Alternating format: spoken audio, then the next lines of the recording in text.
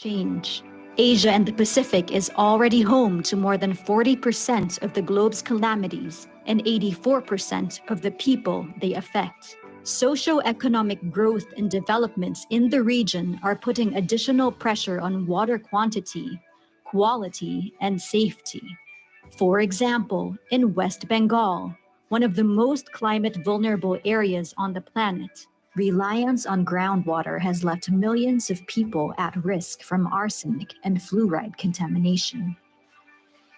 In Guaredu Island, one of almost 1,200 that make up the nation of the Maldives, residents are at the constant threat from the changing climate and encroaching water. The island is shrinking by the year as soil erosion and rising oceans threaten its survival.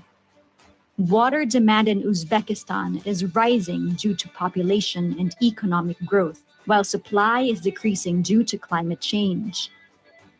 In Ulal, India, the safety and livelihood of its communities are threatened by shoreline erosion.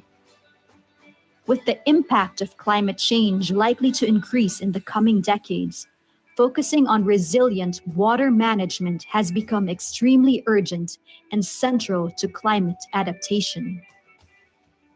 Our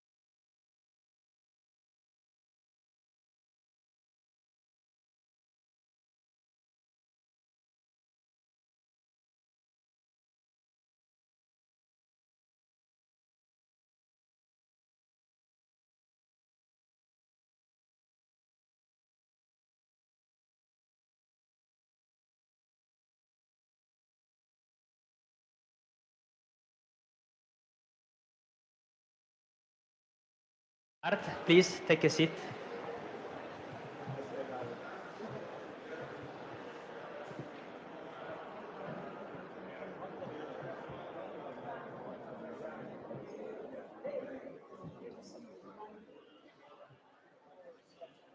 Yeah.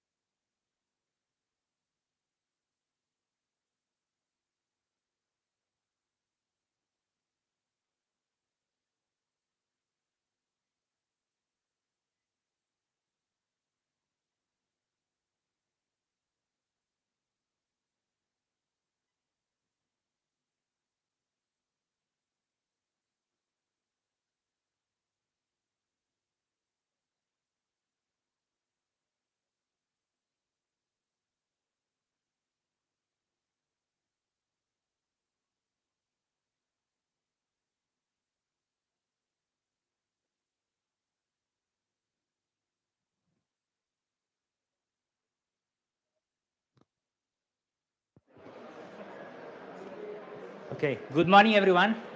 We are starting now. Yeah.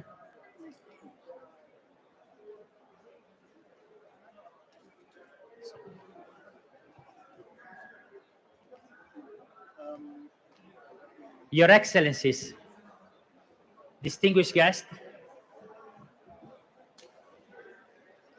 a very good morning, afternoon, or evening from Sharm el-Sheikh, and a warm welcome to the first thematic day of the Water Pavilion, which will cover financing climate resilient through investment in water. This will also be the first of 10 full days of discussion on water and climate, the consequences at stake without immediate action, and the way forward. My name is Alessio Giardino. I'm a senior water and climate change specialist at the Asian Development Bank, and I will be guiding you through the program of this morning. I would like to start by acknowledging the many distinguished partners, organizations joining us today and that are contributing to this thematic day, as well as everyone who is following it remotely. Most of all, I would like to acknowledge the government of Egypt and its Ministry of Water Resources and Irrigation. In particular, they have led impeccably the overall organization of the Water Pavilion, and of course also the three partners co-organizing today's event, the World Resource Institute, the African Development Bank, and the Asian Development Bank. And on a personal note, I would like to emphasize that it has been a real pleasure to working with you all during these past hectic weeks until very late yesterday night in preparation of today's event. So thank you. As we know, water-related investment can make considerable contribution to adaptation and mitigation efforts, helping to accelerate the transition to net zero emission, strengthen climate resilience, and achieving SDG 6, and of course, indirectly, all SDGs. However, even though several studies have shown that the benefit of investing in resilience can outweigh cost by a factor of 4 to 1, financing resilience remains a major challenge. Hopefully, today's session will show us the way forward to overcome some of these challenges, so that together, and I would like to stress the word together, we can translate this learning into action. And I would like to add that this action should be rapid. The window to address current, future climate risk is closing very quickly, as also the recent IPCC report has shown us. And I encourage all of us to keep this fact front of mind as we will be meeting the coming 2 weeks. And I would like, could you please put a slide of the program? Through which we will feel the effects of climate change. Asia and the Pacific is already.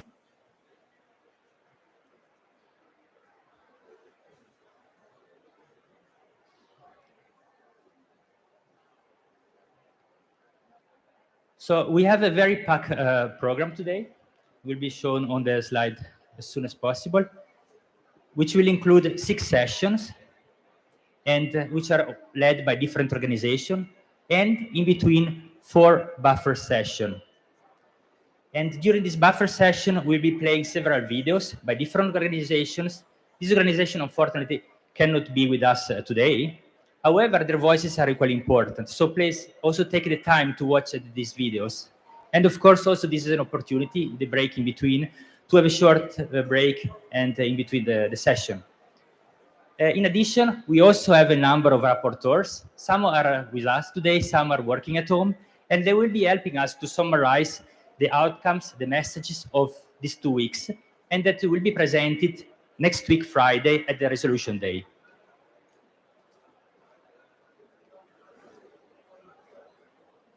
We also have one video that we would like to show you now, and that will also somehow already bring us to the next session, and which will highlight some of the work in Asia and the Pacific on water and resilience. So if you can play the video now.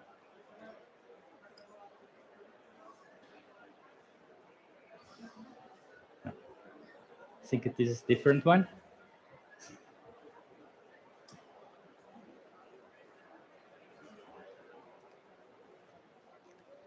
Okay. Maybe in view of time, maybe we will move already to the first session. Without any further ado, Yeah, we have the video now. Yes.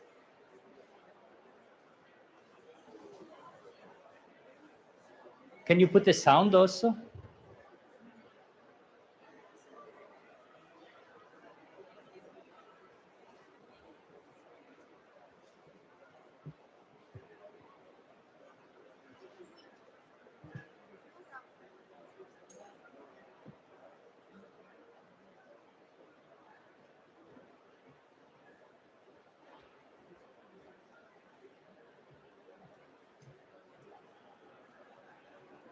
That make up the nation of the Maldives, residents are at the constant threat from the changing climate and encroaching water. The island is shrinking by the year as soil erosion and rising oceans threaten its survival. Water demand in Uzbekistan is rising due to population and economic growth, while supply is decreasing due to climate change. In Ulal, India, the safety and livelihood of its communities are threatened by shoreline erosion. With the impact of climate change likely to increase in the coming decades, focusing on resilient water management has become extremely urgent and central to climate adaptation. Are you water resilient? Are You Water Resilient is a dedicated technical assistance platform to support developing member countries become water secure and resilient. It is a bottom-up initiative tailored to the individual needs of the developing member countries' water entities and policy makers. Are You Water Resilient aims to achieve water security and resilience by analyzing gaps, needs, and opportunities, and building the capacity and resources to meet them through innovative solutions. The government of West Bengal, with the assistance of Asian Development Bank, is implementing a project to provide self-sustainable 24/7 water to its people. Through satellite imagery, potential water shortage sites or natural reservoirs are identified where water can be directed during the monsoon season, reducing flood impacts and damage while providing water supply during the dry season or periods of drought. Strategy introduces smart water and other similar digital technologies to help monitor and account for water use and consumption. New innovative forecasting systems will also be coming in play in the coming years. This will help Uzbekistan monitor the flow of water of major rivers, including extremes of flood and drought. The problem of coastal erosion at Nile was quite acute. Communities were losing their land, property, and port operations also faced a threat. The solution which we designed was quite innovative. The realignment of existing breakwaters, construction of offshore reefs, and inshore berms in tandem resulted in beach development and a stable shoreline. Are You Water Resilient includes a collaborative platform and hub that takes a local community approach to water resilience capacity building. The hub will facilitate coalitions with internal and external stakeholders to collectively build resilience by finding demand-based entry points and integrating resilience approaches in a phased manner. The battle against climate change will be lost or won in Asia and the Pacific. What we're trying to do here is not just raise awareness of the issues. We're trying to create a change. Are you ready to fight this battle? Are you water resilient? Yeah. So without any further ado, I would like to move to the first session of today, titled the Asia and the Pacific Water Resilience Initiative, a bottom-up initiative to building resilience, adaptive capacity, financing in water. And I would like to kindly invite Ms. Nita Pokral, Chief of the Water Sector Group at the Asian Development Bank, and also a champion in promoting water and resilience, who will be chairing this session. So Nita, the floor is yours.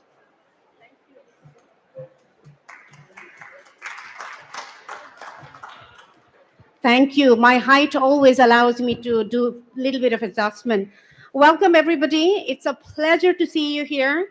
And before I start, I would also like to invite and welcome our online or virtual participants. This is one of the few pavilions we are virtually opening it up to everybody. And it's going to be a little bit noisy. Bear with us. It's a very happening day today. And before we begin, I would also like to thank the Pavilion partners. We are a co-partner of this Pavilion and very proud co-partners. We also co-lead today on the day in financing. And I will be your MC for the next 90 minutes.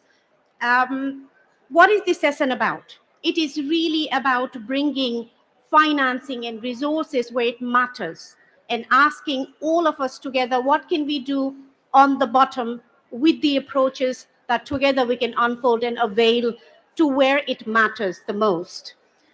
Everybody knows water is where we have to make, 60%, science tells us 60% of interventions must come from water sector. So we have put this onus on my and your water authorities on the ground, mine and your municipalities on the ground, mine and your river basin organizations. Go and do differently. Go and plan differently. Go and build differently. When they're already struggling to meet SDG 6 targets, especially in our region in Asia and the Pacific, with what resources? How are we going to make sure they will have the resources to do differently, my and your municipalities? They will have the capacities now rapidly built up to do things differently while still covering the 2 billion uncovered people in our region. This is what this initiative is about. And I welcome you to join this dialogue today. It will be split in two parts. First, we will have a ministerial dialogue with partners and our development leaders on what they see as the challenges and what should we do together. And then we will launch the initiative, the Asia Water Resilience Initiative, which you also saw as Are You Water Resilient? It is supposed to be leading. It's supposed to be prodding to you and me. It's our entities on the ground who must rise up and deliver. So that is why it's meant to have that. This is also a good connection because at the last COP26, we launched and virtually floated the TA that you saw, which has now grown into the TA that manages this larger initiative. It has grown into much larger initiative, Are You Water Resilient? And later on, you will hear from our partners and our managers what this is about. So first, if I may invite our partners on the dais, starting with Mr. Wu Chong-am, ADB's Managing Director General and also Officer in Charge, Vice President for Knowledge Anywhere.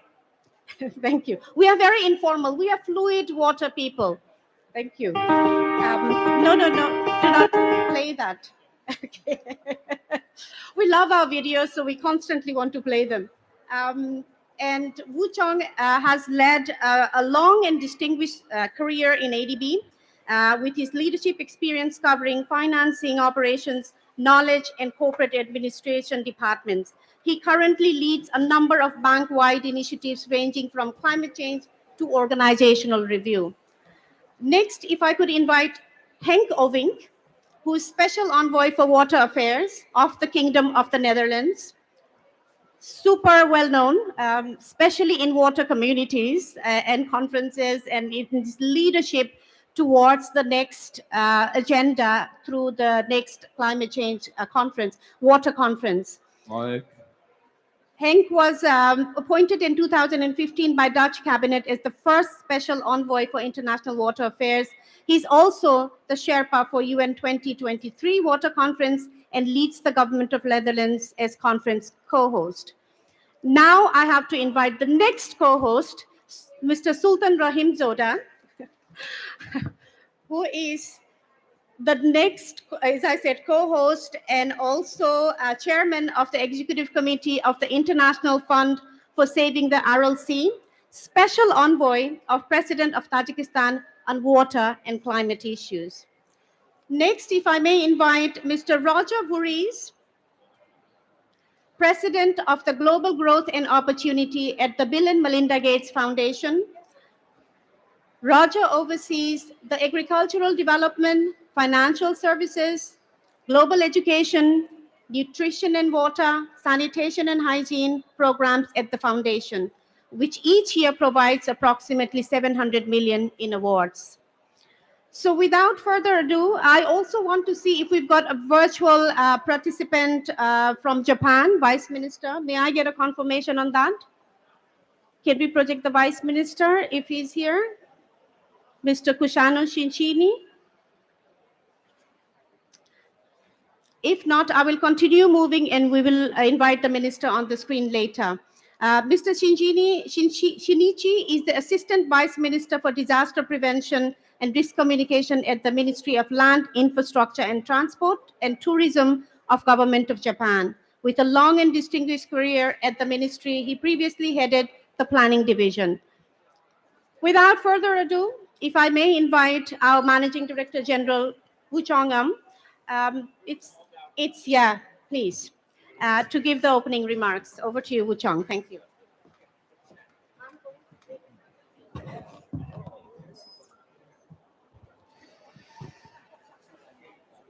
Okay. Thank you, everybody. Your Excellencies, distinguished guests, good morning to everyone. And on behalf of the Asian Development Bank, it's my pleasure to join you on this first day of the Water Pavilion, part of the COP27 conference, with the theme of the financing climate resilience through investment in water. But before I get into the substance of my talk, I just wanted to reflect on all of us being here. I've attended many COPs, but this is my second COP post-COVID-19. It almost feels like when you talk about whatever century BC versus AD, and it feels like we're going into the AD period. And I was in COP Glasgow last year, which was a pleasure, with a lot of vibrance, but this is even better. And one point, the most important point that I wanted to make standing here and looking at our colleagues in the podium, I know for every one of us, there's a team of experts working seamlessly across the different boundaries of organizations. And without all of you here, as well as virtually connected, this will not happen. So I just want to thank everyone who's been doing this as one team, especially Nita for driving this for the Asian Development Bank.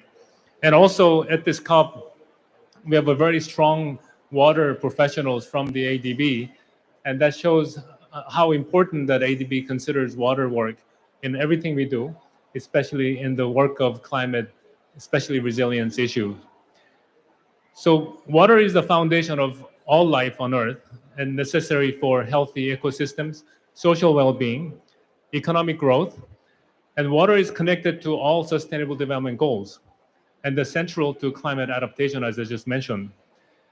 As reported by the ADB's Asia Water Development Outlook 2020, water security is gradually improving in the Asia and the Pacific region.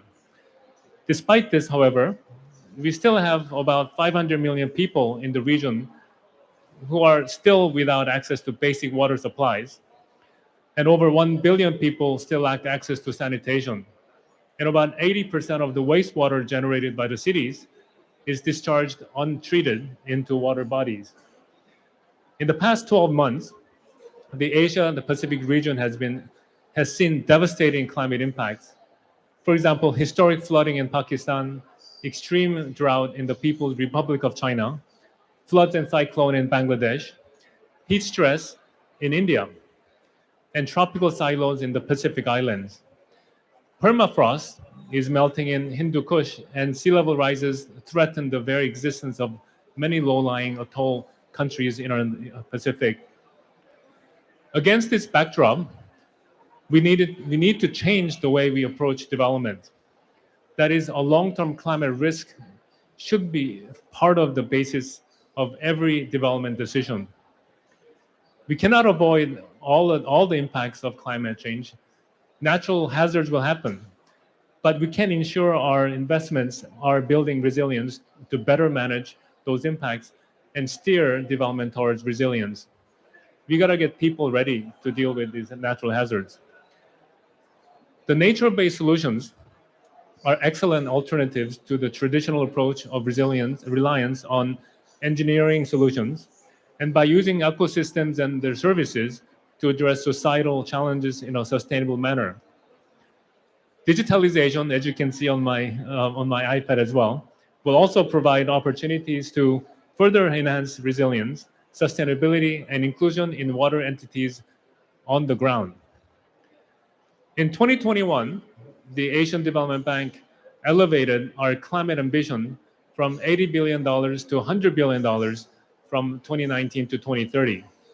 Of this, 66 billion for mitigation and 34 billion will be scaling up transformative adaptation projects to enhance resilience, and a big chunk of that will go into water sector. To achieve this ambition, ADB is adopting a range of strategies, including increased upstream support to developing member countries on adaptation planning, financing dedicated adaptation investments, and strengthening institutional capacities and knowledge on climate adaptation. And as I mentioned, water will be a significant contributor to achieving our climate ambition and implementing these strategies. Distinguished colleagues and guests, I would like to highlight 3 key initiatives that the ADB has launched recently for further promoting climate change adaptation and water resilience in our projects and programs. First, ADB has established the Asia and the Pacific Water Resilience Hub. This dedicated technical assistance platform will support water entities in the Asia and the Pacific region to embed resilience into their planning and operation. It will further harness local knowledge, promote and develop partnerships, and provide training to our clients and partners with the goal of helping build local level water resilience. Second, the ADB has published a guidance note on mainstreaming water resilience in the Asia and the Pacific region. This will help equip our staff, clients, partners with necessary knowledge to operationalize resilience and adaptive capacity in the water sector. Third, the ADB aims to mobilize $200 million grant financing from internal resources as well as external partners to leverage $10 billion climate adaptation financing for ADB's water sector operations between 2021 to 2030. And these financial resources will be critical to achieve the internationally agreed climate change targeted goals and targets, including those contained in 2030 Agenda for Sustainable Development, the Paris Agreement, and Sendai Framework for Disaster Risk Reduction. Together, these actions from the Asia Water Resilience Initiative, also known in a catchy phrase as you saw in the video, Are You Water Resilient?, which will launch today as part of this session. In response to the urgency of the adaptation actions, the initiative will significantly increase our grant and technical assistance support for water entities in the region to embed resilience. The action also include additional tools and capacity to tackle climate change, such as deepening gender mainstreaming, boosting private sector participation, and increasing digitalization in water entities. So in closing, ADB will continue to work closely with the partners in addressing the consequence of climate change and financing for climate actions, and find new and innovative ways to build a prosperous, inclusive, resilient, and sustainable Asia and the Pacific through water security. I trust that you will all support this mission, and thank you very much again.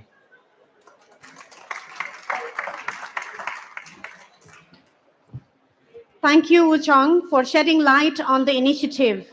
3 aspects: $200 million grant mobilization, it's not small, towards leveraging $10 billion adaptation financing from water sector. And partners who have been with us in the journey in the past and remain with us are key to making that happen.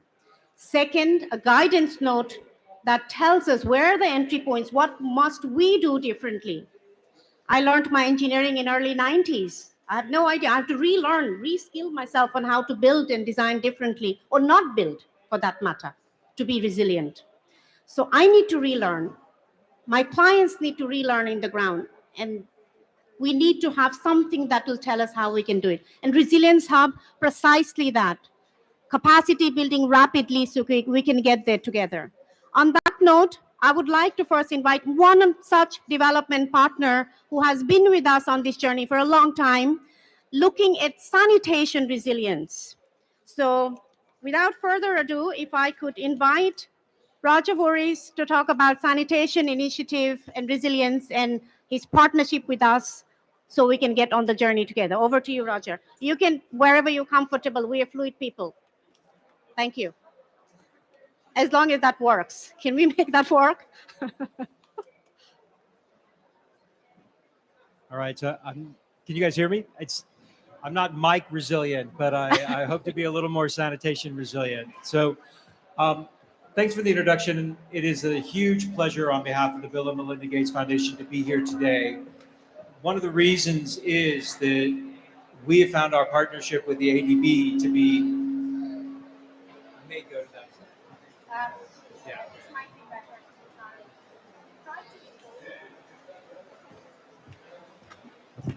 I'll probably do better standing anyway. So one of the things that we started a while ago within the foundation is a belief that half the world that was left out of access to safely managed sewage systems and sanitation was a huge injustice in the world.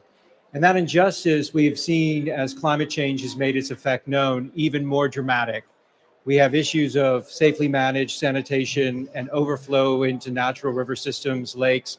We've even seen examples of a great story out of Uganda where they were actually looking at their overall emissions level. They had not considered the impact of sanitation on global emissions for their targets. They found out that sanitation emissions coming from methane and others coming out of the pools where sanitation was being dumped into, and at the open sewage system and the pits were actually the same amount as all their other emissions quotas. So we have this whole situation where sanitation is a huge issue, both in terms of access, but in terms of climate resiliency. And we couldn't be happier to partner with the Asian Development Bank, sorry, one meeting to the other, where we actually have had a really practical partnership to scale up things and not just talk about aspirations, but actually make changes on the ground. So several years ago, we began this partnership to look at the investments in citywide inclusive sanitation. And what we found so far is in the beginning stages, less than, I think, 0.2% were actually going into safely managed non-sewer sanitation systems.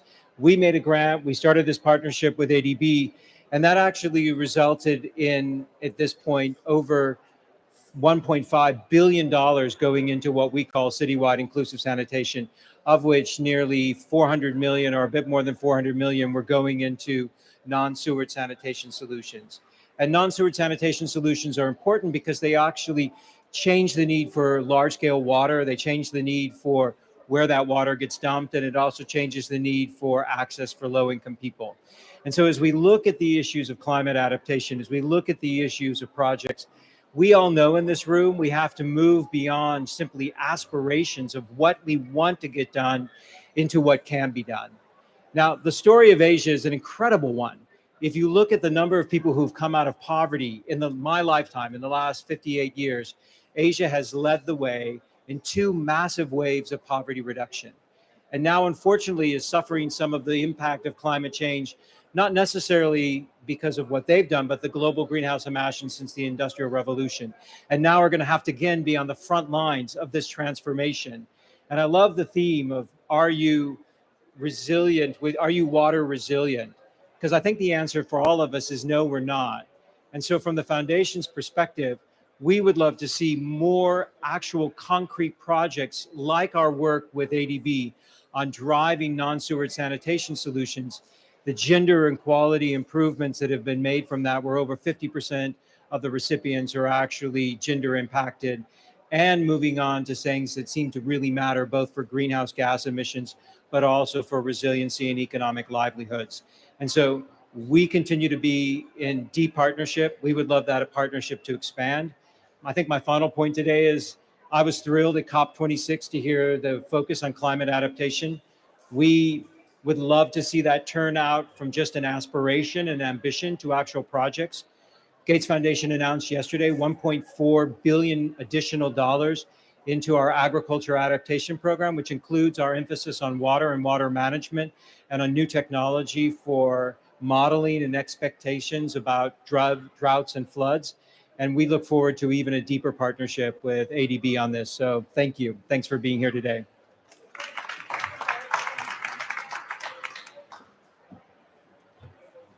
Thank you very much, Roger. Sanitation. I'm actually a sanitation engineer. Shit engineer. Sorry, we have to normalize this word a lot. Toilet Day is coming on 17th, and we're going to have toilet talk in ADB. You're welcome to join. It'll be virtual. So after that, I would like to move on to invite another partner, the government of the Netherlands, who have again been with us for a very long time in this journey towards water security and resilience in Asia Pacific region, and they continue to do that. Today, when we launched the initiative, both BMGF, I've been told we should call foundation, not BMGF. Thank you, Roger. Okay. And also with the government of Netherlands to announce the new Water Resilience Trust Fund and replenishment of Sanitation Financing Trust Fund that the foundation has been supporting. So without further ado, Henk, could I invite you to give your perspectives on resilience and why you continue partnering with ADB? Thank you very much.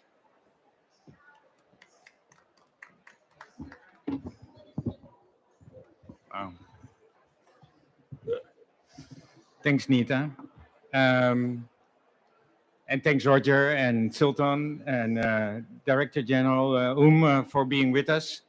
Actually, it's shameless to be here in 2022, thinking of a world where over 2 billion people lack access to wash, close to 4 billion people lack access to sanitation, over 2 to water, and close to 3 to hygiene facilities. We come from over 2 years of a global campaign we call a pandemic, and we haven't changed a thing. So in that sense, it's shameless to be talking about water resiliency. We are upping our game every year, we think, but it's definitely not delivering on the promise we made in 2015, 7 years ago. We're midterm of the SDGs. We haven't closed a bit on this gap, so we can't take pride on ourselves. But we have to continue to scale up these investments. And this is from the ground up, building capacity institutionally with our communities, with our women, a male-dominant panel and a male-dominant crowd. And we talk about gender equality. It is women and girls that are hit first and foremost. So it is definitely something we need to overcome. And I think I'm challenged by this as a water envoy in my 8th year as a special envoy. We're scaling up and scaling up and scaling up and still figuring out how to bridge this gap. So it's tough. So that I have to say this first. Second, we've joined ADB from the beginning, 1966. It was 11 years before the first UN Water Conference ever, also the last UN Water Conference ever until next year. Together with Tajikistan, we are the proud co-host of this once-in-a-lifetime opportunity. And if this is a once-in-a-lifetime opportunity, it is on us, governments, private sector, foundations, development banks, private sector, and across to really up our game. Now is the time to scale our commitments to invest heavily from the ground up. And we know, and I applaud the ADB, that they're scaling up their adaptation work. The Netherlands, the government of the Netherlands is doing its best. Over half of our funding that goes to resiliency, to climate, is adaptation. The world is picking up speed. ADB is moving towards 34% of that. So we're looking forward.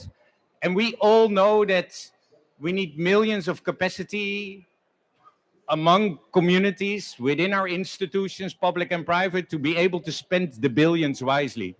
We need those billions to hit the ground, but to be able to be effective, we need those millions. And we know in the Asia Pacific, Roger said it, Nita said it, Director General said it, Asia's hit hard. They come from an amazing trajectory of progress, but it needs to be scale them implemented there. So floods, but also drought, salinity, in your urban context, this is where it matters most. So we're a strong partner, and now we support again. Are you water resilient? Yes, we want to be water resilient. We're going to invest more in this ADB program, and we'll continue to be your partner, but we need to do much more. Adaptation and mitigation are two sides of the same coin. We know a world beyond 1.5 degrees is not the world where we can live in. So it's like mitigation will continue to give us a future. But without adaptation, there's not even a tomorrow. So we need to do both. And adaptation and water resiliency can really speed up mitigation practices. We seem to forget. Wastewater treatment plants across the world have a bigger carbon footprint than the shipping industry. And half of the world doesn't even connected to a wastewater treatment plant. So before you know it, we scale up stupid infrastructure of the past instead of the smart infrastructure that is giving us a healthy environment, clean energy, jobs, and a business case. Every wastewater treatment plant has a return on that investment. So there is a real opportunity, not only for the planet and its communities, but also for your NDCs. Right? Tick the box from a government perspective, invest in water, and it trickles down. The Netherlands and Tajikistan, as proud co-hosts for next year's conference, are willing, able, but also dedicated to bring your commitments together. Next year's conference is not a negotiation circus. It's not talking about text. It is only about commitments. But they better be good. They better be bold. Why else would we host and hold a conference at the UN next year?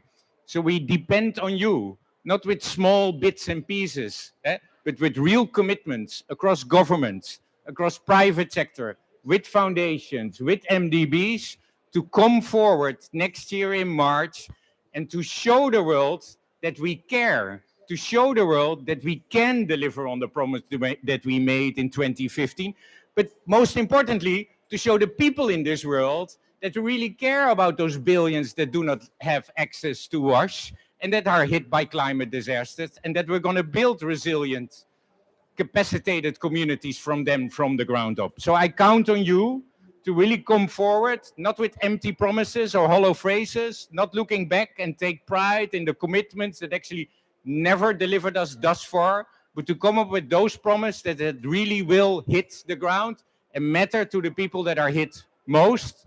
First and foremost, girls, women in the communities hit hardest. You can count on the government of the Netherlands in this partnership, and I look forward already here at this COP to join hands towards next year's conference.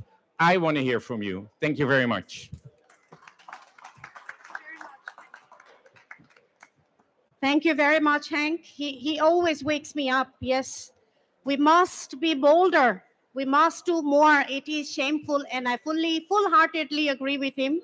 And we are tackling mitigation. You're right. It is not one or the other. Adaptation, because it is lagging behind and water is the medium, we can do so much more, is where we're putting little more eggs, but we have not left mitigation basket either. With that, I would like to call our last speaker of the day, because Henk led to it, he always does, Sultan, the other co-host from Tajikistan for the UN conference, to talk about what do they expect us, the bold commitments, and how do we, together as a community, take them there and beyond. Beyond is more important for me than taking them there. Over to you, Sultan.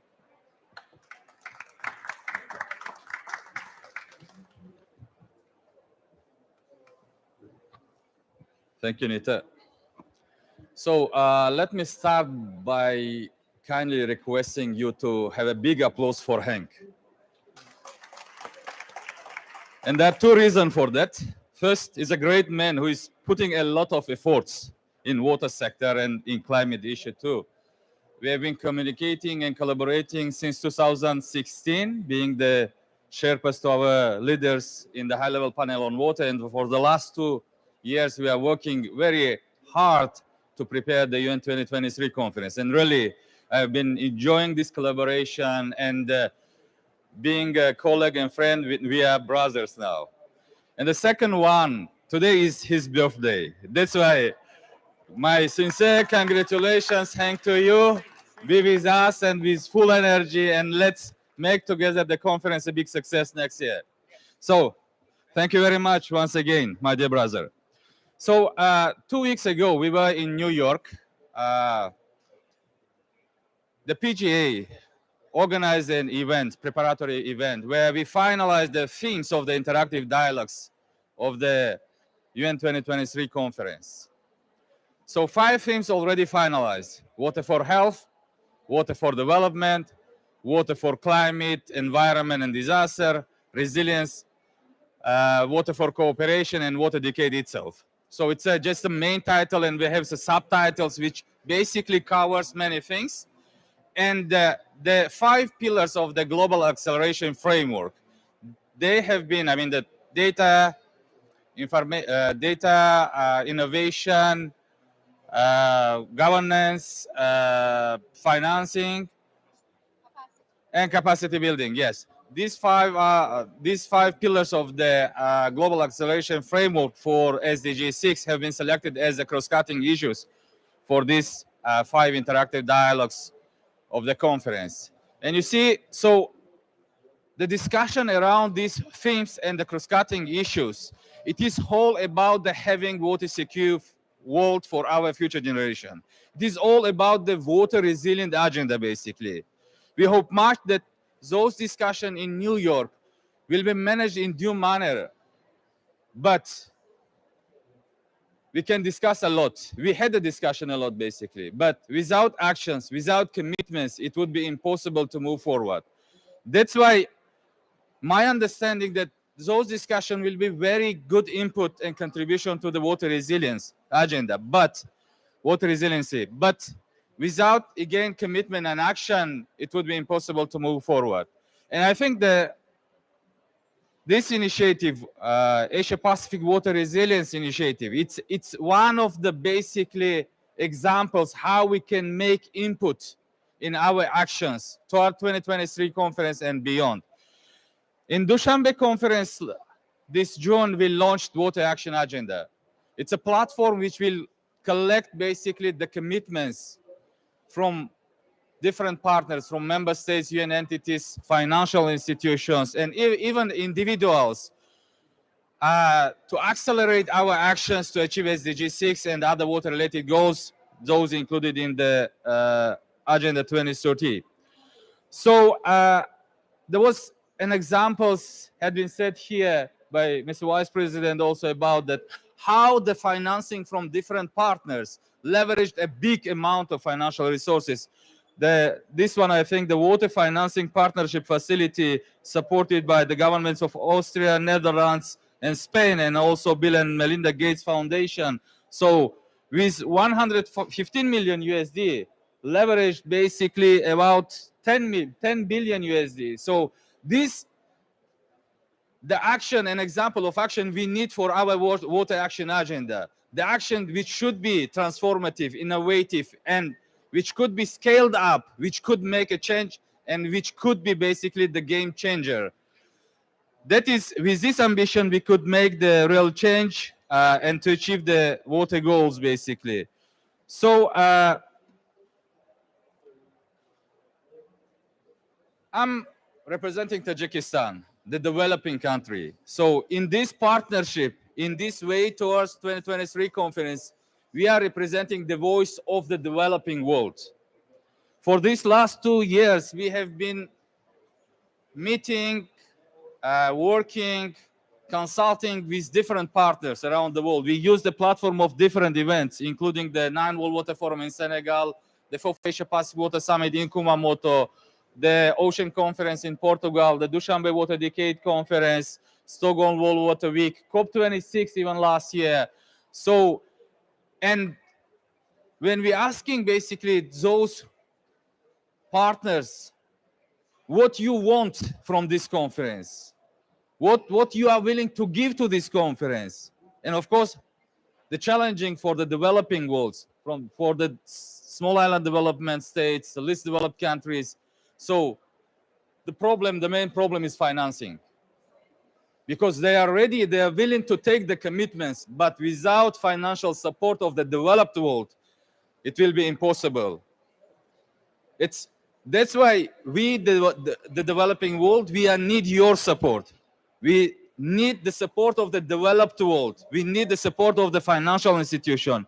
And now, my kind message to the developed countries, my kind request to the financial institution, including ADB, please help the developing countries, help the developing world, first, to be in the conference. Second, to take the commitment. And third, to implement those commitments. And then my understanding that only through the building the partnership and commitments, we will be able to help the developing world to implement those commitments. And the example of these initiatives within the ADB, it's a number of them in the background paper, basically. This is good examples how we can build this kind of partnerships and coalitions and alliances to help the world to achieve SDG 6 and other water-related goals. Thank you very much for your attention, and be with us.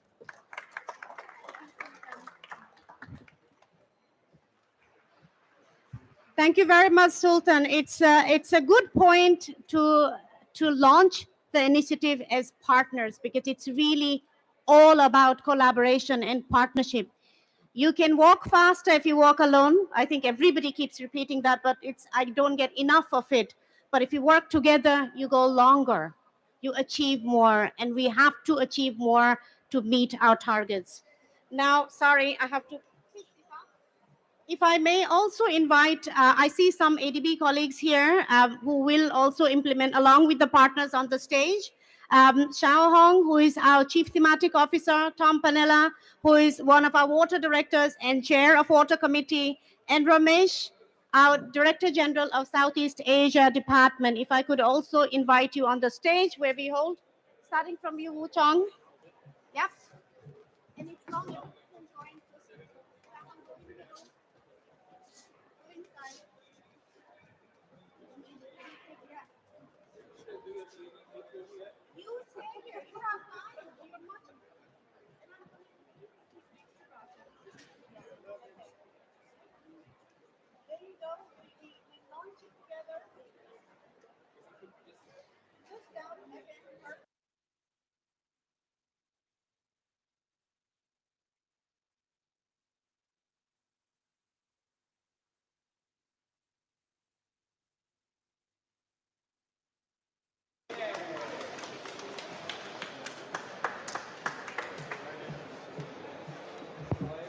Please, yeah, if you could, yeah, sit down. Thank you very much. Thank you very much to the distinguished panelists on the dais. If you could take your seats. Now, with the next, thank you very much. We would also like to, thank you, Xiao Hong. We would also like to show a very short half-a-minute video before we call the next panelist on the dais. Please. It's not showing. Sound also, if you could up the sound.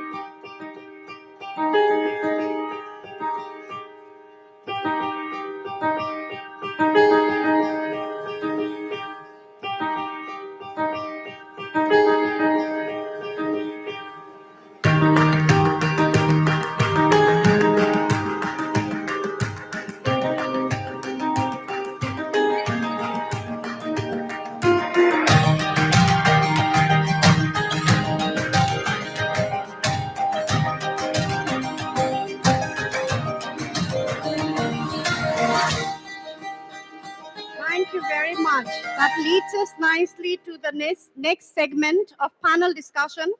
If I could please invite the panelists sitting in front, please, if you could come, I'll introduce you as you come up. It'll be quicker, please.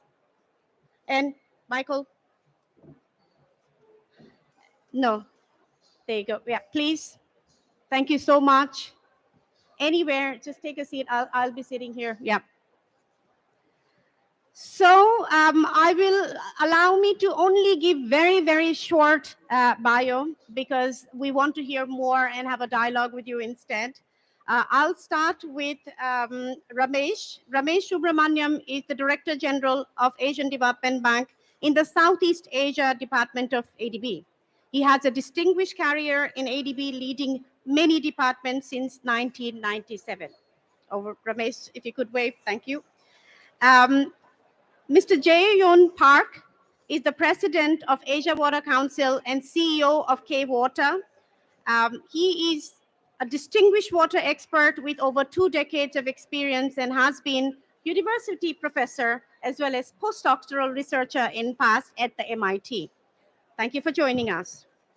Now, do we have Oswald online virtually, or the virtual link is not working? He's? No, the virtual panelists cannot join. Technology is a wonderful thing. We did it perfectly well during COVID days, and now it's failing us a little bit, but COP27, hey. So while we wait for Oswald, if I could introduce Sanjay Bhaumik, Additional Secretary at the Ministry of Environment, Forest and Climate Change of Bangladesh. Next to Sanjay is Lilian Macharia, Director of Portfolio Management Division at the Green Climate Fund. Lilian is Director of Division. She's a Kenyan national, and she has multiple experience across different parts and also in Asia. We were expecting Oswald from African Development Bank virtually, but thank you. You represent that. And finally, Michael. Michael joined this morning, and I can't find you, but you're a director at the OECD, and I'm going to have to request you to introduce yourself and ask you a question. Please, can you pick up the mic? Thank you very much for bearing with me. Doesn't work. Okay, another one? No, none of them work. Can you help? Does this work? Yeah. Okay, perfect. Good morning. So sadly, I'm not the director of OECD. Oh, sorry. My boss, Climate Envoy. My boss, Joe Tyndall, is the director of OECD. Unfortunately, she couldn't make it today, so I'm representing her. I'm the OECD Special Advisor for COP, Michael Nolan. Thank you. Thank you, Michael. Really appreciate. Do we have Josefina Maestro, Alessio, or none of the virtual? She's there. Could we project her? No? Okay. In the absence of that, as we work through this and see if we can get Josefina and Oswald, if I could start with Ramesh. Home country or home organization bias. As we heard from Wuchong earlier, ADB has a bold ambition of 100 billion climate financing from its own resources and has embarked on multiple initiatives to accelerate finance mobilization towards water resilience, maximizing it from the public sector and incentivizing, leveraging, blending it from the private sector. Can you please tell us more about these, including the green and blue finance hubs in the Southeast Asia region that you lead? Thank you very much. Thank you so much, Nita. Hope you can hear me. All right, thank you. I'll be speaking largely about Southeast Asia, but some of the examples that I will present, I'm not sure if you're able to show a couple of slides so that you can see something visually as I speak. What Hank talked about in terms of, getting to action is so critical. Okay, let me probably... So the left-hand side is obviously the dry and the bad part, and we are trying to go to the right part, the green and nice part. If you can go to the next slide. Clearly, as you roll, I'll just mention there are 3 things in Southeast Asia that stand out, which probably are common to other subregions in Asia as well as other parts of the world. The first is funding is available, but public finance is really constrained, particularly in the post-pandemic context when countries are talking about fiscal consolidation. So what is it that we need to do to use the public funds more strategically? So that's number one. Number two, we talk a lot about large needs, but we need to catalyze these large needs into viable, bankable projects. There is still, in the previous opening panel talked about a lot of things, a lot of money being committed, but things not happening. So why is it? We need to do a lot of work in converting these ideas into bankable projects. And third is there is definitely, as we talk, there's been a lot of work done, but we need to do continuously a lot more in increasing the awareness, particularly for innovative financing, and as we talk about green solutions that need to be brought in. So in the Southeast Asia context, we've adopted what we are calling as a 3M approach for climate broadly, but and it applies to water resilience as well. What is it that we can do to mainstream climate into anything and everything that we do? The second is mobilize. I think in the previous, the opening, Sultan talked about capacity building, mobilizing not just money, but mobilizing human resources, because new solutions are required, new technology solutions are required. What is it that we need to do? And the third M is messaging. It's raising awareness. I mentioned one form of awareness in terms of bringing in innovative financing, but a lot of people are involved, particularly in terms of what is it that we need to do to enhance gender considerations, for instance. Next slide, please. So what we have done is to clearly ADB has got access to resources. We work with a lot of partners, the government of the Netherlands, for instance, and the foundation and the others. But clearly, all the money is not enough because we need to leverage a lot more given the challenges that we are facing. So some of the examples that you see on the right-hand side, particularly the ASEAN Catalytic Green Facility, and I'm very happy GCF is on the panel. They put in significant amount of money for the first time ever, a programmatic financing facility for $300 million that has been put together. We are channeling all of this now, particularly for water resilience. We will be using a significant chunk of this money. And there is also an innovative platform that we have set up between ADB and Temasek Holdings of Singapore and HSBC, which is actually looking at marginally bankable projects or unbankable projects, where in water supply sanitation broadly, if you're looking at water resilience type of investments, the opportunities are there, but they are not bankable. So what is it that we can do through special funds initiatives like this? And there is also, as we talk about water broadly, we need to look at biodiversity. And because of that, we have set up a Blue Southeast Asia Finance Hub to mobilize resources from the public and private sectors.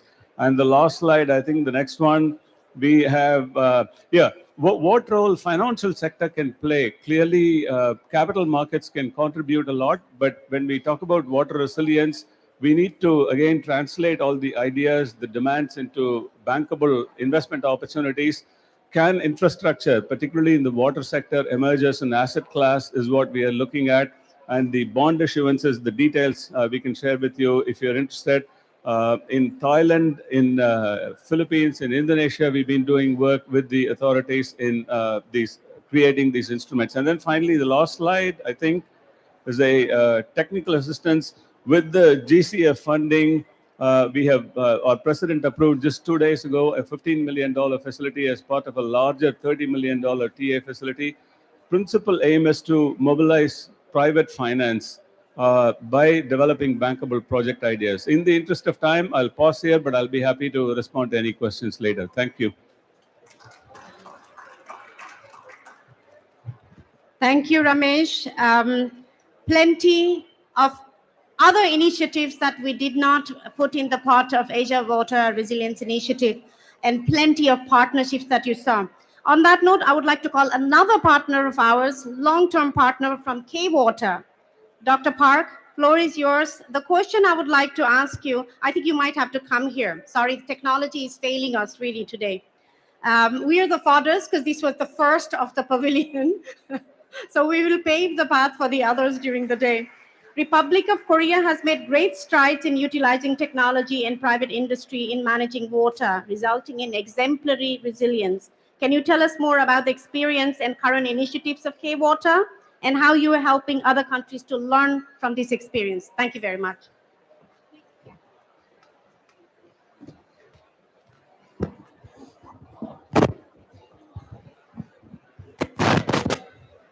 Good morning.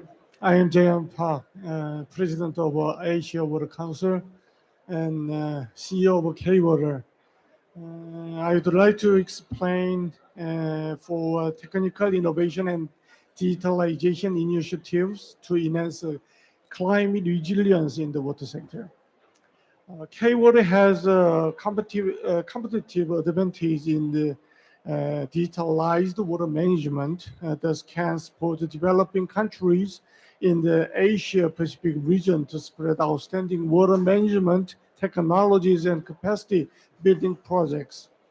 K-Water has successfully conducted the TA project that applied K-Water's excellent smart water management technology to 5 countries in South Asia, including India and Bangladesh. Based on such experience, K-Water is conducting a consulting project to improve and enhance Uzbekistan's water supply infrastructure. Furthermore, we are also promoting the digitalization and knowledge sharing program of flood managing system to improve water resilience of Solomon Islands, which is currently experiencing extreme flooding due to climate change. Besides, K-Water is promoting application of digital twinning technology in water resources and water supply management. An AI-based smart water treatment system. The application of the innovative water management technology related to the fourth industrial revolution will boost the climate resilience of the water sector, which will stand as a new solution to our challenges. I believe it is our role and responsibility to diversify our cooperation with the launch of the Water Resilience Hub. In addition, K-Water will work through AWC to work together to expand our solidarity and cooperation for water resilience beyond the Asia-Pacific region. I have a high hope that the Water Resilience Initiative launched by AfDB will be a foundation to overcome climate crisis and a stepping stone for sustainable water management. Thank you. Thank you, Mr. Park. Now, I think I see our virtual panelists. Maybe we can try with Josefina. If you could say something, we just want. Yes, hello, good morning. Good morning, perfect, great to have you here. Okay, so if you could, Aqua, that Josefina Maestro is representing today, are also another partner with us who helped us put together the guidance note on water resilience. And I would like to go to you, Josefina, on the aspects of what does water resilience, or why does it represent a new way of considering economic success at national and subnational levels? If you could share your thoughts. Thank you. Thank you very much, Nita, and thank you very much. It's a pleasure to be with you here today in this very important COP. I'm going to answer the question in the context of a new initiative, which is called Water Resilience for Economic Resilience.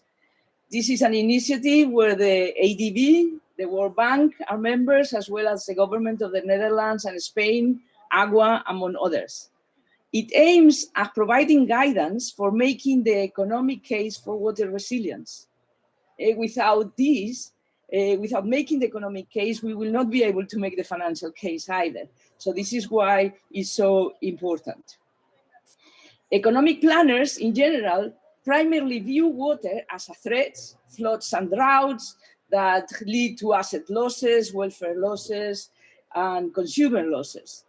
They also view water as a sector, water supply and sanitation sector, and all the ways in which we develop and we provide services, or as an infrastructure investments in macroeconomic models. As part of, like every others, we have to do investments, and these come into economic models, and they provide employment and they create wealth.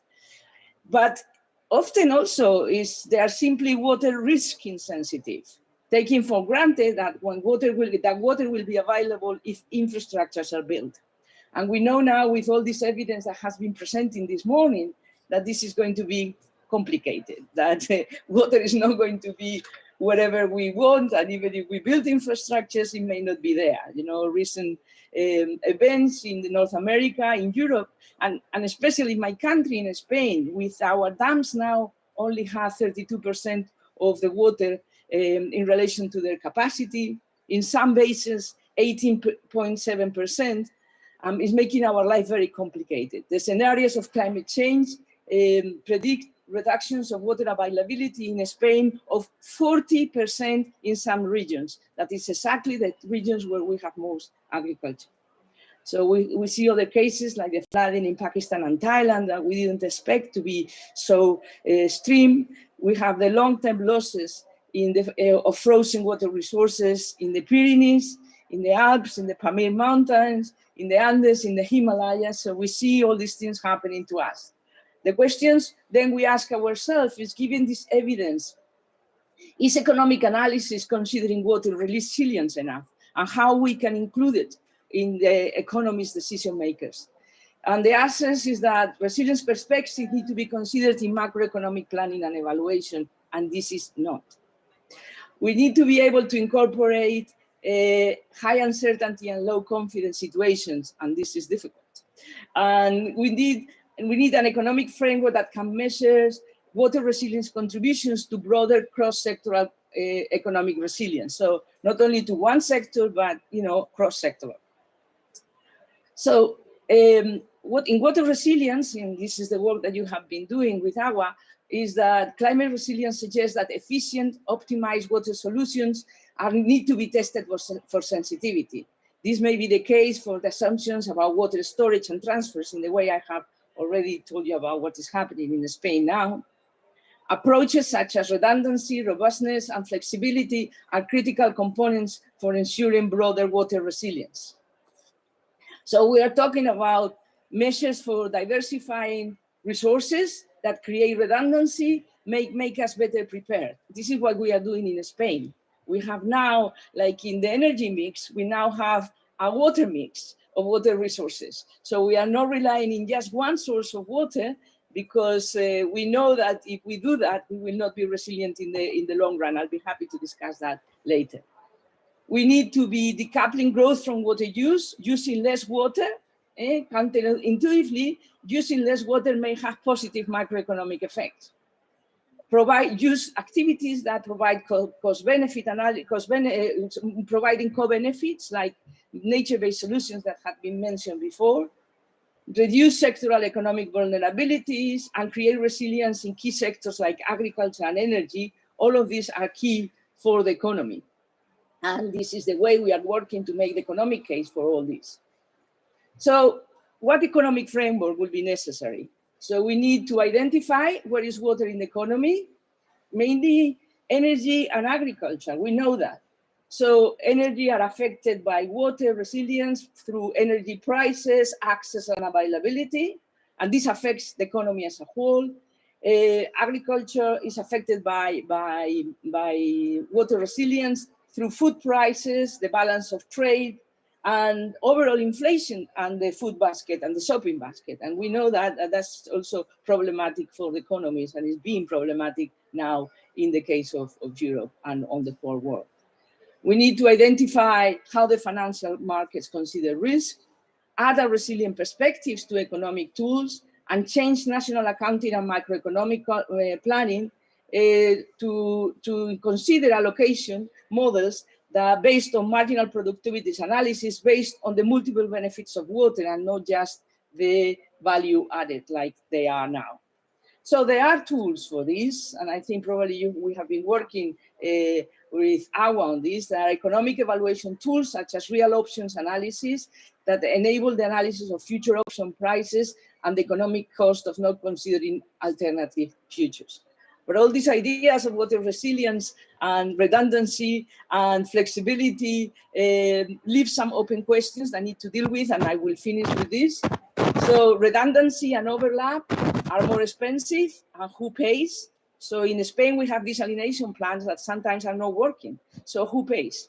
Who pays for this level of resilience in our water system? How to design tariffs and charges and this new scenario, and how to balance efficiency and flexibility. This is all from me. Thank you very much. Thank you so much, Josefina. More introduction of Josefina I forgot to give. Besides Agua, she's also the water advisor for Minister of Ecological Transitions for the Kingdom of Spain, another key partner of ours. Just one short video we would like to take an opportunity to show now, another half-a-minute video before we move on to other panelists. Are we ready to show the half-a-minute video? Please. 年轻时，绑着狗挑水喝。妈妈小时候到水井提水喝，现在的我要把自来水烧开着喝。水越来越宝贵，让我们珍惜每一滴水。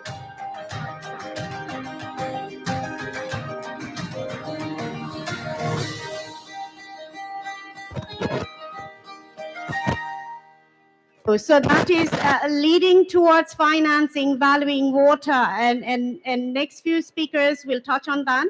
First, if I could invite one of our very climate vulnerable country representative from Bangladesh, Mr. Bhaumik.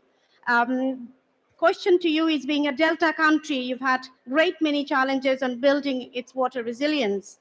Most of your urban population is settled on low-lying coastal areas, under risks of river and coastal flooding and salinity intrusion. Can you please tell us more about your challenges that you see ahead in mobilizing financing and opportunities also, and how development partners like us can work with you? Over to you, Mr. Bhaumik.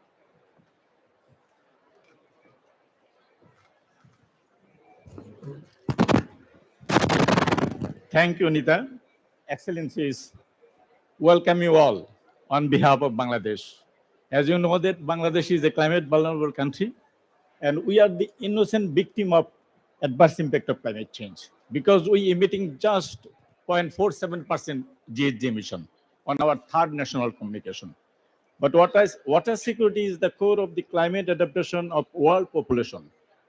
To safeguard sustainable access to adequate quantities of acceptable quality water for sustaining livelihoods, human being and socio-economic development, for ensuring protection against water-related disasters, and for preserving socio-economic as echoed by UN Water.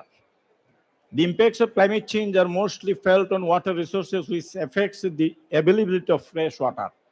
Climate impacts on water and linkages of wider cross-cutting impacts and development and livelihoods are well documented and substantively by credible scientific reports and analysis, including most recently by the IPCC and also numerous other institutions. Geographic location of Bangladesh socio-economic dynamics have increased the vulnerabilities of the people Bangladesh to the impacts of climate change. The population of Bangladesh is forecasted to increase about now 1.65 million to more than 2022 by 2050. This indicates that more people will be exposed to climate-related adversities. Effective adaptation is indispensable, reducing climate-induced disasters. To combat this scenario, Bangladesh adopted different policies, rules that like laws and plans like National Water Policy in 1999, Bangladesh Water Act 2013, and Bangladesh Water Rules 2018. And recently we submitted a couple of weeks ago National Adaptation Plan. We give priority, one of the major sector in our National Adaptation Plan, water. And another thing, we recently submitted our, as you know, the Mujib Climate Prosperity Plan. In our Mujib Climate Prosperity Plan, we give priority vulnerable to resilience, resilience to prosperity, and also include and give priority on nature-based solution and also locally led adaptation. And as you know that Bangladesh prepared Delta Plan 2100, and the main focus on the paradigm shift from integrated water resources management to adaptive delta management to Bangladesh.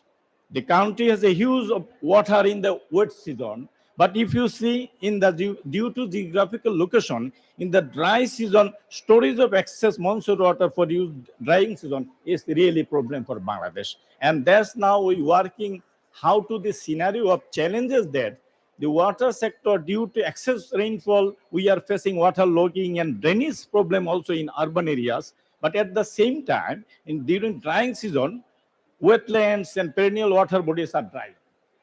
And another thing, as you know, that in our southern parts, coastal parts, salinity intrusion is a major challenge for drinking water. Even you see that from miles to go are women to collect drinking water and our children. So we need to address this situation. In our recently submitted NEP, we have estimated 230 billion needed, but of course only 52% needed to implement our water-related investments. This is the major challenge for Bangladesh. And we are hopeful that with all these, disaster management Bangladesh is the pioneer. And recent flood, Sitang, only 2 dead. If you see in our history, in 1970 disaster, 1 million died. Now, when disaster, our shelter place so much we built that we rescue 40 lakh people within 3 days to rescue them before disaster. This is our major achievement, of course, we believe.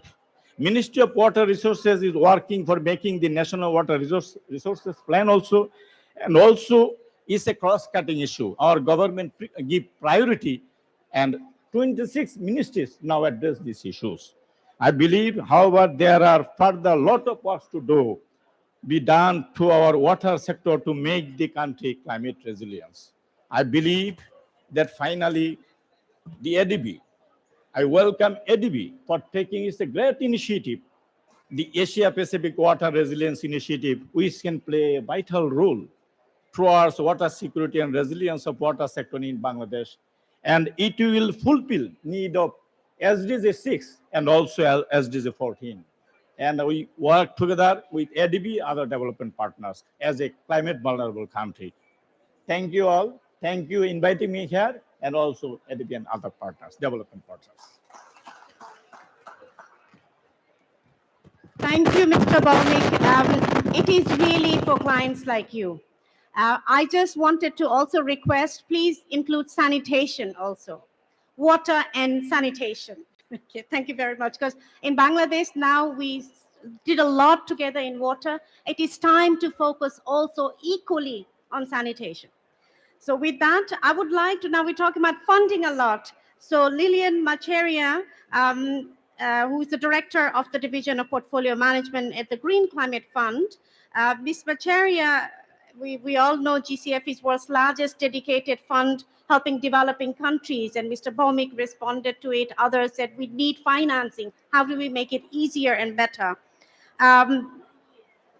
I won't give you other data in the interest of time, but what has been major challenge, or what have been major challenges to date in enabling finance mobilization for water resilience, and what is GCF currently doing to tackle these? Over to you. You'll have to come here.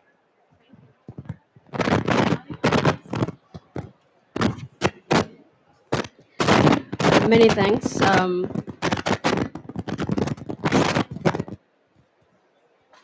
Okay. Hello. Okay. Yes. I guess that's the noise in the is the money. I hope that's the money hitting the bank. So, right. So just to say that yes. First, it's an honor to be here among the distinguished panel, and we're very happy to be partners with ADB. We work on them on various sectors, and we're also very happy to work with them on their water sector as well. So as indicated, GCF is the largest multilateral climate fund that's also a financing mechanism of the UNFCCC, works to support the developing countries in reaching their climate ambitions. And water is one of the main areas that we are working on. And true, there are quite a number of challenges facing the water sector. And from where we sit, some of those issues relate to, first and foremost, the fact that water is seen as a right and a public good. Okay. Wow. Okay, this is serious. The money has better come. Okay. I got the message. So yes, water is seen as a public right, as a public good, and therefore very few people are willing to pay for it, and governments are also loath to charge for it. So that's already the first hurdle that the water sector faces when it comes to financing. And then the second thing is that investments in water are really intensive. It's cost intensive, not just in terms of infrastructure, but also in terms of operations and maintenance. And that then makes it really, really prohibitive to spread it out. And water is an essential aspect of our daily lives. So if you're looking at the population growth that is going on globally, to be able to support all the people of the world, then you do need to invest a lot of money to be able to supply water, not just for drinking and, as you say, water and sanitation, but also for the other aspects of livelihood, and also make sure that it is sustainable in the same way. So all of that combined makes the investment required very, very, very prohibitive in an aspect. So already that sets up the context. The second aspect is then our countries that we target have their own challenges. The first one is, especially now that we are getting into post-COVID, most countries are facing fiscal constraints. Their debt, because first and foremost, given that the water is seen as a public good, it needs to be provided in a very affordable manner, and that implies public finance. The fiscal space is very limited, where the countries themselves can be able to provide that. The ability of countries to be able to bear additional debt has been constrained, especially after COVID and with increasing impacts of climate. That is even becoming a lot more difficult. So an aspect of resilience then becomes, water resilience then becomes very relevant, right? And then the other bit is then the fact that we also then have challenges of capacities within our institutions. Okay.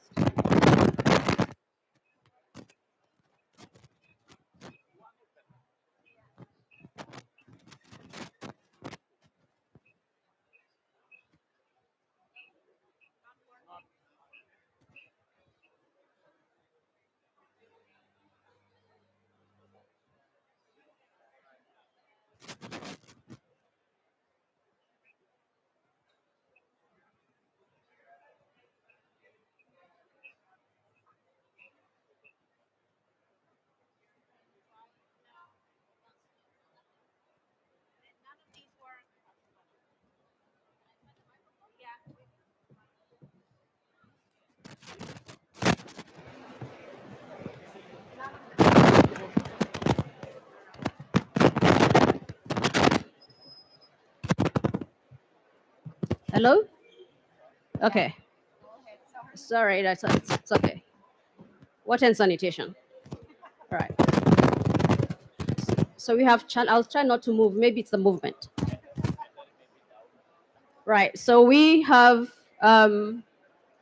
so one of the challenges is the fact that we have capacity issues with our countries, both to plan effectively, to implement the water strategies and infrastructure, and also to operate and maintain the infrastructure once it's in place. The other bit we also have is we have a lot of water leakages, and that makes it also, especially when you're having revenue water, that also makes it very compromises on the viability. The other aspect we also have is lack of regulatory, the enabling environment that would support water investments by financiers, and also supporting the investments that the financiers would require. So how are we supporting the sector as a GCF? The first thing we are doing is, as GCF, we are supporting countries in terms of their planning. First, in terms of the national adaptation plans, we are helping countries be able to prioritize their climate investments and in terms of adaptation plan, and put it within a bigger framework, so that first you're able to figure out, when you get resources, however limited they are, where should you put the resources, so that one, you safeguard whatever you already have in place, and secondly, that you then, so to speak, strengthen your resilience and, so to speak, make additional gains with whatever else you put in place. And what we have, for instance, is we have some projects like we're working with the government of Jamaica in terms of systemic infrastructure planning where they are looking at some hotspots, which they prioritize for resilience, resilience measures, whether it's through nature-based solutions or hard infrastructure. And that makes it more attractive for even investors because that is de-risked, and over the long term, then at least the investors know they can get their returns over time. The second aspect we're also doing is supporting countries in developing the appropriate regulatory frameworks which support investment in these areas. And the third part is, like we are partnering with the ADB, is providing TA to support institutions, but also to help provide lower, I'll say high-risk capital, which basically allows the provision of financing in affordable terms over the long term. And that makes projects more viable and more attractive to investors and leverages additional support from maybe private sector. As you know, the sector itself will require not just public sector, it requires private sector money from foundations and from even private individuals. So our effort is to try and make sure that we provide a basis where we are able to provide structures and incentives, align incentives with the different sources of finance, and that we work with countries to build the institutions and the frameworks that will be able to do that. I'll be happy to provide more information, but I think I would not want to take too much time. I'm happy to answer that in form of questions and answers. Thank you very much. Thank you very much, and also for persevering with the mic dysfunctionality. As you say, we're the first supporters in what works and doesn't. With that, I would like to go virtual to Oswald Chanda, who is the Director of Water Development and Sanitation Department at the Africa Development Bank. We have a lot to learn from each other and share with each other. He's been manager responsible for water and sanitation operations across the continent for over 10 years, where he's mobilized extensive co-financing resources for climate change adaptation. So if you could share with us, please, 3 main learning. I know you have a new water strategy 21-25. It's given a central role to water and resilience. If you could share 3 main learning around financing resilience, Oswald, based on your experiences, which may be applicable to our region. Please do tell us what didn't work. That's also important. Thank you very much. Over to you. Hello, thank you very much. And is it good afternoon or good morning, wherever you are? Indeed, I think there is quite a bit that we can share with you in financing resilience, climate change resilience on the continent. And the very starting point, I think, is the importance and the need to recognize that climate change is real, the impact happening is real. Now, this understanding, because many a times people take it as, well, it's usual floods, it's usual droughts, but these are increasing in intensity.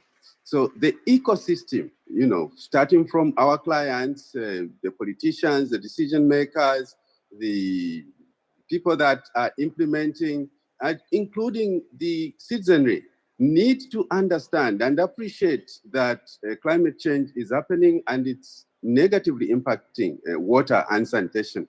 You know, and starting from there, with that awareness, with that knowledge, there is then the need to prioritize, because the consequences of leaving the situation or continuing with business as usual is going to negatively impact. Now, this comes to the next aspect, which is equally very important. Now, instead of many times arguing water and sanitation projects using economic rates of returns, you know, the financial returns that you can get, you now expand the scope to looking at the social and environmental benefits of the interventions that you are making.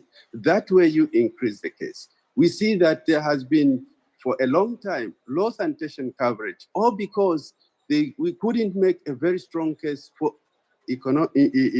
financial rate of return that was acceptable. But when you look at it from the economic aspect, you make an economic case, then it makes a strong case for financing sanitation as well as water.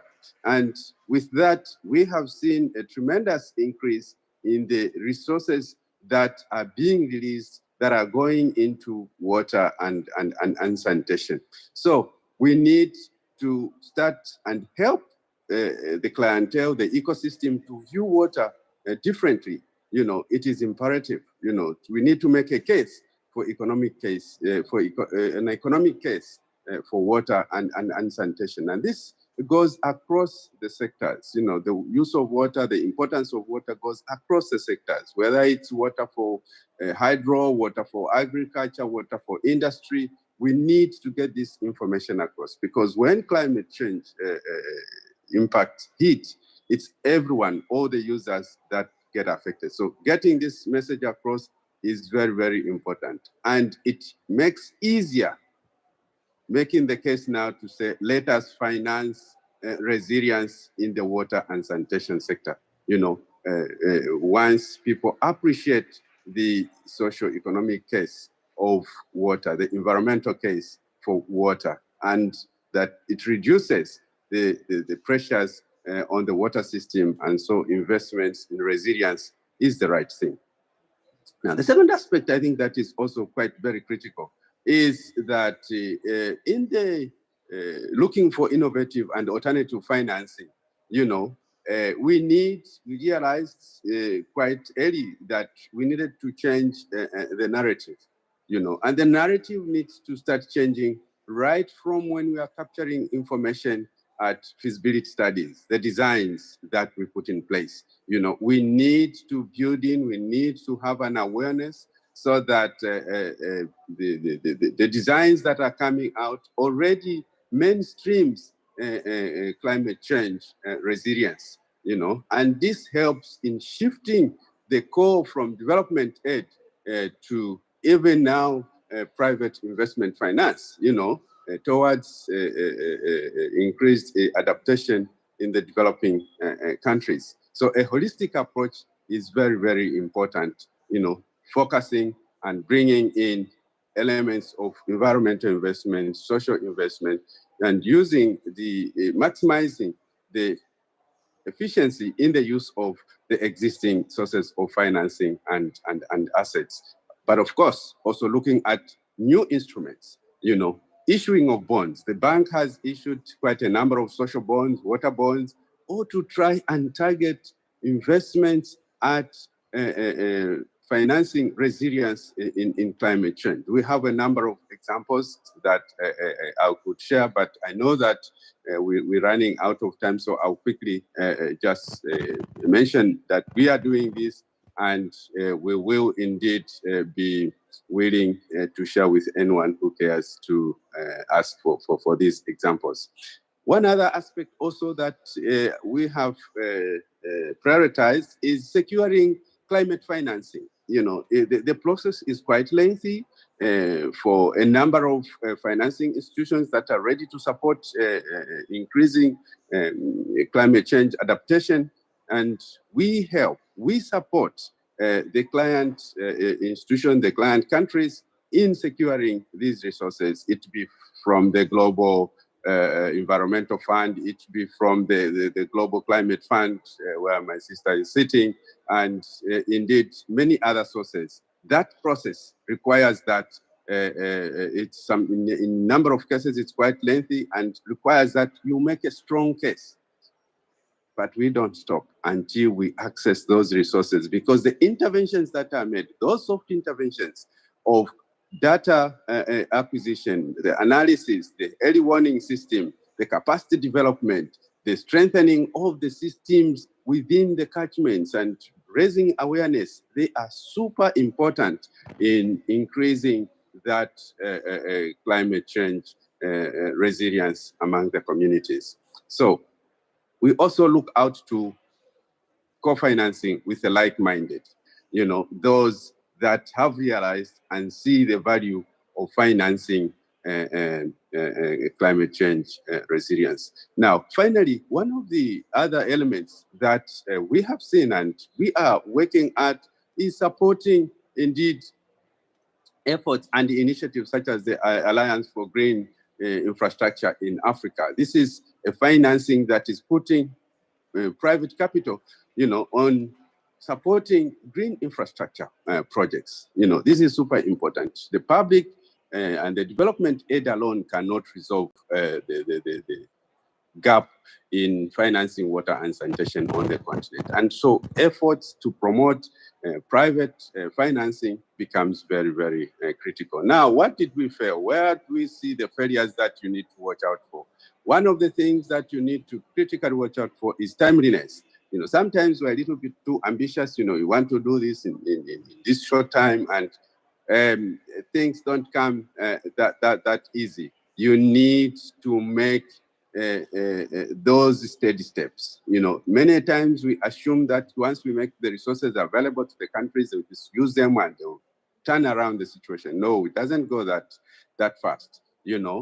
Begin from building a strong pipeline. Spend a little more time in developing that pipeline and capacity development within the institution, and you will steadily implement with even a much greater speed, and also the understanding that in the varying programming cycles, it could be as simple as the budgetary cycles. Differences in the budgetary cycles, can affect your planning. But if you spend a lot more work looking at that, you see that you will perfect the timing and you'll be able to deliver in good time. So the understanding of the different times and being patient enough to know that, yes, we will need to understand and that it will take a little bit of time. But once we have stabilized and we understand the timings, we can then go fast in rolling out the resources that we are targeting climate change resilience. Thank you very much. Thank you, Oswald. We have to keep talking about how to get the patients is an important lesson. So we will continue doing that. We understand our Assistant Vice Minister from Japan, a very long-term partner of ADB, is still with us. And previously we couldn't have him. So if we could please have Mr. Kusano Shinichi. Yes. Thank you, Mr. Shinichi. Thank you. Yeah, thank you, Ms. Nita, Excellencies, distinguished partners and panelists, ladies and gentlemen.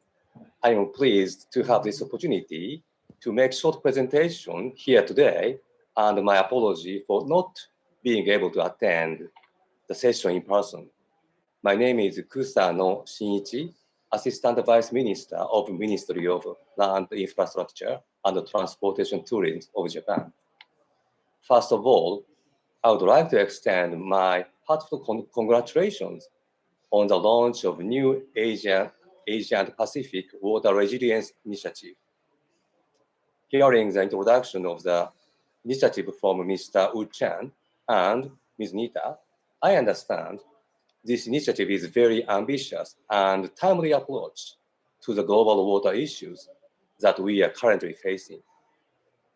What I am practically impressed is this initiative tries to prove local-oriented support to vulnerable communities.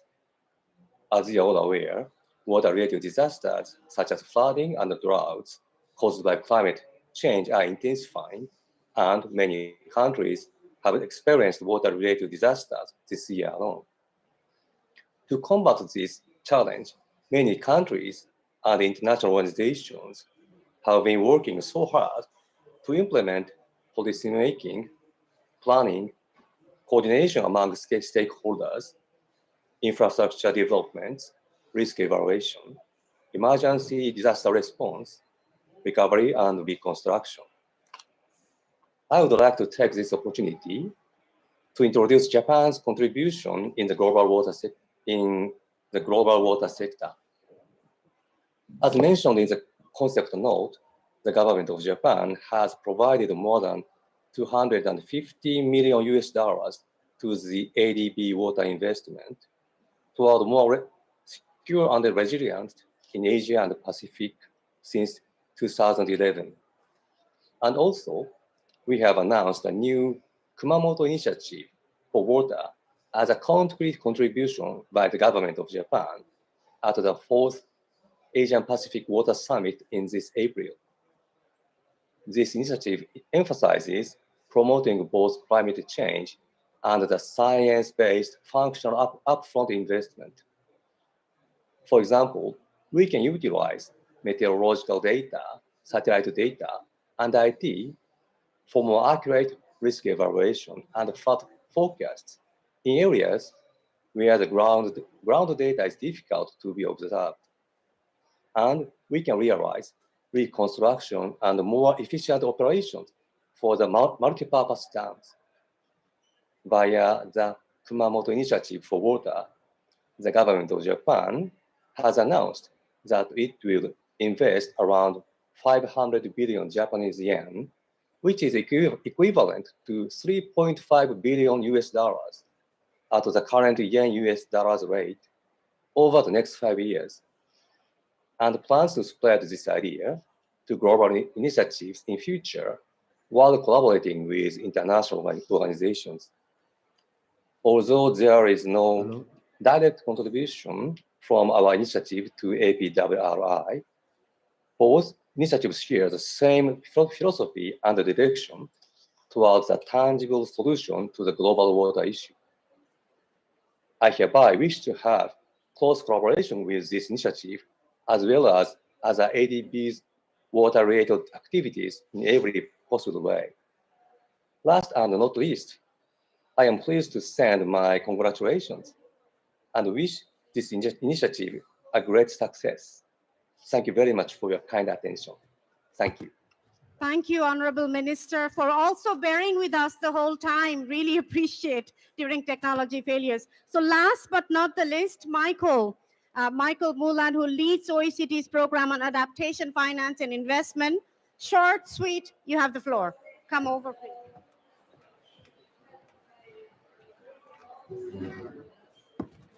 Nita. Since time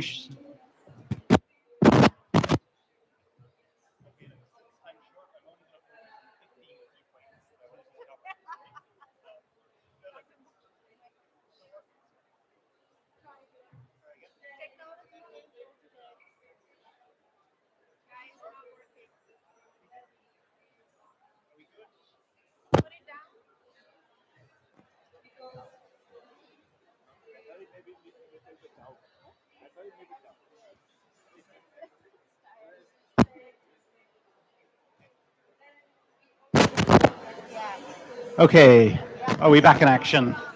Excellent. I will not touch a thing. So look, I'd like to highlight two trends that we think are important. Firstly, there's been a change in emphasis in terms of the view of water from something that's traditionally been viewed as a cost and a liability to rather something that becomes an opportunity to tackle the multiple crises that we face. So, there's many we could talk about. We're the climate COP. Adaptation is the obvious side. On the mitigation side, not only the emissions from wastewater treatment and so forth, but also a lot of our mitigation ambitions depend upon sequestration, and this depends upon having adequate water. So, in that light, I'd like to draw your attention to the Global Commission on the Economics of Water, which was initiated by the Netherlands with the support from OECD. This is really trying to bring out these multiple values of water and help build and strengthen this complete economic case. There'll be a provocation piece coming out at the 2023 Water Summit. I encourage you to take a look at it. The second thing, just quickly to flag, is I think water risks are increasingly being seen as material by economic organizations. We've had the excellent work by CDP to better disclose water-related risks and ultimately help to shift investments from those activities that undermine resilience to those that enhance it. But we also need to increase the mainstreaming within the financial sector. Because once we understand better the value of the risk, we also strengthen the incentive to manage it. So with that, it's really a pleasure to be here with the many valued partners of OECD, and thanks everyone for the excellent discussion.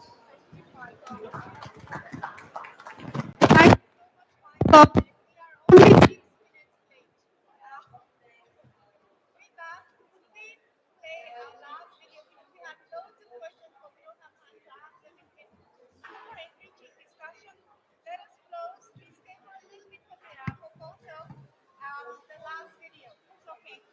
we're done. Let's show the last video on are you water resilient and how are we going to be it?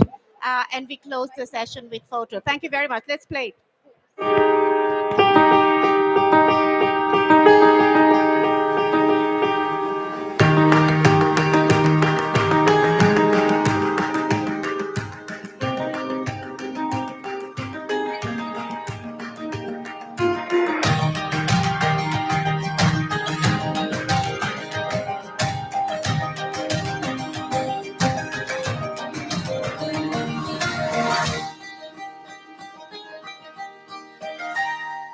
So thank you very much. If I could invite Brian and Wu Chung to also join us, we take a photo. Alicio? Yes, okay, please. Anywhere. Can you? Yeah. Tom, you're gonna go that side. Alicio? Who's gonna, yeah, they have.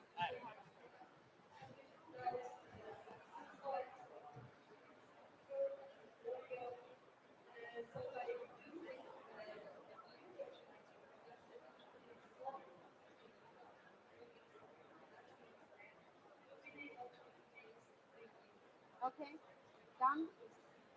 Okay, please smile, everyone. Thank you. Only 6 minutes late. Thank you very much. Thank you, Mr. Bobby. Really appreciate it. Thank you, Tom. Really appreciate it. Thank you, Brian. Really appreciate for putting up with. Thank you, Lillian. Really Hello.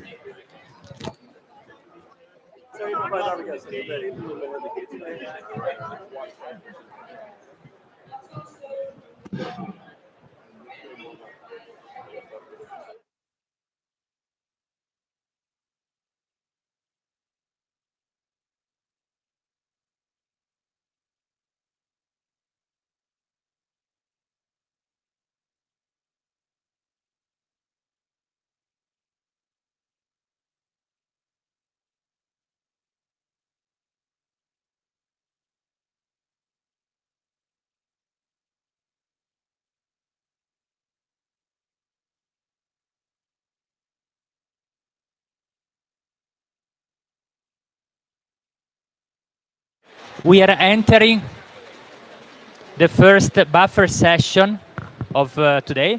So we have time for some breaks. At the same time, we would like also to show 2 videos that were sent to us by colleagues that unfortunately are not here with us today. The first video is by Practical Action, an NGO registered in the United Kingdom, working directly in 4 regions of the development world: Latin America, East Africa, Southern Africa, and South Asia. The video focuses on achieving climate water resilience in African cities through bottom-up, locally led, and people-centered action and how to scale them. And then the next video will be by the Resilient Cities Network, and the video will be showcasing example, good practices to mainstream urban resilience from different countries. You can now show the 2 videos, please. Thank you.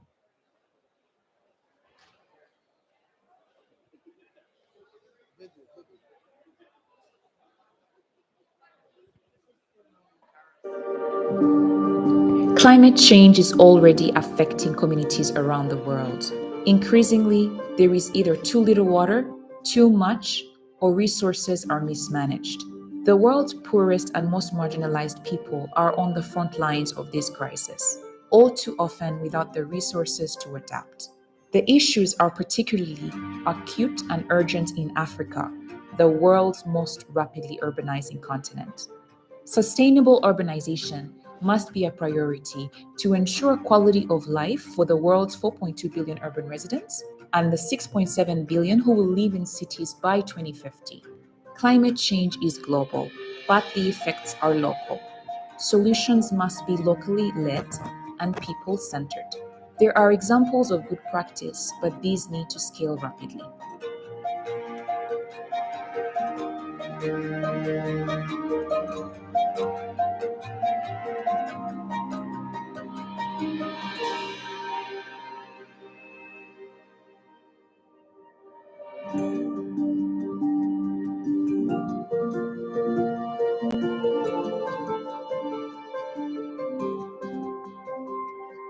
The magnitude and urgency of the urban climate and water challenge requires collaboration, shared learning, and expertise. Solutions need to scale rapidly, with only a handful of the 1,765 cities in Africa having plans to address the challenges. Financing for tackling the climate and water emergency is woefully inadequate. We must catalyze a step change in investment from climate funds, the private sector, and governments. Now is the time to build climate and water resilience and create cities fit for the future. Together, we are committed to the collaboration needed to accelerate action. There are a set of fast-growing secondary cities ready to work with us if we can mobilise the necessary funding and investments. The climate emergency requires us all to act and work together. Talk to us about how we can secure a sustainable urban future.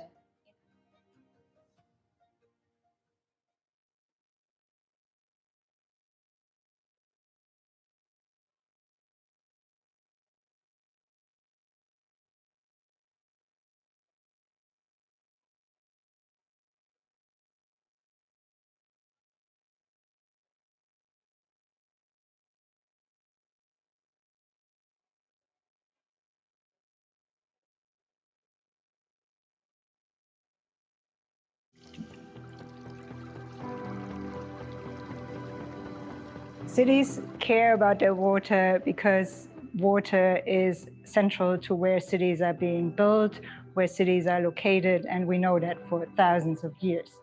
The science and our lived experience are unequivocal. Climate change is causing major changes to the frequency of our monsoons. It's changing the intensity of our storms, and it's making water that we need to nourish our bodies, to supply our food systems, and to keep our industries moving more and more unpredictable. Cities need to work on water resilience because water offers an opportunity. And if cities understand that water is not just a threat or a shock that is experienced because of a drought or increased rainfall, they can create solutions that make cities more livable. That's why the Resilient Cities Network cares about urban water resilience. We've worked with cities on almost every continent on water solutions, and we are ready to bring these practices to cities around the world and give them a voice on a global stage so that they can get the support they need to build water systems resilience.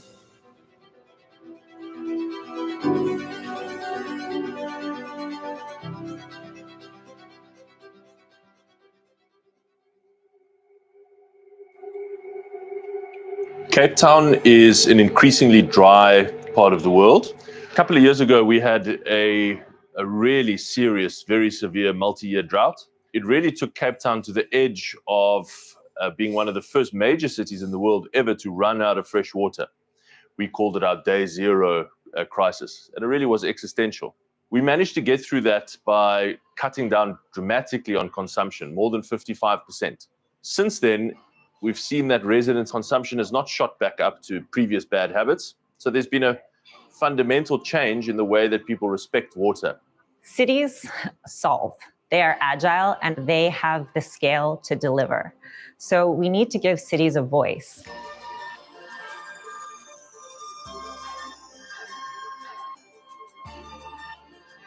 My city actually cares for water because number one is Surat doubles its population every decade.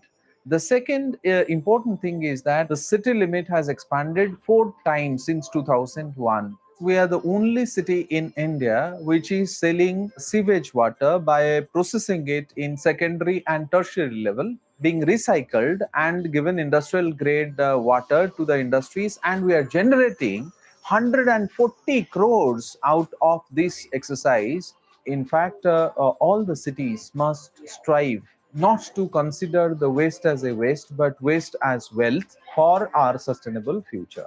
Water is an opportunity that can help them to transition into a sustainable future, but also is essential to an urban transformation that we want to see around the world.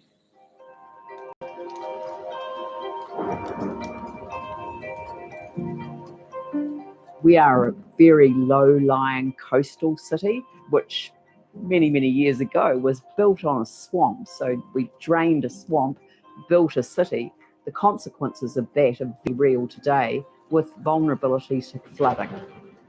As a result, we built large retention basins, which mostly look like beautiful parks, but when it rains, they hold a lot of water, which we can hold back and then release into the rivers after the rain subsides. So we've made huge investments, and as a result, people are now able to be less exposed to having their homes flooded.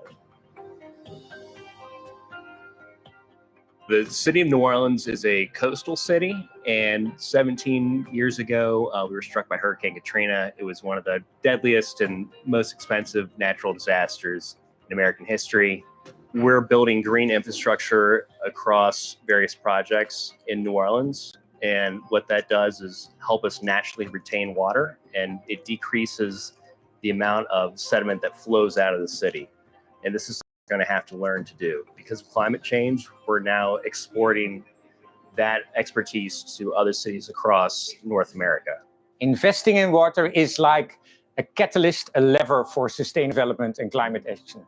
So if you invest in water in your cities, you really make them resilient, sustainable, and equitable.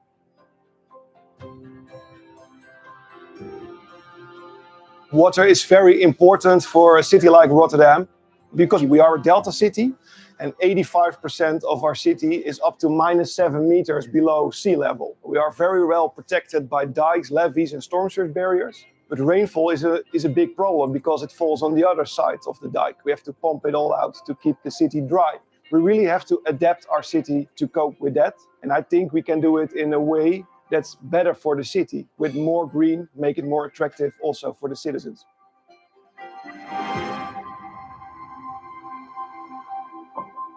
We need our cities to share their best practices, to share them with cities who have those common challenges so that we don't have to reinvent the wheel, and to ensure that no city feels that they have to address water stress alone.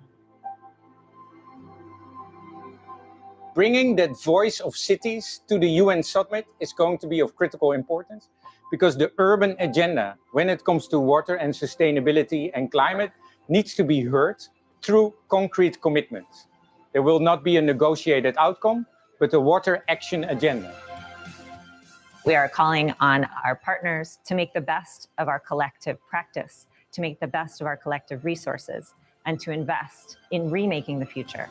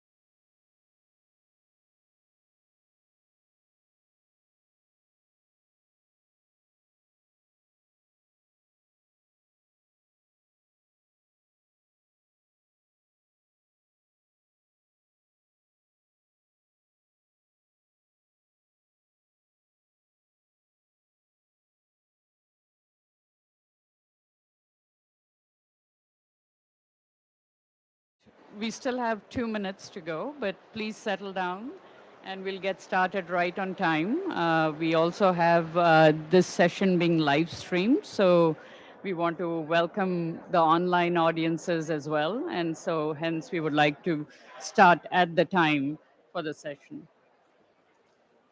There is tea and coffee available just behind this wall, and we will have a break for you to go grab that. So don't worry about, and there's water, so you can be hydrated and have something to drink as we start the technical discussions.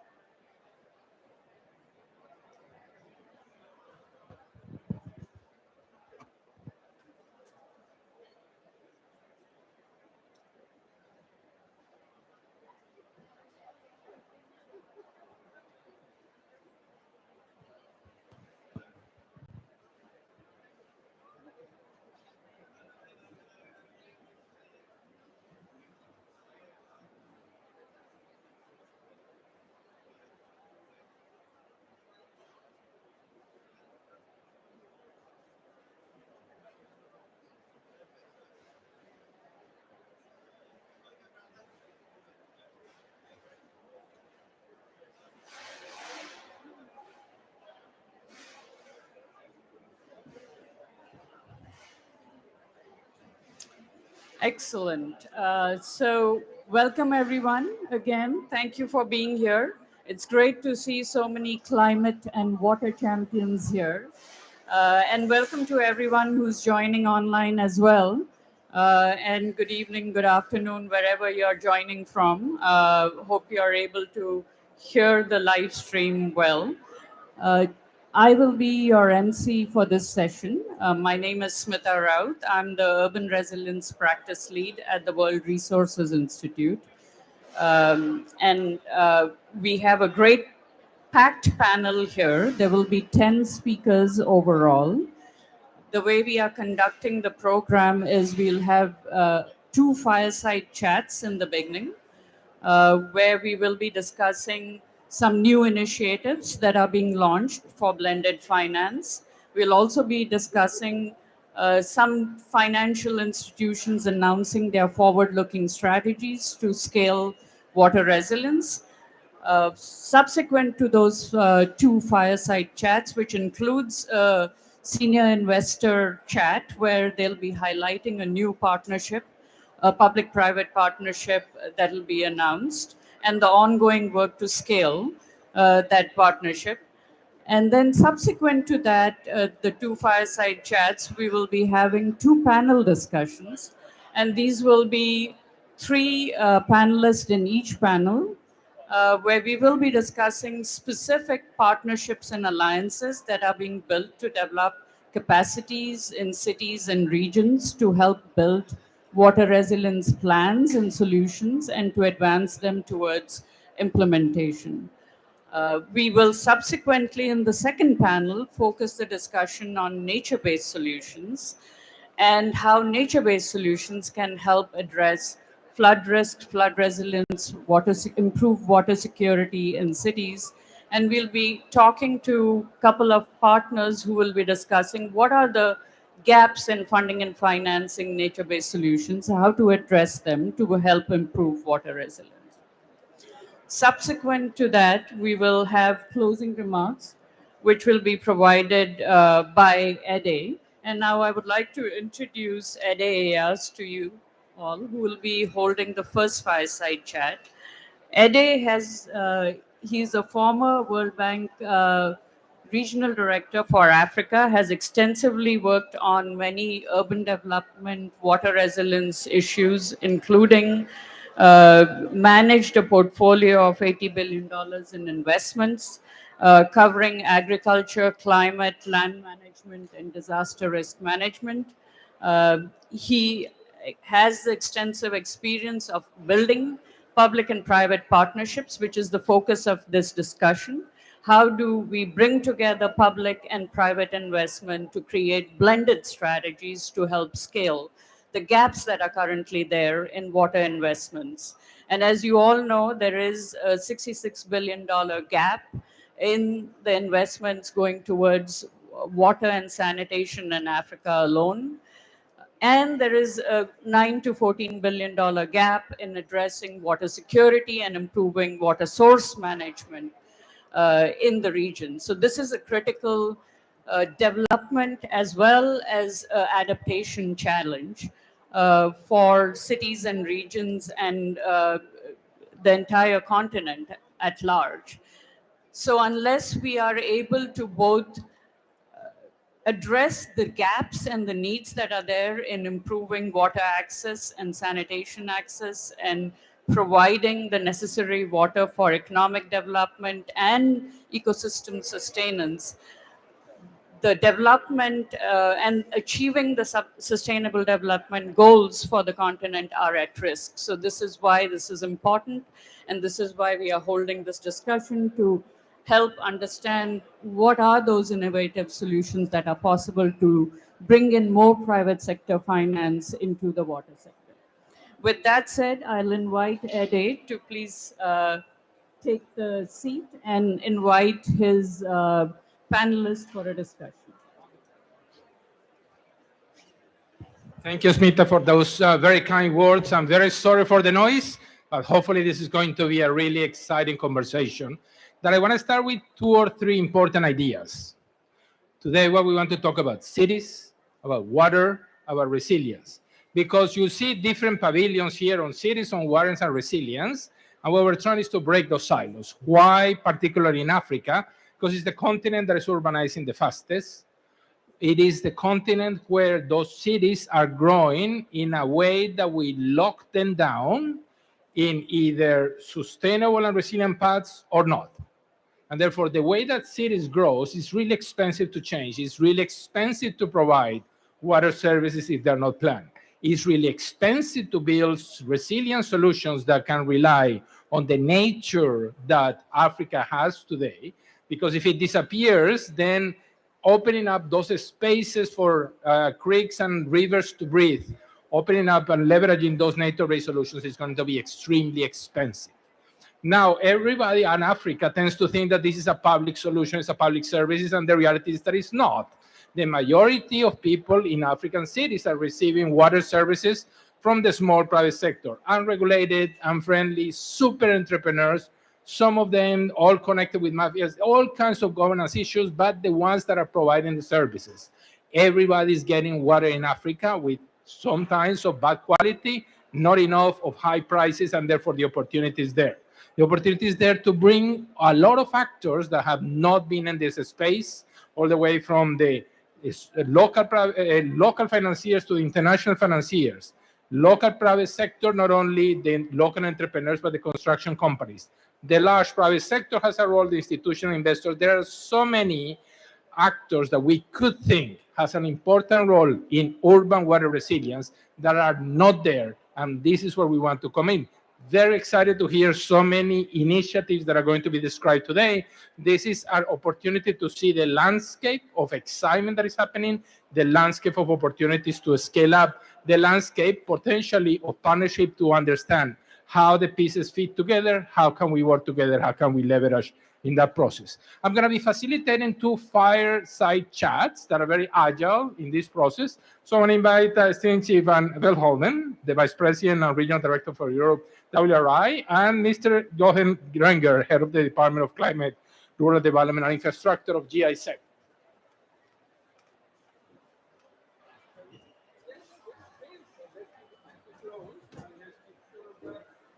Let's make sure that the microphones are working and are on all together. I'll do super mini brief introductions. Stendia is the Vice President and Regional Director for Europe for the World Resources Institute, WRI. But she has been a prominent politician in the Netherlands for many years, member of cabinet responsible for public transport and environment, and Minister of Environment and Housing. So somebody with the experience to really be able to say, what is it that is needed in that process? And Jochen has been a fascinating and celebrated career in GIZ for more than 2 decades. Right now, heading the Department for Climate, Rural Development and Infrastructure, but also lots of experience in Arab countries, Turkey, Yemen, and the like, a lot of it in the water sector. So, Stendia, why do you think partnership and blended finance are really so important in this COP And particularly for WRI, what is your perception of partnerships in this space for Africa? Thank you so much. And I think I start with your introduction. And good morning, everybody. You already mentioned that it's so important. Yeah. Now it's better, right? Now Yes. it's better, and you need So to it was speak on. loudly because we have lots of excitement outside and Yes, lots of noise. yes. So Anyway, I actually wanted to start with what you already said. It's so crucial to break the silos, right? And if there's one thing that I've encountered so many times in my previous role in government, is that I met so many partners that said, I want to do something, but. And then after the but, it always said, I need someone else. And basically what we need to do is start breaking the silos between public and private finance, between organizations and governments and the civil society, finance sector, that can all provide pieces of the puzzle. And if I look at WRI's new strategy up till 2030, we're going to be focusing on people, climate and nature, because we really believe that these are three very much interlinked solutions. If it's not good for people, we're not going to be able to save nature, we're not going to be able to save the climate. So we will need to break down the silos between those goals. And to do that, we need to break down the financial silos also between the different organizations. And so what we are doing at WRI now is building an Aqua platform that actually brings together each piece of the chain, linking them together in a trusted partnership that will enable us to all work together for cities in Africa to really build that water resilience, and connected to that, an Aqua fund that actually in a smart way tries to combine that money that public entities have to build capacity, for example, but then really making sure that the projects are being developed such that they're also ready for private financing. If we can do that, and we can leverage that public funding in a smart way to actually create the flow of money which is so desperately needed, then I think we can build the partnerships that can actually deliver impact, because that is going to be, let's say, the touch point for the next year. Will we be able, after all of the crucial commitments, will we be able to deliver impact? And that's where I think you need this kind of integrator, aggregator kind of collaborations. And that is what, with the Aqua Fund and the Aqua platform, WRI with a lot of other partners is trying to build. I'm quite excited about it. very exciting, and I think that we're going to hear many of these initiatives and try to connect and combine them and leverage each other is part of the conversation today. So let's go to GIZ. You have such exciting things on just transitions, on cities, on resilience. How are you all bringing all together in GIZ to push the frontier in Africa? Well, first of all, I must say this is quite a $100 million question to, bring just transition together with water resilience. I mean, just transition comes very much from the socio-economic perspective side. It entered our, climate debate many, many years ago. Remember the COP24 in Poland. Yeah, it was all about, entering the after coal era, so to speak. And now we are talking about just transition in water resilience and in urban development. This is quite actually crucial, I would say, because imagine how future cities really look like when we talk about water. Yeah, water scarcity, this is a real burden for what is actually lying in front of us and ahead. You asked about GIZ's experience. Well, resilience and just transition aren't goal in itself, of course. And nothing is carved in stone so far, and it's still in a process. And we consider this quite as a kind of mechanism. And from our side, there are certain, principles in place that help, bringing just transition or bringing water resilience and just transition together. First of all, it's all about a multi-stakeholder process. This is what you already have outlined, Cynthia. So it's very important to include all the stakeholders. This is actually one thing. Another thing is that we have to go for a multi-level approach. So that means we have to really address the very local level, so the very local community level, especially in cities, yeah, bring the people on board, because this is all about just transition. It's a fair process, it's a just process, it's an inclusive process, it's a process that leaves no one behind. So this multi-level approach is very much needed. And last but not least, since we are talking about financing, at least our experience is really that we need both. We need strong financing schemes, and we need a lot of capacity development, because financing is great, but when you don't have the absorption capacities on site, then you cannot make the difference. So I am always advocating a strong combination of capacity development and financing, because it's of mutual, it's of a mutual, it's of mutual importance. Thank you. Absolutely, and I think that multi-stakeholders, multi-level, multi-partnership on financing are part of that. We have 1 minute for each of you. Stanley, I want to go deeper into the way that WRI is approaching these ideas of partnerships, because there are very different actors: urban development, the traditional water crowd, the disaster risk management, the resilience. How is WRI bringing all of this crowd together?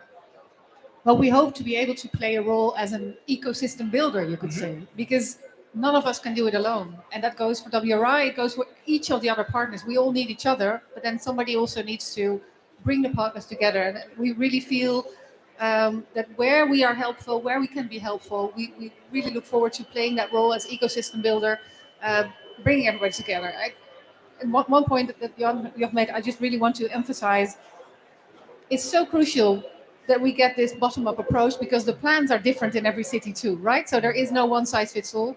And I just want to say, one of our great partners, of course, is Germany, because it always needs also an organization like WRI is very dependent on partners like Germany that also see this and take that approach to actually enable that ecosystem building. Because there's a lot of people that want to finance solar panels somewhere on a roof, but this ecosystem building of the approach is something which also takes time and people, and so it's really important also that there's partners like Germany that also help us to do that. So thank you. That's Thank wonderful. you so much. No, but you said one thing that I want to go a little bit deeper, which is finance and technical assistance. How to make that combine, because in reality they tend to have very different actors and perspectives. How are you bringing them together? We do have a lot of great experiences in, bringing the World Bank, for instance, together with all kinds of organizations that are very much into capacity development. It's you, it's the World Resources Institute, it's UNDP, and there are also quite a number of bilateral organizations. So GIZ, as a specialist for capacity development, working on site in more than 100 actually more than 100 countries worldwide. We do have quite a sound field structure, and we are quite well connected also to local and national decision makers. And we always advise them, use your power to bring them together. Yeah, and so it's really true that financial investments cannot pay off when you don't have the absorptive capacities. And by the way, vice versa. Yeah, I mean, you can do a lot of advisory work when you don't have the financial background. It's not going to pay off. Yeah, so you need a little bit of pressure. Yes, from the finance side, so to speak. And we're going to have lots of pressure from the next panel on the financial side altogether. Sergio, go ahead. Thank you very much for that presentation. Please, a round of applause for our speakers. Thank you. And let me invite our second group, Nick O'Donoghue and Rami Gandour, to talk from the investment financing perspective. So Nick joined British International Investments, formerly CDC Group, as his chief executive in 2017. He was before senior advisor to the Bill and Melinda Gates Foundation on blended finance models, and also founded the Big Society Capital, a UK government, what was called the world's first social investment bank. And Rami Gandour joined Metito in 2004, set up Metito Utilities to really develop projects, really on how do you bring PPPs to the water sector in difficult countries. I mean, in Rwanda, in Serbia, in Uzbekistan, Saudi Arabia, Qatar, and now moving into energy, because at the end, that combination of energy and water is critical to reduce the carbon footprint of that process. So Nick, what can you tell us about this partnership between VIA and Metito, and why water do you see as the point of entry to tackle adaptation and resilience? So I think the reason that we have are establishing this partnership with Matito is we broadly share a number of different interests. I mean, the first one is we share a belief in the importance of water, and water is obviously critical to life. It's also something that in the context of climate change, which we're here in Egypt discussing, is something that is, when we talk about particularly adaptation and how we adapt to higher temperature, water is absolutely fundamental in that discussion. So I think we and Matito share a sort of a view on that. I think the second thing we share is a belief that the private sector has a hugely important role to play. And as one of the other previous speakers said, water is something that's typically been dominated by the public sector, in most considered a public good. There is much less experience of developing and bringing private sector into the water. And Matito is one of the very few companies, private companies in the world that, as you said, has this very broad footprint. I think thirdly, we share a belief that Africa is particularly important. I mean, for BII, we only invest in Africa and South Asia. So I think we know Africa very well. We invest in 34 different countries. So we think that, and we know that, I'm sure Remy will talk about ambitions Matito has. And then I think finally we're aligned in terms of the importance of making these investments the right way, in a way that's environmentally efficient, in a way that looks at and make sure that we're considering all the social and governance issues that are important in any investment. Absolutely, because at the end, as you said, for many people, water is seen as a public good. So unless those investments really bring that environmental, social, governance perspective, there's going to have a lot of clashes in that process. But Rami, there's such a huge financing gap. How to crowd in more financiers into this space in water? What is the role of PPPs in that process? It's a challenge. Tell us how you plan to fix that challenge. Thank you, Ede, for the question. Definitely, water is a challenge. Water is a challenge across Africa, across emerging markets, and it's one of the last sectors that welcomes private investment. But and you may consider me biased in saying this from my position, being a private sector investor, owner, operator, developer of water, wastewater assets. I fundamentally believe that the private sector is typically the best equipped to deliver a most efficient solution for the need. And it's a matter of convincing a lot of the parties to embrace the private sector. Water is very politicized, and it is an entity it is a good that's often subsidized. And so having the right partners with us, in particular BII, able to mobilize and support that process to get water over the line, to get public-private partnerships to happen, I think it is tremendous. There's a lot of investor interest in the water sector. So I don't think there's a shortage of capital looking for a home in the sector. And the IFIs and the DFIs are all very active, and particularly BII, it typically takes a very active role. But we see also private sector investment coming in. Ourselves, as a fully private entity, have been developing water and wastewater projects for many years. Our first public-private partnership actually is right here in Sharm el-Sheikh. We signed that contract in 1999. We supply about half the water on the strip of the hotels here. So many of you may be, not going to say drinking our water, but at least showering in our water during your stay here. And since then, we've grown that business model where private sector investment is coming in.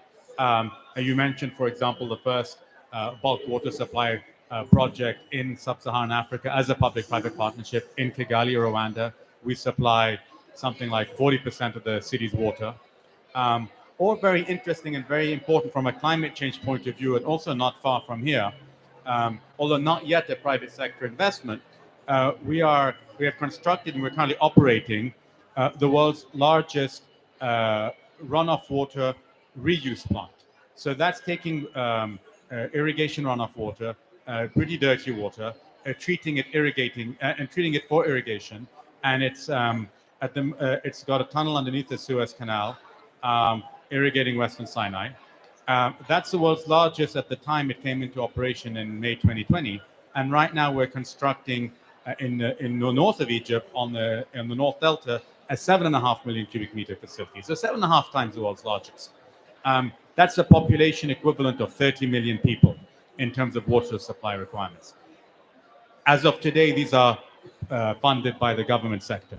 What we are proposing and what we are proponents of is having the private sector come in and invest in these. And that's where our job is to try to convince the public sector players to accept the private investment, to come in, to take that burden off, and to develop these projects as and when required. Nick, I want to follow up on a question of, given the enormity of the funding gap, okay, so we have VII, but who else do you think you would like to bring to the sector?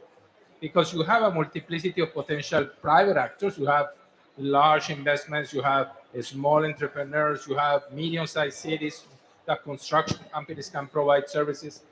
Who else needs to come into the financial ecosystem to be able to close the gap, and how to do it? Yeah, look, I think in the first instance that Rami's right. You know, we actually have quite a lot of money, principally from development finance institutions and MDBs, who would like to invest in water. You know, water is to adaptation finance as power is to mitigation finance. We have a lot more to do, a lot more investable opportunities in power than we have in water. So in the first instance, I think it is about bringing in development finance institutions. But again, in the same way as power, as these, if you have mature projects that are generating cash, that are in places where risk is reasonable, then you can over time bring other commercial, particularly long-term commercial investors, whether it's sovereign wealth funds or large pension funds, into these transactions. And we're beginning to see that happen a lot more in the power sector. And I think for us as a development finance institution, our role, mobilization isn't just at a one point at the beginning of a project. It's starting a project and then over time transitioning our interest in it into other more commercial players who come in at different sort of points in the risk spectrum. Rami, 1 minute. 2, 3 lessons of these challenging PPPs that you have gotten through. What do you think that either the governments or national or local, the society at large need to do to be able, as you were saying, to embrace the private sector? How to make it work? I think there's a requirement for willpower. I think there needs to be an acceptance of having full cost recovery tariffs, because these projects have to be economical. And what happens typically in a lot of countries is water is heavily subsidized. As a result of that, the affordability is not there, and people actually end up tankering in water, which might cost 20 times as much as having a proper pipe bulk water supply. So having the right economical environment to enable the water utilities of many of these developing countries to actually become more self-sufficient should be the aim. That's typically a difficult political ask, but in the long term, it provides for a much more affordable and economic solution to the society as a whole. Wonderful. A round of applause for Nick and Rami. Thank you very much for the conversation. I'll pass it on to Smith as our MC. Thank you so much. Thank you. Thank you, Ede. Thank you, everyone, for that great fireside chat sessions that we had. It was great to get the good round of remarks from all of you to understand what each organization is doing, how you are approaching within your organizational mandates and the work that you do with various organizations, the strategies for building these partnerships and actually sustaining them over a period of time and growing them. So that's great to hear. Now I would like to call on our next set of panelists for a discussion.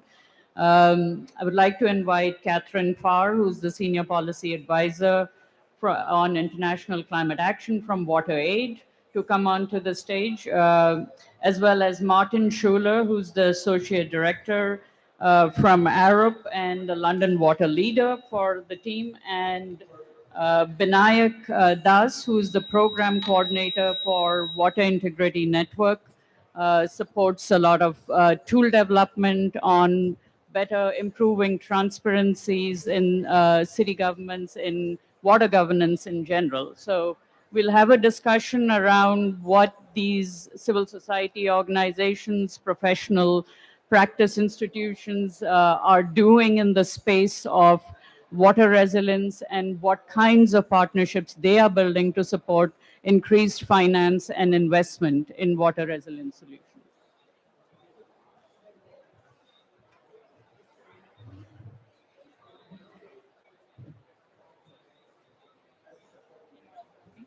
No.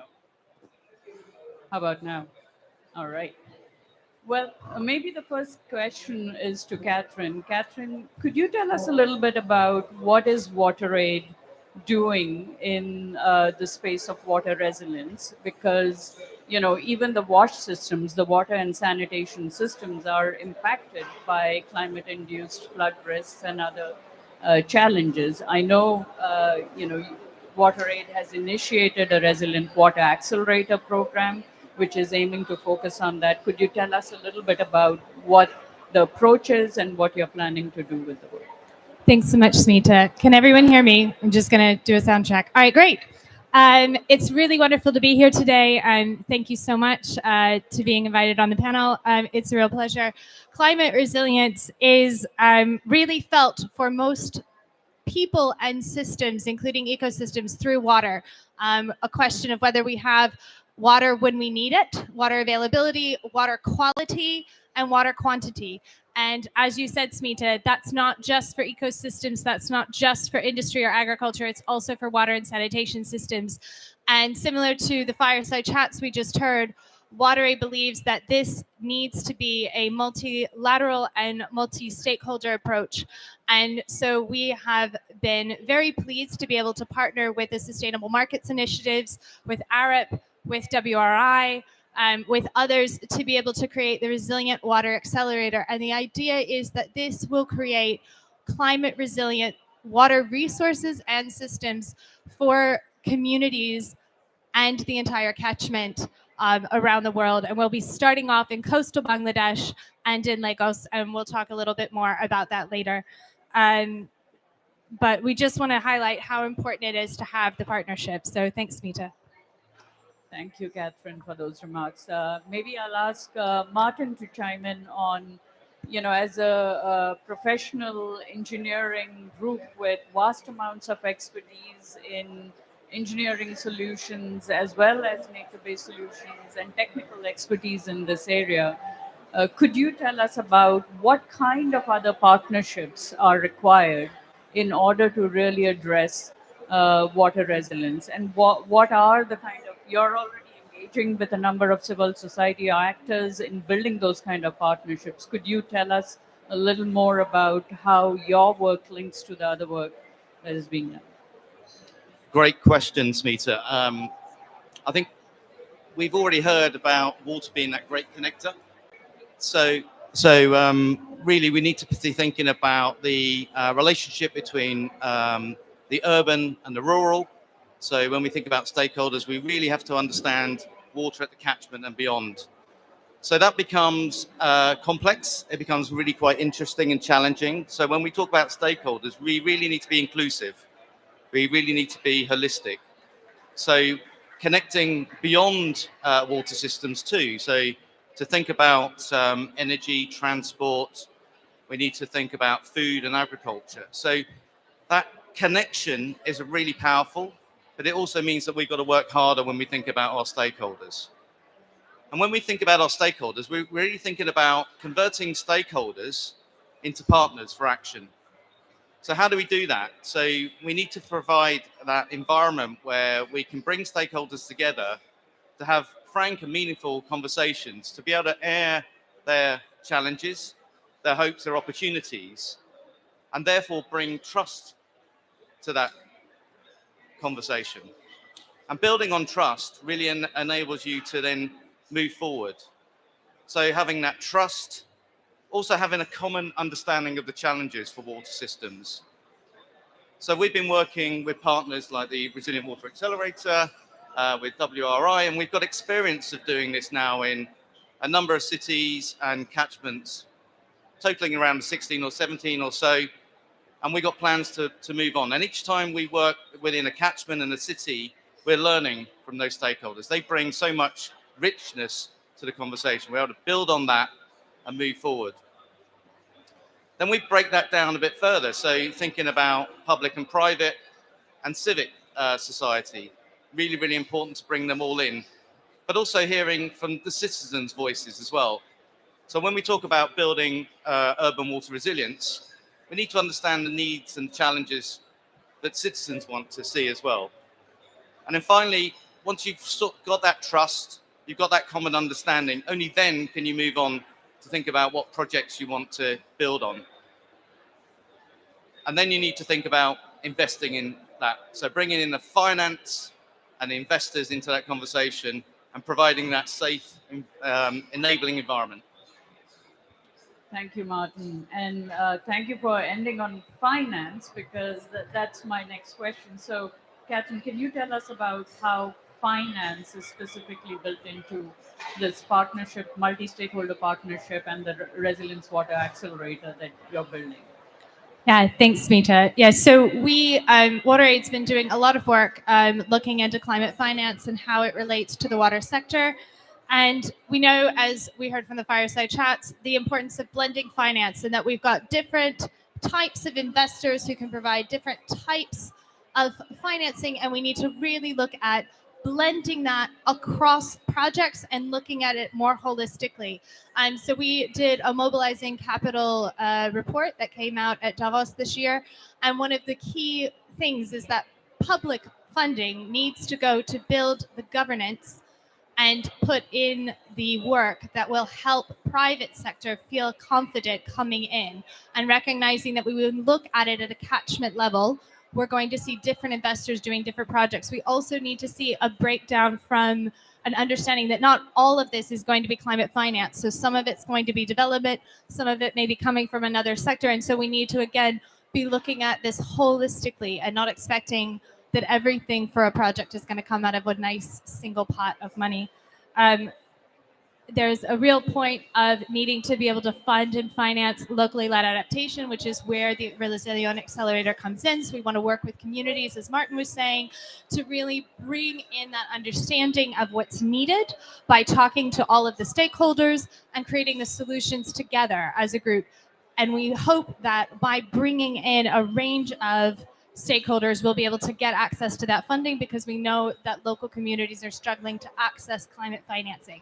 If you want to know a little bit more about the Resilient Water Accelerator, I'll just do a quick plug that we have some wonderful QR codes in some little table tents around the pavilion today. So please do check it out and learn more about what we're doing. Thanks, Smita. Thank you, Catherine. Maybe I'll go to Binayak now. I think we've talked about partnerships, and we have talked about blended finance. We have talked. Need.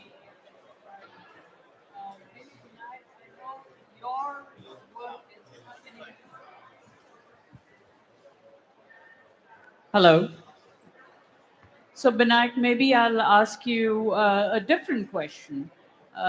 Water Integrity Network does a lot of work around building transparency and accountability in governance structures, so that this funding and the finance that comes in can be utilized well, doesn't get abused or misused, and there's no leakage in the system where money goes into corrupt practices and all those kinds of issues. Could you tell us a little bit about what you have uncovered in the work that you do to help improve accountability and transparency, such that local institutions become more credible to investors and to funders to seek that investment?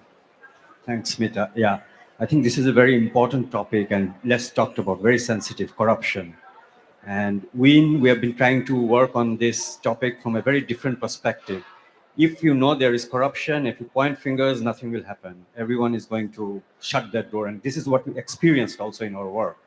Rather, we look at it from a preventive side, preventive measures, integrity, a positive approach. So in this, what I think hearing all the other speakers, I think is very important. You touched upon inclusion, governance. One of the important things is that to attract investments, and I'll specifically talk about urban sector utilities, for example. We all know there are a lot of issues of integrity within utilities. It's very important that to attract investments, there needs to be some kind of a diligence, integrated risk assessment that needs to be undertaken. And this is something which WIN has been doing. We have been working with more than 30 water utilities, understanding what are the different kind of risks, what are the red flags that you need to take into account. And those red flag risks go into the level of, for example, human resource management, financial management, customer relations, management and leadership. So there are various areas we look at. And I also want to mention that once you identify such gaps, such risks, what is important to do so that the person or the organization that will finance, the investor will feel comfortable to invest, to build the trust, is also to take integrative management measures. So how do you plug in the gap? And here I'd just like to add that, like with GIZ, we have been developing quite a lot of these approaches and tools and worked with many utilities all over the world. Thanks.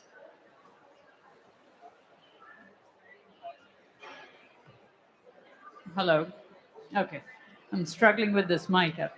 But that's, I think, Vinayak, that's very important. I think even in our own work with cities that we are doing with partners, there's a lot of issues around governance and improving internal systems so that projects can be tracked for even impact metrics and managed over time in a way that they can show their funders why the funding that has been provided is used effectively, and it's creating the outcomes that need to be created or that were aimed to be created.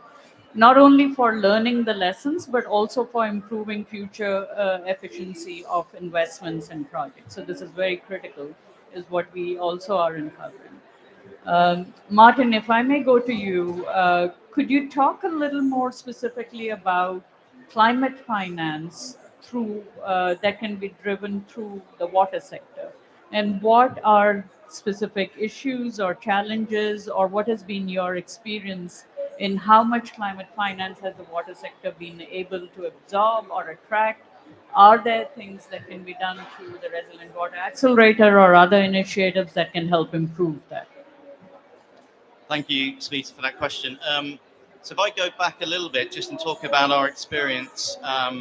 So some time ago, from a kind grant from the Rockefeller Foundation and also funding from Resilient Rising, we were able to put together a methodology called the City Water Resilience Approach, which really was an end-to-end approach to dealing with urban water resilience and the catchment which cities sit within. So we were able then to start deploying that. We piloted it and we've worked, as I mentioned, already in 16 or so areas around the world. Most recently in Africa, where I think the benefits are huge in this taking this approach.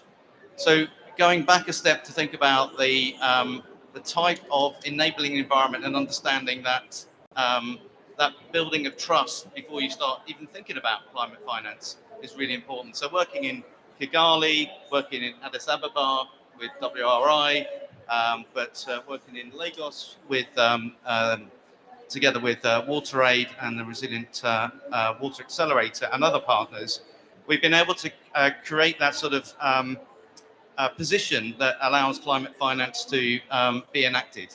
So really you have to get that baseline correct to begin with. Otherwise, some of that investment may be going the wrong way, dare I say it. So unless you get that sort of firm platform that you can build off, you shouldn't really be thinking about that type of investment. Then you need to think about those multiple benefits. So we talk about climate investment, but it's got to be doing a number of different things. It's got to talk about mitigation. It's then also got to talk about adaptation. So understanding the sweet spot between investments that mitigate and work towards sort of net zero solutions, but also adapting to changing climatic conditions. Again, really, really difficult stuff. So we've been working with the World Bank in trying to understand climate finance, how it can be effectively used.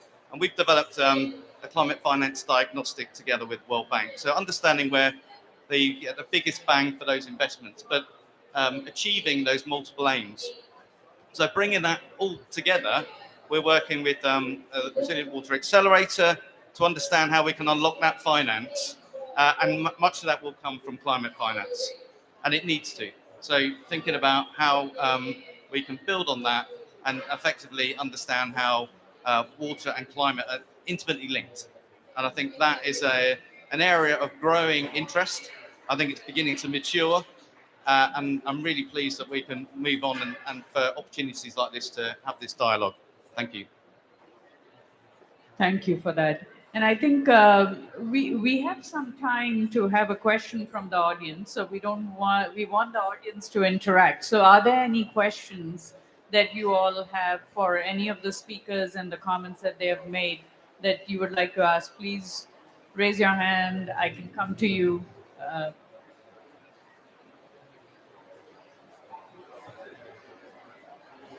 No questions. Okay.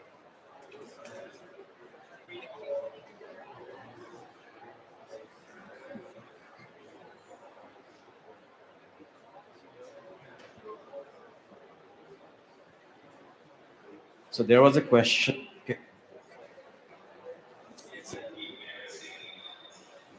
A question from an attendee. I think most of the water options, source, infrastructure, pump are non-functional beyond the project as well as within the project period. As a result, every year we lose a What are the key initiatives for true sustainability, not theoretical, but examples of field? Making sure that the O&M costs are built into the cost benefit analysis and the business case planning for the projects is the most crucial element of how to make sure that the investments remain sustainable over a long period of time. And that is often missed. So I think helping our experience, and this is what we are planning to do through the work we are initiating on the Aqua Fund, as you heard the speaker earlier mention. The Aqua Fund will be a blended finance instrument that WRI, along with partners, aims to launch later in the week. Please join us for an event that we are hosting on the 14th to do that. But a couple of gaps that we have identified, and that's why we are setting up this Aqua Fund. One is projects or investment types which fall in the small to medium scale investments are unable to seek funding from some of the large infrastructure investors and funders that are there. And projects do not get the early stage technical support to really design the projects well so that they have the complete rigorous cost benefit assessment done to really understand both pre-development, development, post-implementation funding needs that are there for ensuring that the projects take into account the full life cycle costs of the project for the 20-year span or however, whatever is the lifespan of the project, and ensure that you have local revenue streams identified to really make those projects viable in the long run, so that the initial capital investment doesn't get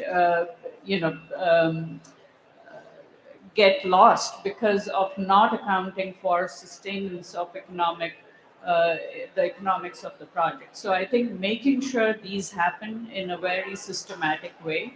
What we are doing through the Aqua Fund in order to enable this is we are thinking of, we have looked at project types which typically don't get funded. We have done a detailed assessment of what kind of transactions would work for those kind of projects and what would be the cost along the full project life cycle. And we are taking a very innovative approach where we are saying, we only want to look at these 20 types of projects. And we really want to see how to scale them in a systematic way, considering the full life cycle project cost. So almost developing a menu, an investment menu that can be well thought out and be available as guidance for cities and project developers that we work with. So I think that's a long answer to the question that was raised, but it's a very important question.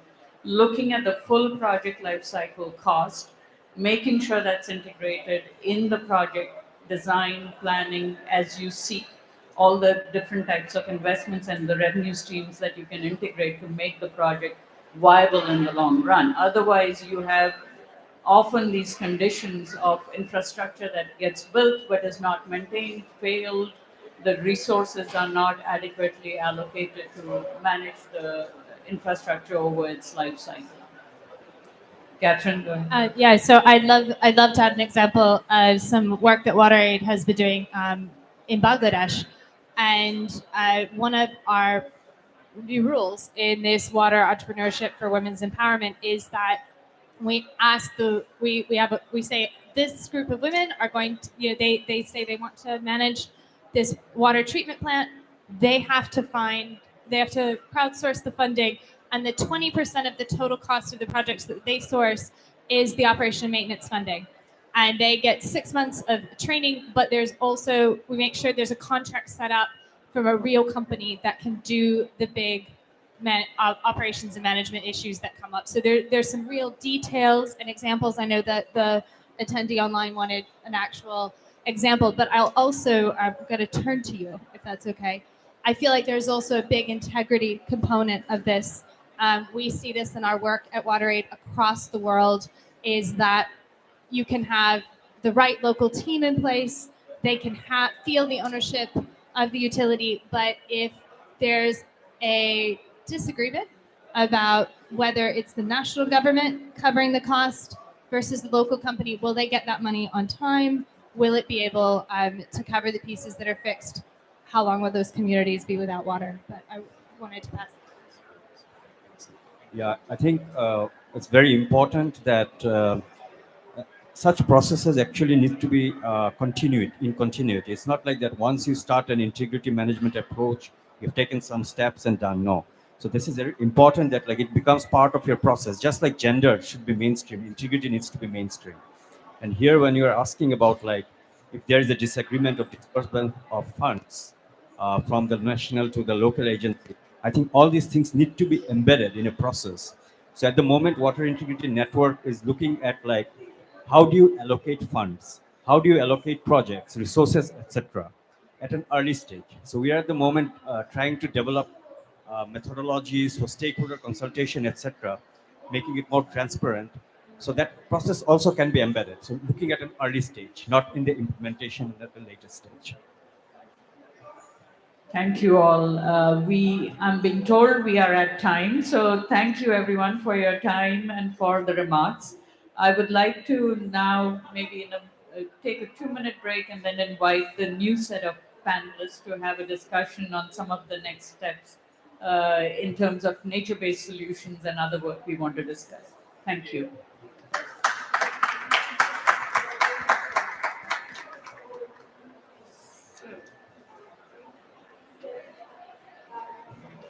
So I think I would like to invite Colin McWhiston he's the head of climate and resilience at Practical Action.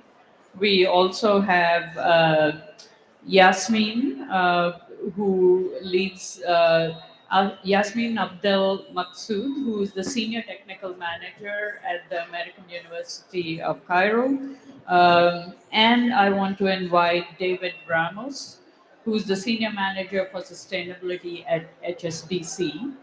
And now we're going to focus the discussion on innovative solutions that are there to address flood risks, which are becoming flood risks and improve water security, which are becoming very problematic for a lot of cities. As you all know, cities and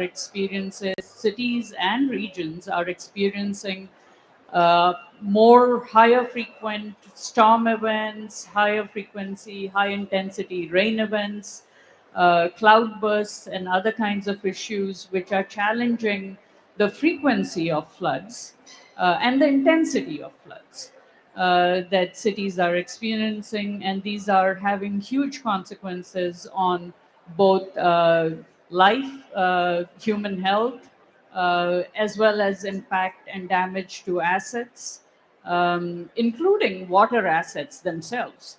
So I would like to first maybe ask Colin to talk a little bit about the Zurich Flood Risk Alliance and the work Practical Action does within that community of partners who are really trying to help work with local communities to really understand not only their historic flood risks, but also their future flood risks, and trying to build solutions to address them. So, Colin. Thank you very much. I hope you can hear me okay. So yeah, it's great to be here.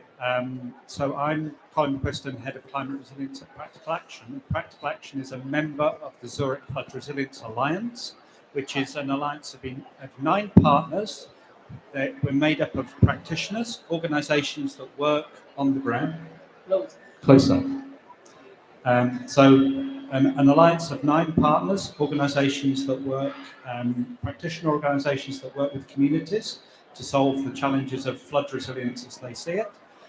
We've got 3 research partners who do the research, who help us understand the challenges, what are the unknowns, where are the areas where we need to be exploring. And then we've got the Zurich Insurance Company and the Foundation as private sector partners. The Alliance is working in 23 countries around the world. The current phase is in over 120 communities, and it's this issue of either too much water, too little water, and climate change is making this much worse. For example, the communities we work in Nepal, flood events were 1 in a decade event. A serious flood event was a 1 in a decade event. It's now a 1 in a three-year event. So flood risk is increasing, but also the intensity of those flood events is intensifying, and therefore, when it comes to dry season, they haven't got enough water for agriculture, for irrigation. So it's not just too much water, it's also too little water. So we've worked with the communities. We've developed a couple of simple tools using IT technology to actually assess the resilience of the community based upon some predetermined sources of resilience. And this approach has been piloted now for 8 years. We ran a very first phase in a number of communities, learned the lessons from what worked, what didn't, the practicalities of the tools, also what it tells us about resilience, and now running in over 120 communities around the world. And the indications are that it gives communities an understanding of what they've got, what their aspirations are, but also what they're missing, and where they need to seek help. This is a climate conference, and I think one of the important things that's being negotiated in the halls is it's about climate finance, it's about freeing up resources, it's about technology, it's about capacity. And those communities need help to access resources to support them to build their resilience. We've done a lot of work on identifying solutions. And of course, when you talk to a community, you've got flood risk, oh, well, we want a flood barrier.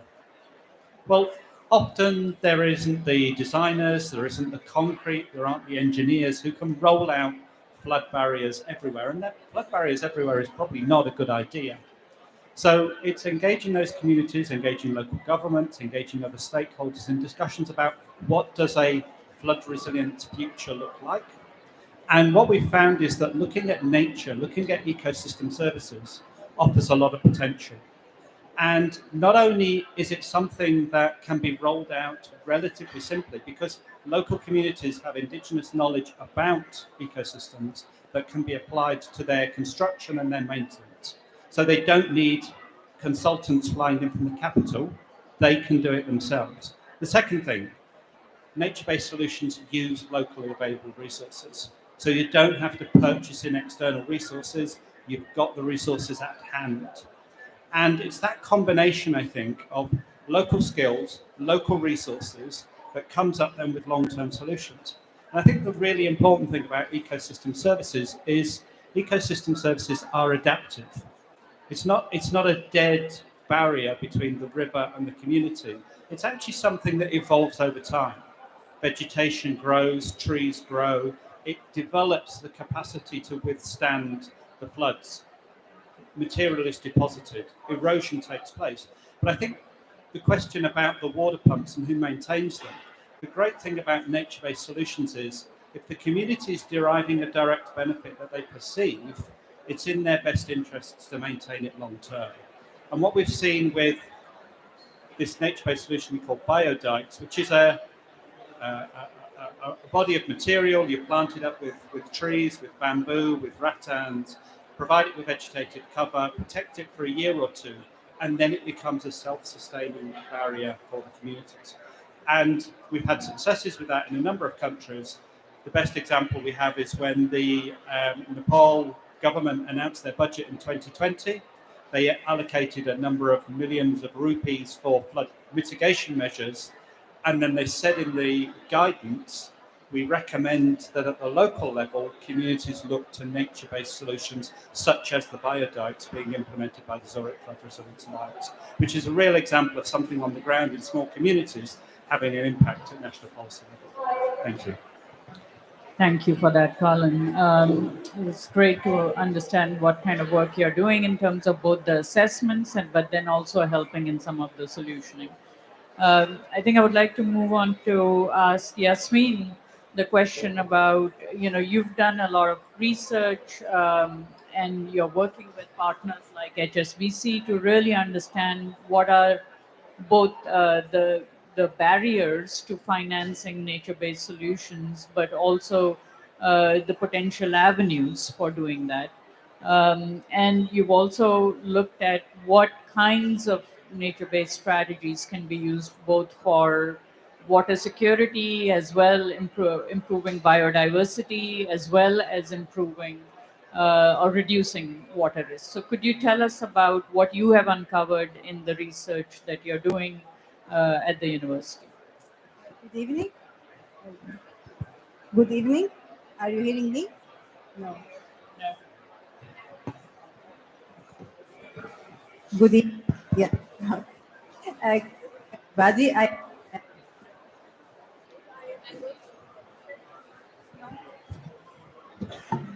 I work in the Center of Applied Research in Environment and Sustainability in the American University in Cairo. We have a partnership with the HSBC for rehabilitation of mangroves. I would like to give you a small information about this project. This project has 5 main pillars. The first pillar is plantation of mangroves along the Red Sea in Hurghada and Marsa Alam. The second one is having a GIS platform for mangroves in Egypt, because we need to know what's happening with the mangroves, which areas are degrading, which areas have been successful in the rehabilitation, our replantation processes. And then a very important pillar is research. We do research on the factors that are affecting the mangroves, whether it's degrading or how to enhance its growth factors. And the 4th and 5th pillars are with the community. We work for the community awareness, the protectorate's awareness, and then finally the eco businesses that should be working around the mangroves. This was the question about the sustainability of the project. What will happen when we finish the project and move away? Unless the community have realized that benefits that can be associated with the mangrove rehabilitations, then they will be the ones who are protecting the mangroves, doing extra rehabilitation and maintaining the ecosystem. From this, we can see mangroves rehabilitation as an example, and natural-based solutions are promising in addressing the 3 challenges of climate change adaptation, protecting the biodiversity, and ensuring the human well-being. Currently, there are a lot of projects that are popular or are proven as natural-based solutions. For example, reforestation for land erosion and inland flooding prevention, agroforestry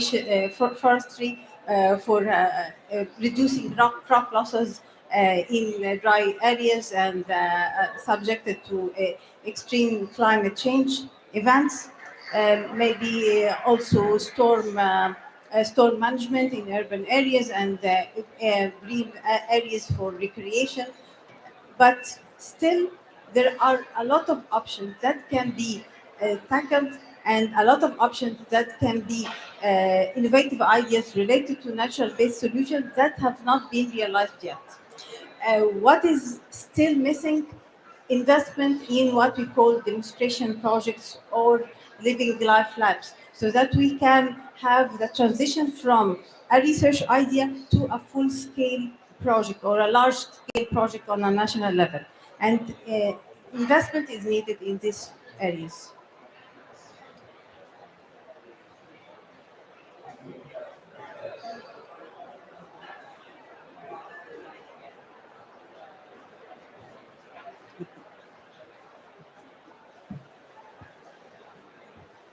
Hello. Okay, thank you. Maybe David, I'll ask you the next question. What is HSBC doing to bring perhaps its own financial expertise to help support an understanding and maybe a growth in developing financial strategies for nature-based solutions and other solutions in the water sector? Could you talk about how you interact with partners like the American University of Cairo to help improve financial sustainability of nature? Sure. Hi, can you hear me? More or less? More or less. I'll try to speak up a little bit.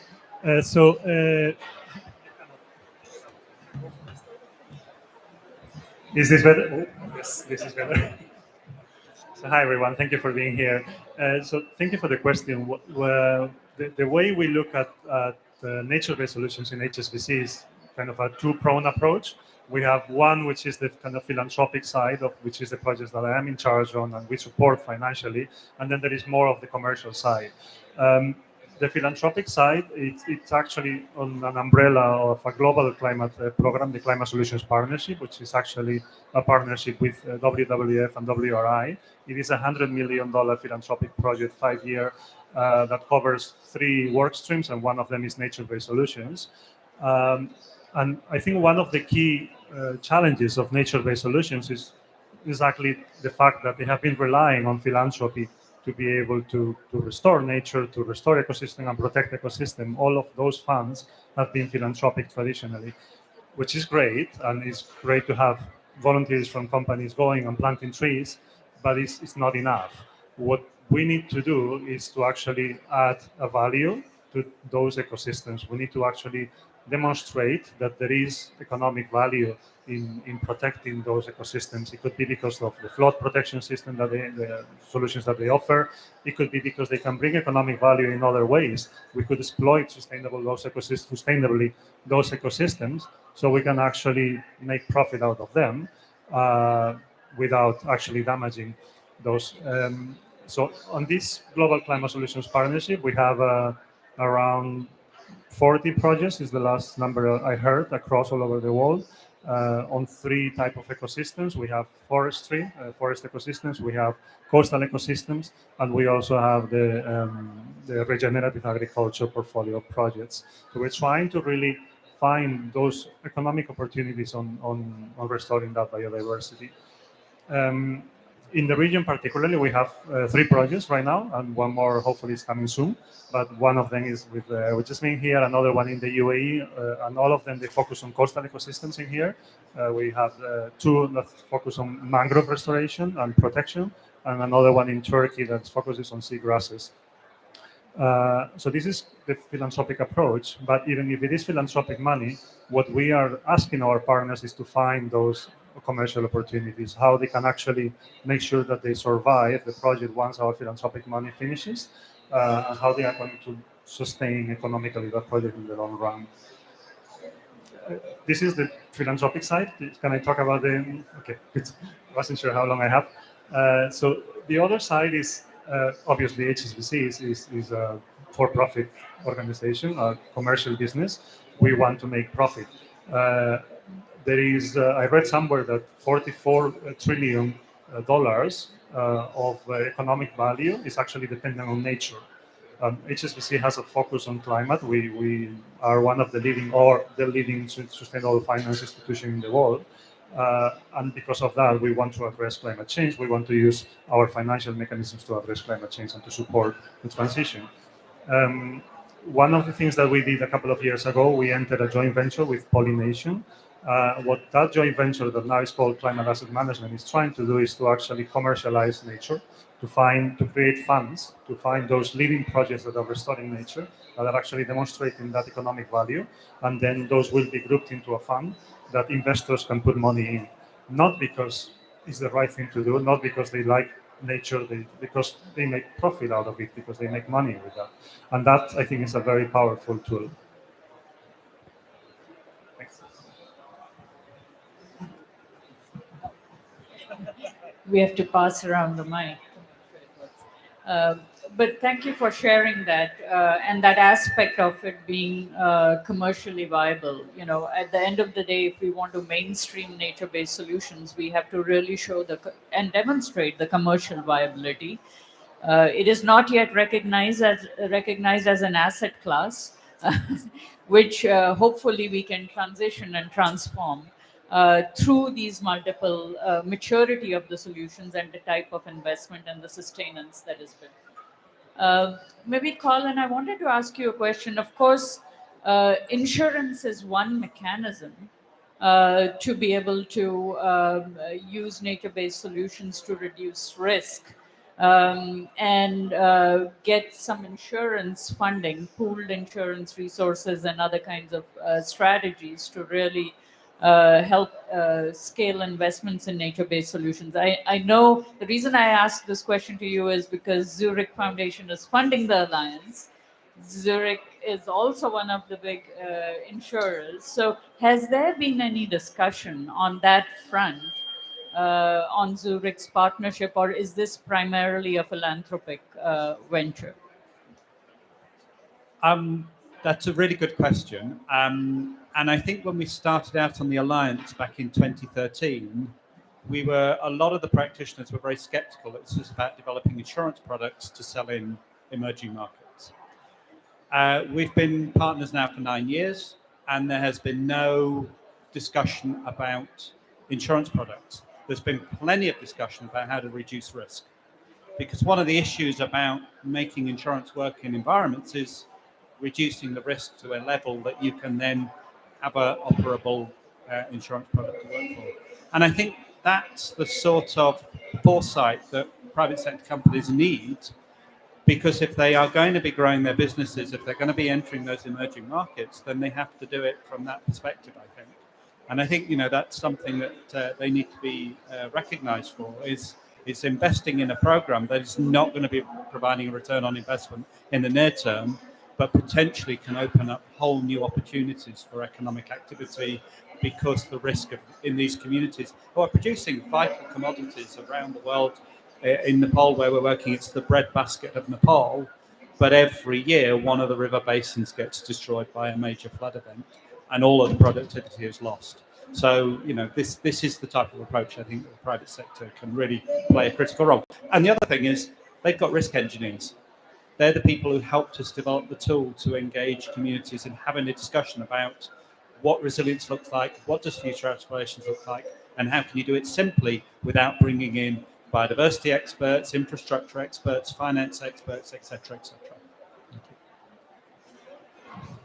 Yeah, I know so far insurance products have been used mainly for catastrophic risks. They haven't been used so much for the slow-growing risks as a proactive strategy. But, there certainly solutions, it's interesting that insurance groups are investing proactively in order to mitigate the risk so that there is a viable insurance market to be created, because otherwise you won't have an insurance market if the risks grow so much. So I think thank you for sharing that. I don't know, I wanted to ask the audiences, are there any questions from your side that you would like to ask? Thanks, Smita. My point is actually not so much your question as much as it's just backing a little example of what HSBC has done. David, is you issued for us the Middle East's first sustainability-linked green loan, the $120 million facility. And I think that's the type of example of what the financing community can do, where such a long-term loan is linked to clear environmental KPIs that we have to meet, Otherwise, the sort of interest rate ramps up if we don't. So I think that's the type of thing that we'd well, obviously thank HSBC for and like to see more of.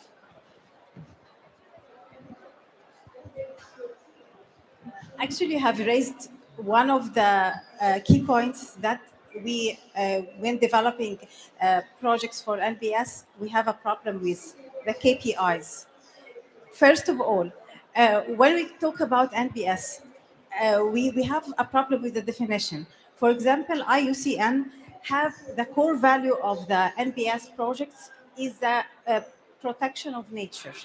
While, for example, the European Commission have the core value is a sustainable development and mimicking the nature in order to have socio-economic development. So as developers, the first problem we have the definitions. What is the definition adopted by this entity or this funding entity? And we need to have a discussion with the financial institutions, researchers and financial institutions to have a common understanding of what projects should be, because NBS can be very innovative and can have a very span of different projects. We cannot just say it's in reforestation or rehabilitation. We have a lot, but we need to have a mutual of understanding what makes a project viable to be an NBS. Then we come to the second project, the second challenge, how to say this is a cost-effective project. NBS project has three sides. One, which is the direct money or the direct use or the direct value, and then the social and economic values and the biodiversity values.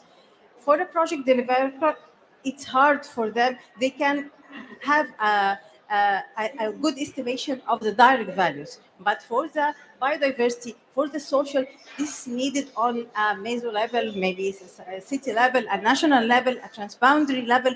But for the people who are developing the project, they don't have this, and they need, as HFC has done before for the KPIs, they need a KPI for NBS projects.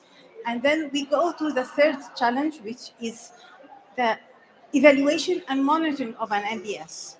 Of course, NBS project is a long-term project. Along its life cycle, there is a lot of unexpected changes.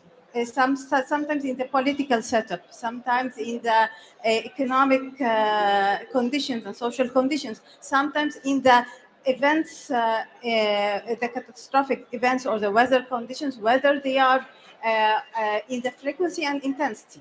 So how to have a model that is dynamic and can evaluate the performance of the project without being too much simplified that that's not a real evaluation, and without being so complex that the project owners cannot evaluate and monitor.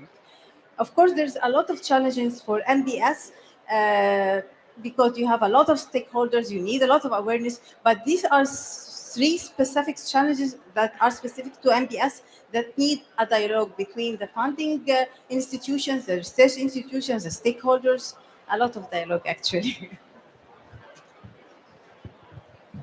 Yasmin, thank you for sharing that, because that's very critical, even in terms of having common standards and being recognized by financial institutions to be able to create the market for investment. I just wanted to we have time for one little question. So maybe this question I'll pose to David. Based on the investments that you're seeing emerge from all this research and applied work that you're supporting, how are you seeing the transition for NBS to really become mainstream? How and when do you think you will start seeing that happen to when you yourselves could start investing equity and owning some of these assets for the long term? I don't know whether that's the intention, but if you could share your thoughts on what's the anticipated vision for you for making these mainstream solutions and commercially viable. Well, I don't think I have an answer for you, unfortunately. What I know is that the team behind climate asset management was aiming to launch the first fund around this year, towards the end of this year or the beginning of next year. I'm not sure how is that going. I know they were struggling to find projects that are actually delivering the KPIs that we are looking for. But I think there is a very strong support from HSBC globally on financing nature, or nature finance, if we want to call it like that. We are involved in the task force for nature-related financial disclosures. We have the pollination initiative. We have a few initiatives that are really pushing. And I think we know that we cannot address climate change without actually looking into climate and being nature neutral, not only climate neutral. So I think it's a big focus, and for us it's very important to bring all the stakeholders that we can to the conversation, because at the end, I think our role is more of the connector. Because of the global organization that we are, we might have knowledge of things that are happening in different parts of the world. So it's that connecting, and hopefully that will help accelerate the process. But on when is it going to happen? I don't think I have an answer. I wish I had. I know that was a tricky question. There's no one answer. I think in every region, the entire ecosystem to enable that, both from a regulatory perspective, from a policy perspective, might not be there. Well, thank you all for your comments and remarks. Really appreciate it. I don't think we have too much time now, so maybe I will call on Ede to share some closing remarks from everything that we have heard, try to summarize all the remarks we have heard from all the speakers during this session. Thank you so much, Smita, and a rich discussion. I think that all the way from the idea that urban water resilience needs a partner ecosystem, that I think a multi-level, multi-stakeholder is a critical part of the process. Private sector finance is ready for a certain layer of investments, and that there's many other opportunities that need to be explored in that process. I think climate finance, we heard about how it needs to be multi-level and multi-objective, complex, but hopefully doable. I think trust and transparency in the entire process is critical because of all the social sensitivities around water services. I like the idea that there's so much research that needs to be done to understand the unknowns in this urban water resilience space, and rich discussion on nature-based solutions, the local skills, the local knowledge, the local resources, the importance to start looking for commercial opportunities beyond philanthropies, and potentially on the insurance side. I always use the example that insurance companies incentivize you to be a good driver, and if you take certain measures to reduce your risk, you lower the premium. Eventually, the use of nature is going to move us in that direction, and the important area of standards. I didn't hear too much on the urban side. I think that we need to bring more of the urban folks into this process. The way urban planning goes and the way in which cities grow will determine whether a lot of the water services are affordable or not. It will determine whether nature is protected before it gets destroyed through urban expansions. And cities in the US, you have seen how that destruction of the green spaces is leading to uninsurable situations of the real estate market. I think that the connection with the watershed, I think that we need to do a lot more on that. We tend to see cities here, watersheds there. It's time to break again those silos. Thank you so much for the invitation. Thank you for staying with us through this fire hose of ideas, partnership, and initiative. Very much appreciated to all of the speakers. Thank you so much. I think for those who are staying around for the next session, I would like to invite Helen Wanjogi. Yeah, I have to apologize to Helen. She gave me a note. Helen Wanjogi from the WRI's African Resilience team is going to tell you a little bit about some exciting videos that are going to come. The volume is difficult to hear with all the noise, but she's going to tell you everything about it. Helen, my apologies. I'm so sorry that I forgot this. No worries, Ede. I hope I'm loud enough. Just before you all walk out, we just wanted to let you know over the break that happens for the next 30 minutes, there'll be two great videos that will be playing. So the first one has been developed by Metito. And I think as we heard from everyone, water requires substantial investment. And the video will showcase work that they're doing on PPP as a model in Kigali for the Kigali bulk service water supply. And then the second video will build on what Yasmin shared in the panel. So the great work they're doing at the American University of Cairo on participatory mangrove ecosystem restoration as a model for NBS as a response to climate change. So we hope you'll get like a minute or two to watch them. They're quite short, 2.5 minutes, 6.5, as you enjoy your break. Thank you, and thank you so much for joining our session today. Bye. Thank you.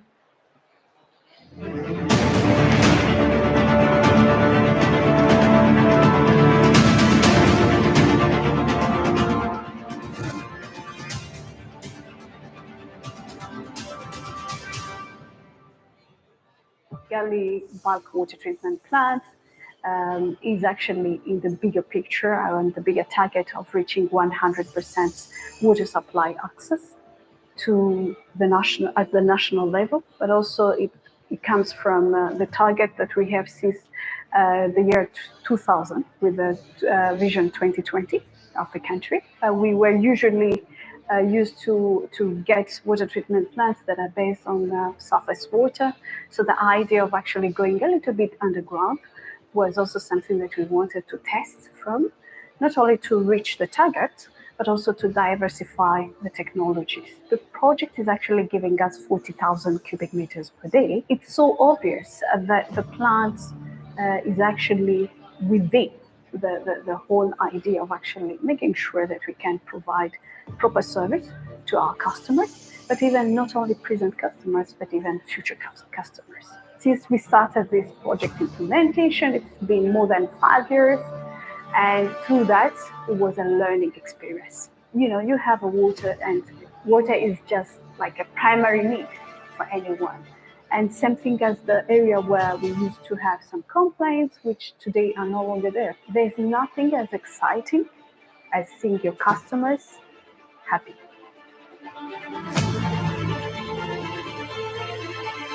hari igihe wajya kugenda wasanga abantu benshi ukaba wagiye mu gitondo ukagera mu rugo saa sita utaravoma kubera abantu benshi babaga babyigana nkatwe b'abanyantege nk'ababyeyi hari igihe wagenda bahari havomaga abantu bafite imbaraga b'abagabo n'abasore kubera ko nta mazi yari yarigeze agera inaha mu Bugesera kubona amazi byari nk'inzozi rero tuzi ko atazatugeraho twumvaga ari nk'inzozi atazaza ariko uyu munsi wa none turishimye kandi turashimira uwo mushinga kuko watwegereje amazi hafi twaguraga imboga ku mufungo w'imboga umuntu akawugura amafaranga 100 ariko uyu munsi wa none kubera ko twabonye amazi dufite uturima tw'igikoni bateye uturima tw'igikoni turavomera y'amazi nta kibazo dufite leta numva twayishimira kuko twayabonye mu gihe twari tuyashaka kandi nkumva afite icyifuzo yuko aho ataragera naho bayahageza kugira ngo ubuzima bwabo bugende neza. Mbere abaturage bari bafite ibibazo bigiye bitandukanye byinshi, harimo ibibazo byo kutagira isuku, kunywa amazi mabi, ndetse n'abana babo mu gihe bajyaga ku ishuri ugasanga bamwe bagiye batakarabye cyangwa se ugasanga bakoresha ya mazi mabi bavomaga mu bishanga bikaba byabatera inzoka, uburwayi buhoraho. Ariko nyuma y'uko twabonye uruganda rw'amazi rwubatse mu mudugudu wa Karumuna, byaradufashije kuko ubona ko ubuzima bw'umuturage bw'abana babo bwagiye bugenda buba bwiyongera, ndetse n'isuku iriyongera kubera ko twabonye amazi kandi atwegereye meza. PPP stands for public-private partnership, and this is about partnership. This is about partnership between the private sector developers such as ourselves, between the government entities, between the funding entities. So for example, we have the first PPP wastewater project in Saudi Arabia, in Dammam. We have the first PPP water project in Serbia, so that's our entry into Europe. We have been the largest investor into the Chinese wastewater PPP program with 11 projects as a foreign investor.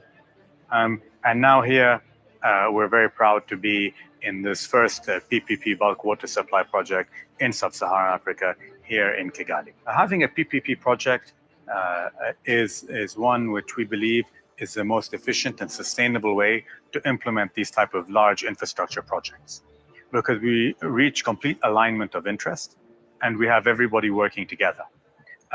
As the investor, developer into the project, we build it, we operate it, we own it for 27 and a half years in the case of this particular project. So we are looking at the long-term sustainable operations of the plant. We have no incentive to cut corners. We're fully aligned to look at the long-term operations. We are about contributing to the communities that we are in, and the basics of what we are doing is supplying water to people.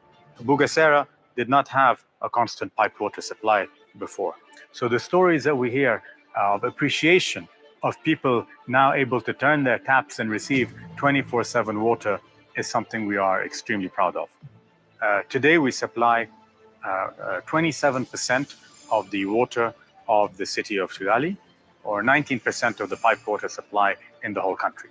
So it's a very significant supply, and that's enabling a lot of development to take place and a basic enabler of human life. We are a region that has been known for scarcity of water.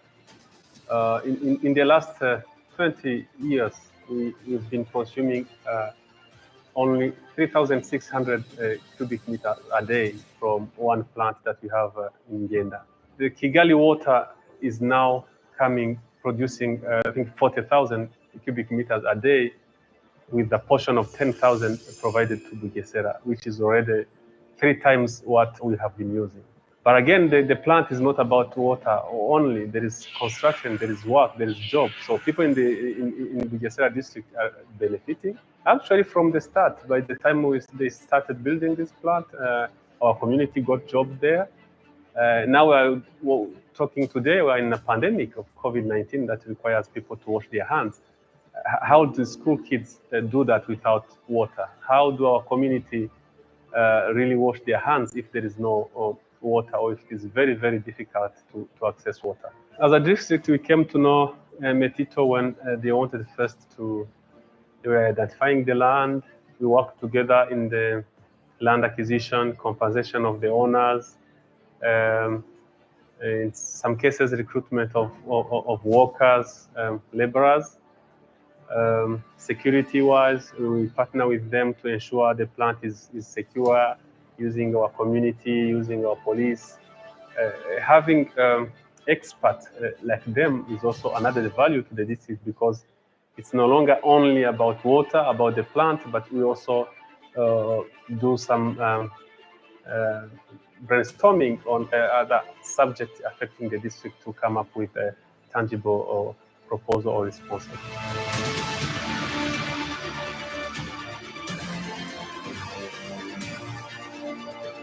mfataga igare nkajya kuvoma amazi apfiriye yo kugurisha, nyuma ko byatworoheye n'isuku kandi ni nako yiyongeye. Ubundi igihe umuntu yajyaga aryama akatoze kubera nyine amazi yabuze, waba udafite n'amafaranga yo kuyagura, ubwo nyine bikarangira no gufura bitarimo, kwambara bidakoze. Aho ubuzima aho amazi yahagaze, mbese akatwegera mu mudugudu, ugasanga abantu barasa neza, barakaraba, barambara imyenda ifuze.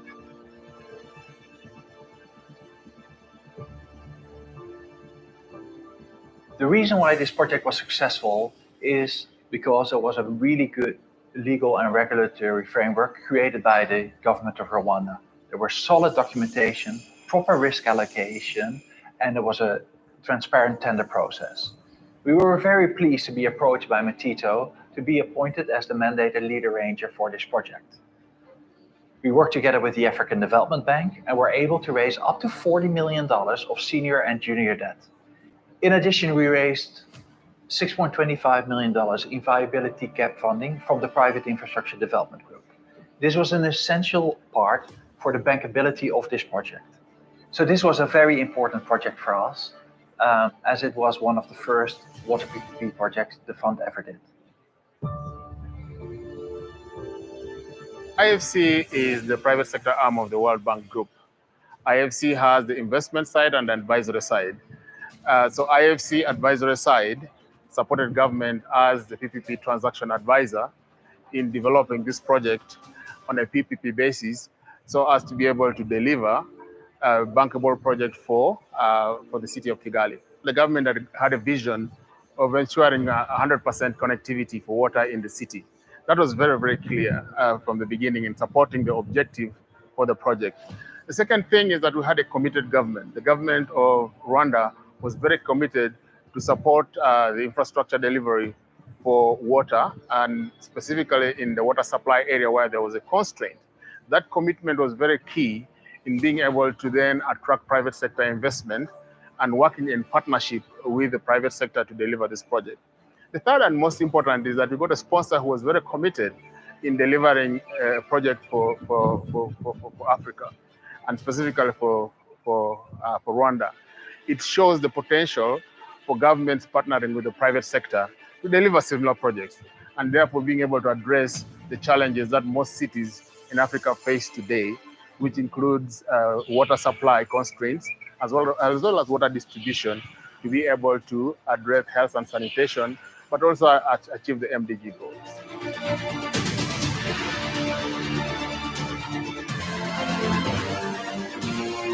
Amazi byo kuba tuyafite ni ingenzi kuko umwanya nakoreshaga njya kuvoma ubu ngusigaye nkukoresha ndimo kwiga kugira ngo inzozi zanjye nzazigereho.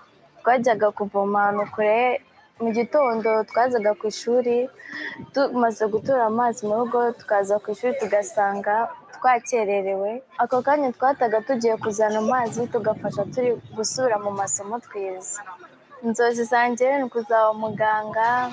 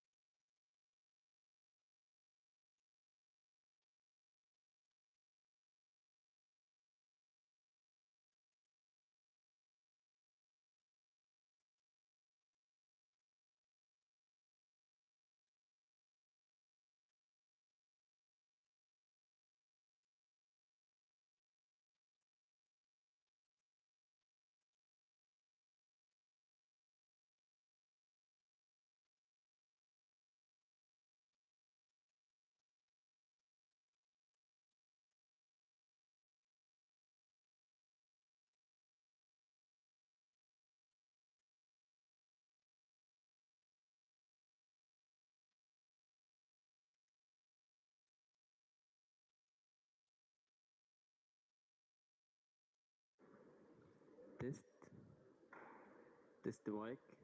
Test. Tamam.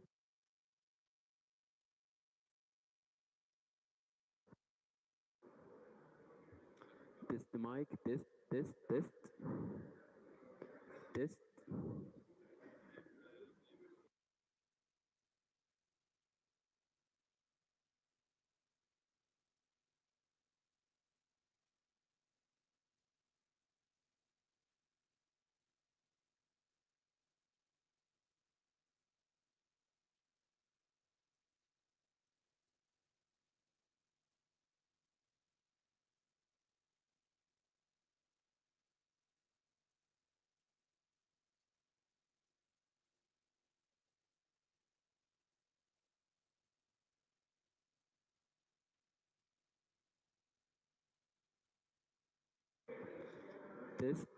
Test.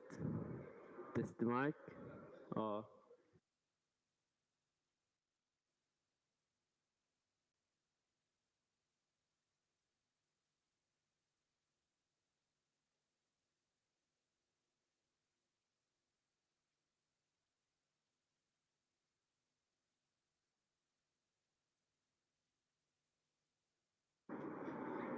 Hello.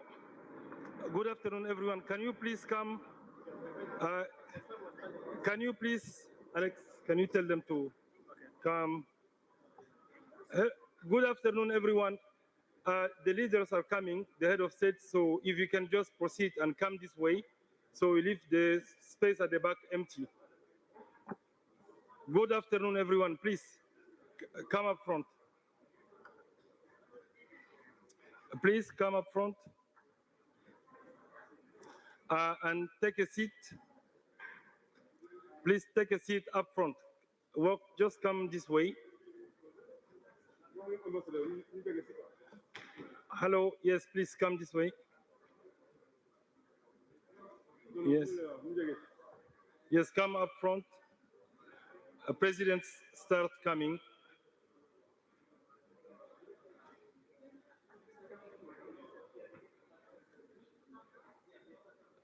Yes, please.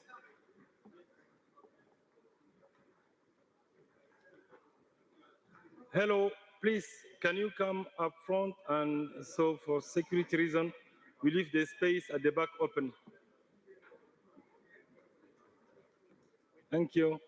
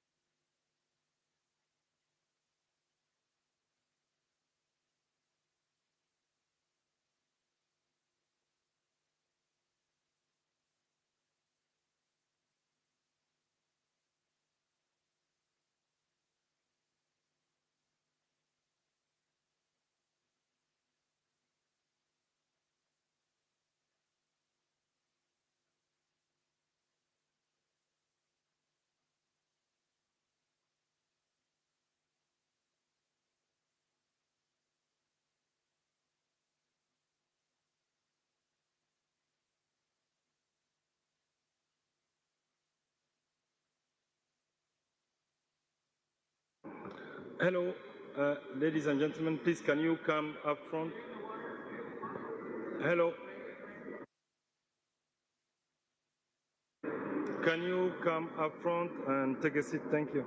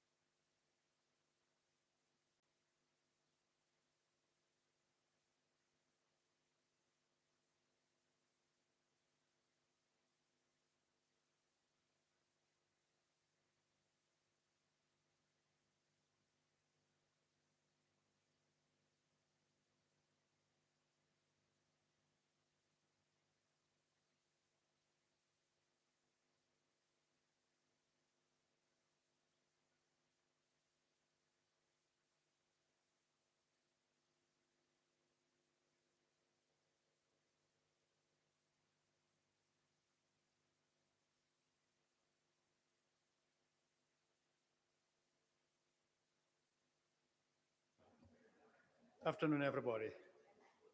Can we have everyone be seated? And please come in front. We have the Honorable Minister or host from Senegal, from Egypt, is here already. And we have a UNDP administrator out there, and Dr. Akim Saide is out there. We are just waiting for you to be seated and move more front. We are not in the classroom where people like to sit at the back when the teacher is teaching and they want to play. We want you all come because it's very important. We are going to talk about investment, water infrastructure investment in Africa. Please. And that's what the heads of states are waiting for. They are in the VVIP lounge, and they've asked us that, and their security also have asked us that they want this place to be really organized, and before they come. We are having representative from the AU is here, Commission, and Special Envoy Hank is here. Now we're just about to start, and our guest minister has been here, kind enough, sitting patiently, and we really appreciate that, taking a lead.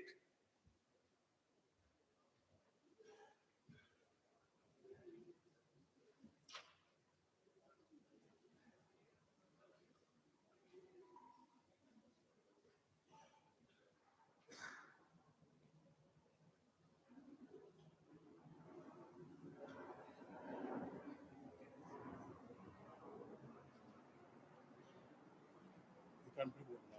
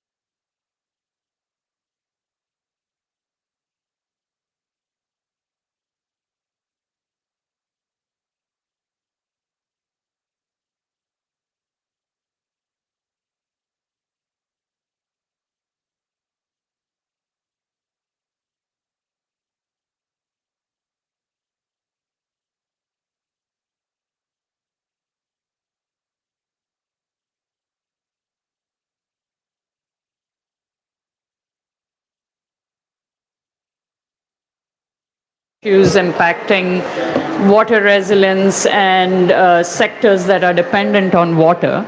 And the videos that we are going to play for you for this session are really talking about the water-food nexus and talking about food security issues related to water. So the first video is going to talk to you about how the risks of increased salinity is impacting food production and agricultural production, and how scaling up financing for sustainable saline agriculture is a key issue that needs to be addressed in order to improve food security and deal with salinity issues in water. So I would request the team to play the first video.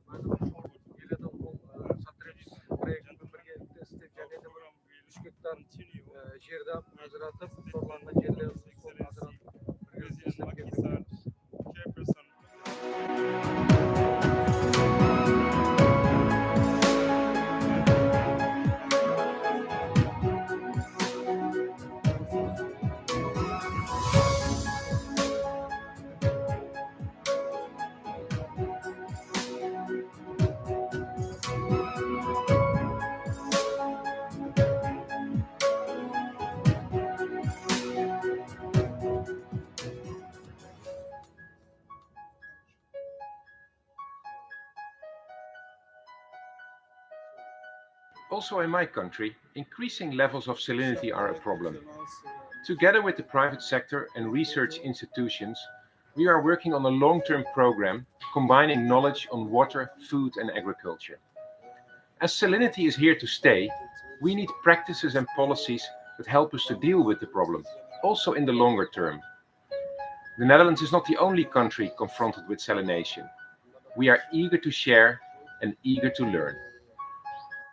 Wageningen University and Research is committed to developing solutions for global challenges to realize food security within the natural borders of our planet, today and in the future.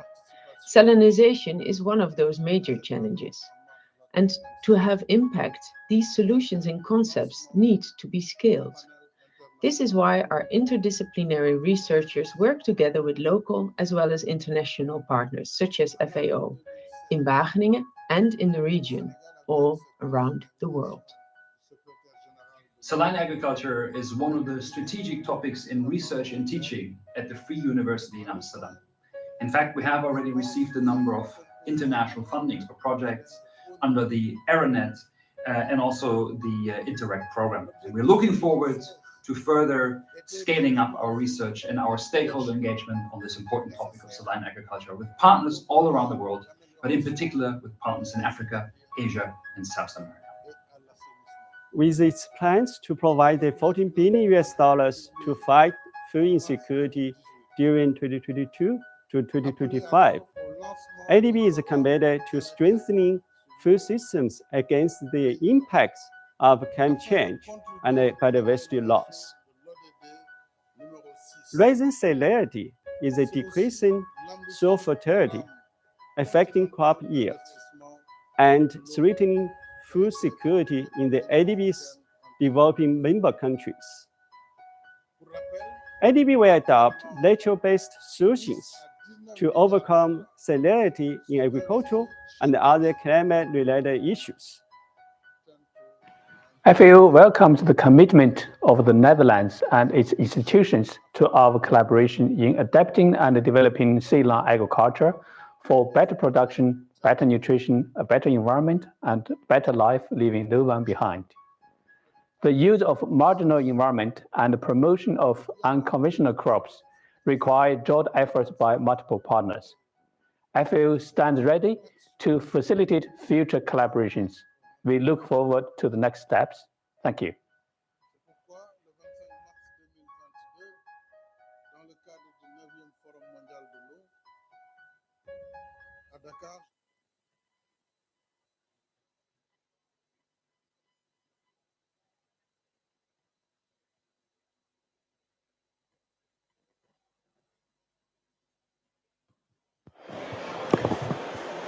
Hello, everyone. Can you hear me? Okay. So I think we saw the first video explaining some solutions to help improve financing for salinity and sustainable saline agriculture, because salinity and saltwater intrusion are becoming huge challenges for agriculturalists all over the world. The second video will talk about livestock management in the scenario of reduced water availability, and how our shepherds and various communities who survive on livestock management, livestock growing, herding, selling, how are they dealing with it, and what are institutions like IFAD doing to support more sustainable livestock management, helping them address the risks of lack of availability of water in the regions that they typically herd in. So please.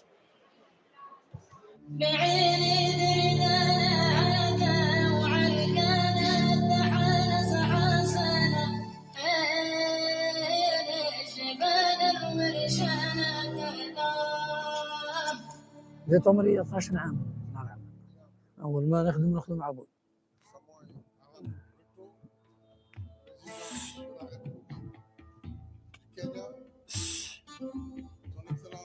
الحمد لله احنا نتمنى يديروا لنا حتى احنا الرعاية نقابة ويصبوا علينا وناخذ شهرية ذرية تقرا وواحد مبيت وواحد وترميسة ماء وضوء ومصاريف ياسر، لكن لا عندنا ضمان اجتماعي يصب علينا. هذه خدمة تحب تخدم ليل تبرك وتبرك. احنا خدمة ما فيهاش لا نتريد لا حتى شيء. خدم باباي برك مع جاه شيء ما ياخذش حتى في 20 دينار الشهر معنا.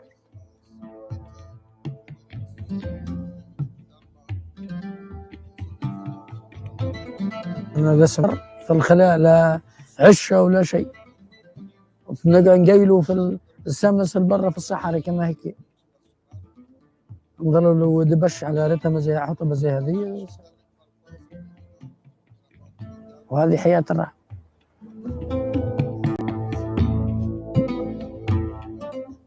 نصلوا الفجر على ليش ويحلب الحليب وبعد تالي برا قبل الفطور بتاعنا حضروا فطورنا الصبح نفطروا تجي ل 11 نمد نمشوا نعال في الغنم تروح الغنم نهد الجديان والعلاليش ونعملوا كواستاي وبعد النوم بعد صلاة العشاء النوم.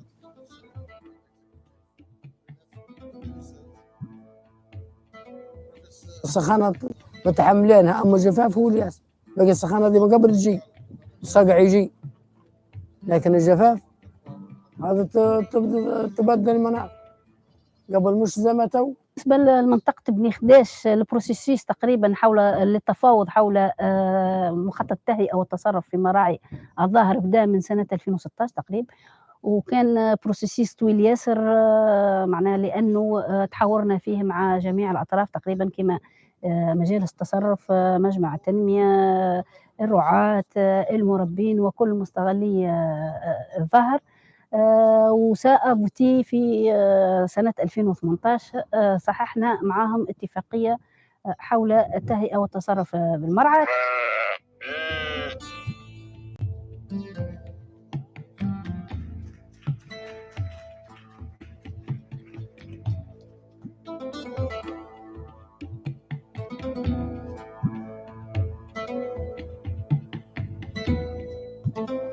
تدخلنا على تهيئة وتعبيد 40 كيلومتر طريق كيف تدخل في 8 آبار تحسين الكيبمون تاع الأبيار هذه وتهيئتها بهدف توزيع الشبتال الموجود عندنا في الظاهر على أكبر مساحة ممكنة من المراعي باش نخفوا على معناها الضغط على منطقة واحدة. كيف دخلنا على تقريبا تهيئة 12 فسقية عمومية في المراعي وإحداث مظلات اللي هي حاجة جديدة معناها في المشروع مظلات تتماشى مع طبيعة المنطقة خاصة أنها معمولة من الجريد واللي هي تساهم في الرفع من مردودية القطيع ما أنها توفر الظل اللي هو مش موجود في مراعي كما الظاهر.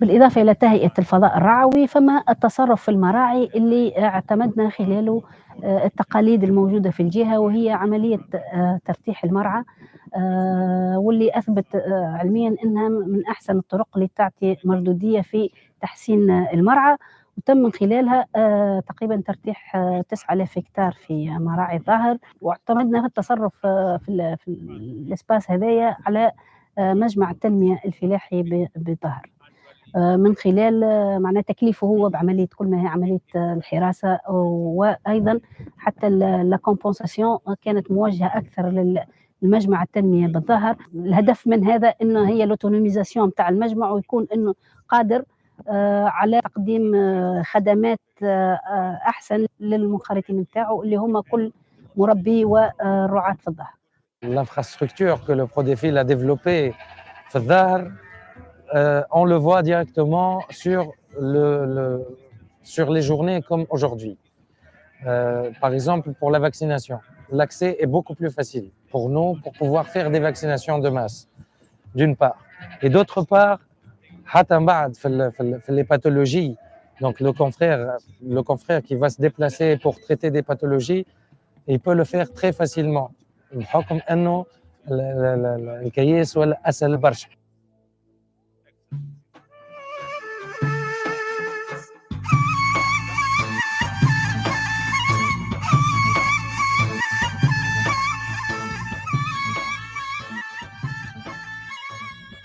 كيف تنهاب 3 سنين 4 سنين حتى الشجرة اللي بتاعها تخلف وتكثر الزراعة ونلقوها احنا نمشوا العام الأول لا بأس.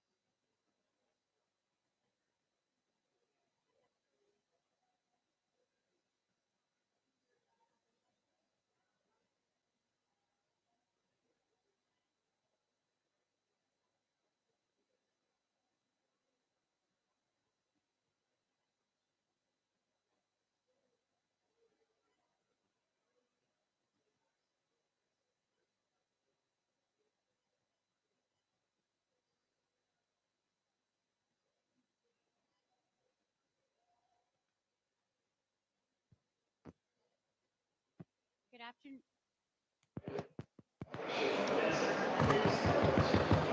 Hi, good afternoon, everyone. Thanks for joining us. We're just going to get started in a minute or so. You can all take your seats. Hi.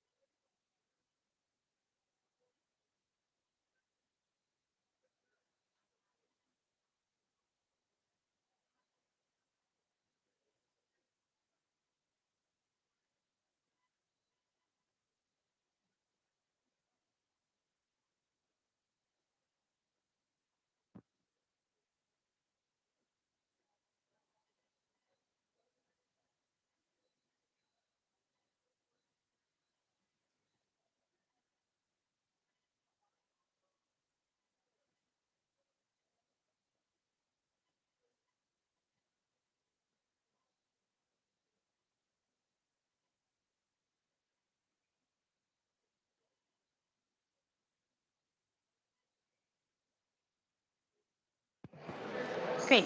Well, good afternoon, everyone. Thank you for joining us today to discuss how we might unlock non-concessional finance for climate resilience, particularly for water and climate.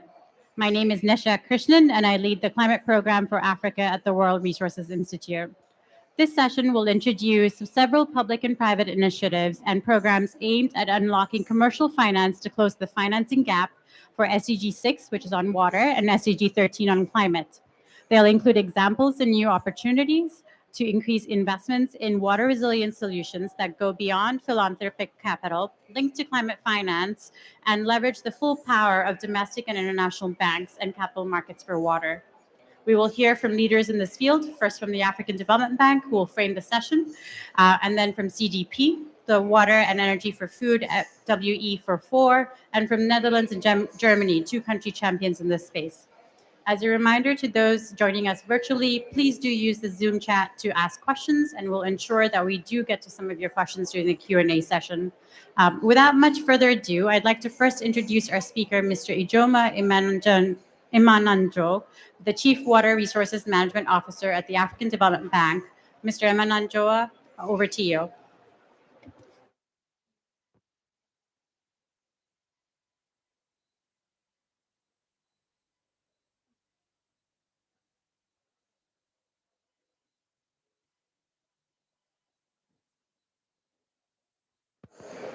Sorry. Thank you for your patience as we get him online on the screen.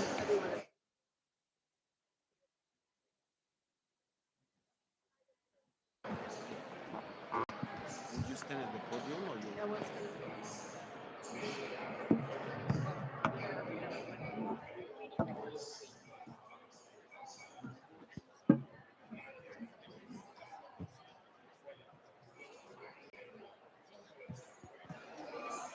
I think we're still having first day difficulties, so we'll get him on the screen soon.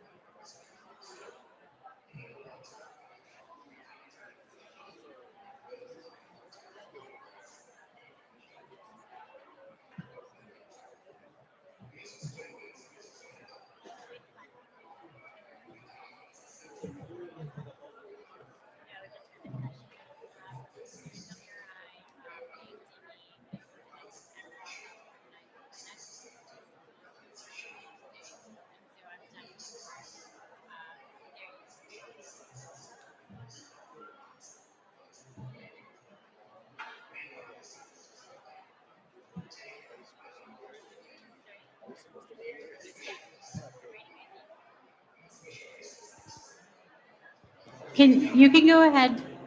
Can you hear us? Yes. Yes, there you I are. can. Can you hear me? Oh, perfect. Over to you.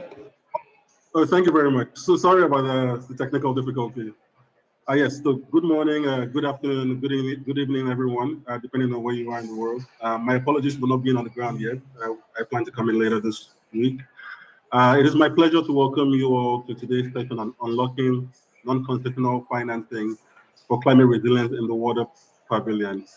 Over the past few years, we have seen a rising interest and awareness when it comes to the triangle of financing, climate resilience, and water.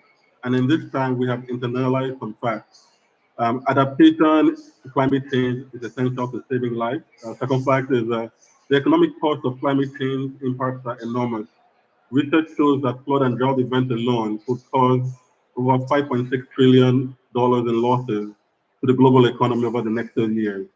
Climate change is first and foremost experienced through water, and water scarcity, floods, and droughts do not only have negative social and ecological impact, they also affect investments, supply chain, and operations of businesses negatively.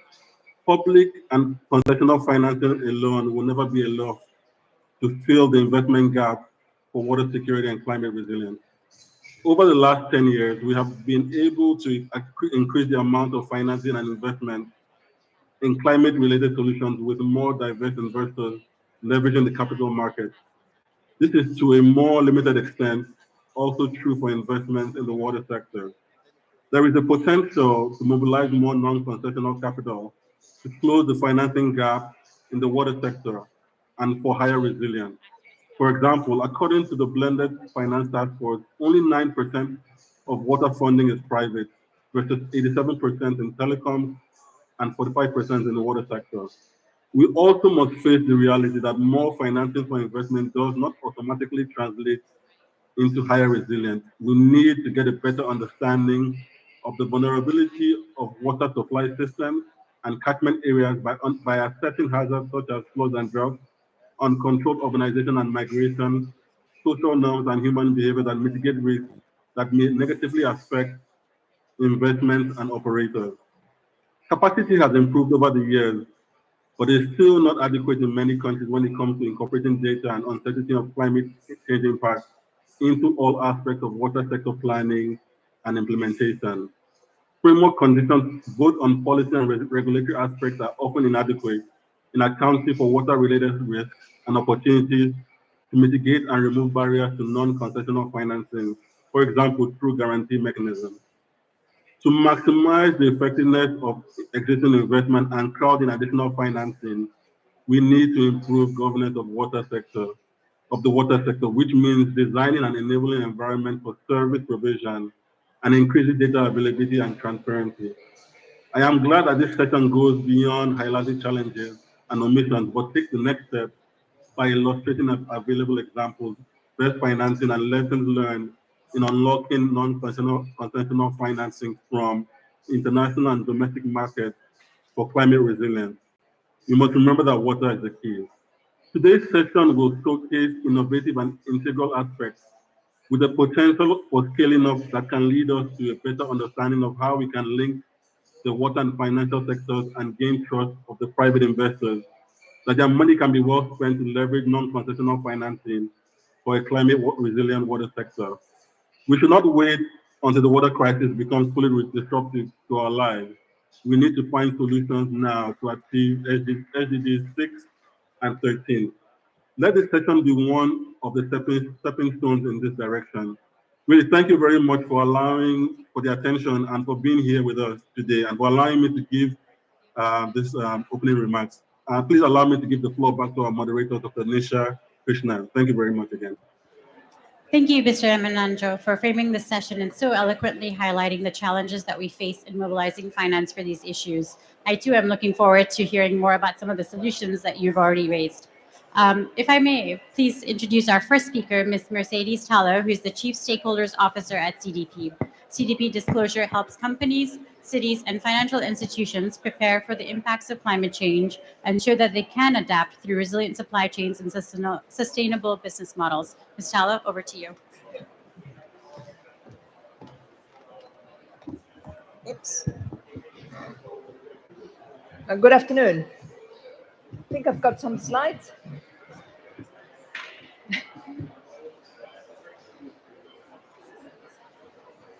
Okay.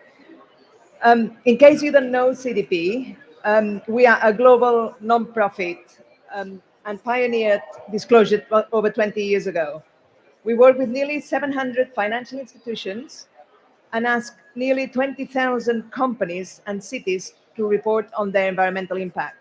We are TCFD aligned and hold the largest environmental database in the world.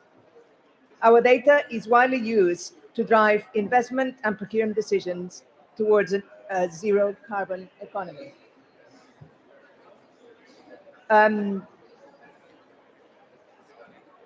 We started talking and asking companies about water. Sorry, just technology again. No. There you go. We started asking companies on their water disclosure some 10 years ago, and that was the start of the journey towards the water disclosure. We collect information in a consistent and comparable manner, so we could help companies and investors manage risks and impacts. Today, water water disclosure is an expected business norm and increasingly demanded by policymakers, capital markets, and companies in their supply chains. But we still have some way to go. We need to go further and faster to tackle the water-related nature and climate crisis. We need system-wide action, and this thing doesn't move. There you go. Sorry, that was the previous slide. I'll sit here for a bit so you can actually understand what CDP does. So we need to go further and faster to tackle the water-related nature and climate crisis. We need system-wide actions, and we need it now. We need to increase resilience and reduce vulnerability of water resources, the effects of climate change. 70% of the world's water use is in the hands of companies in sectors such as food, apparel, energy, chemicals, pharmaceuticals, and mining. Businesses are exposed to disruptions from increased water-related disasters. And around 74% of all natural disasters are water-related, as we've seen, sadly, with the recent floods in Pakistan. Financial institutions hold the key to positive change and need to rely on meaningful metrics to assess the risks they are exposed to in their portfolios. CDP data shows that the financial impact CDP data shows that the financial impact of water risks to businesses is over 6 times higher than the cost of addressing them. In 2021, the estimated risk number of the information collected by CDP was almost 236 billion. And that is that's the risk, which is 5 times greater than the money required to mitigate the loss of those risks reported. And that is about 50 million. So mitigating water risks makes business sense. The same CDP report shows that water-related business opportunities were valued at about $462 billion. And this is the data collected by CDP. But but the World Economic Forum actually stated that transitioning to a nature-positive economy can unlock business opportunities up to $10 trillion a year, trillion with a T. So with all these opportunities, and 1 year from the COP commitments in Glasgow, it's critical that both governments and non-state actors are held to account. It's essential that we ensure that the commitments are being implemented and that they lead to tangible action, and that we hold all actors to account. At the same time, we must transform the way the financial institutions and companies assess and mitigate water risks by rewarding sustainable practices. At CDP, we have a key role to play in facilitating this transition journey by ensuring that disclosure drives increased transparency, that insights of these disclosures lead to accountability, and that action is taken so it catalyzes transformation. We do spend some time in researching and analyzing the data that we collect. And in this last year, in 2022, as I said earlier, we had 20,000 entities, companies, cities, and financial institutions that disclose their environmental data through CDP.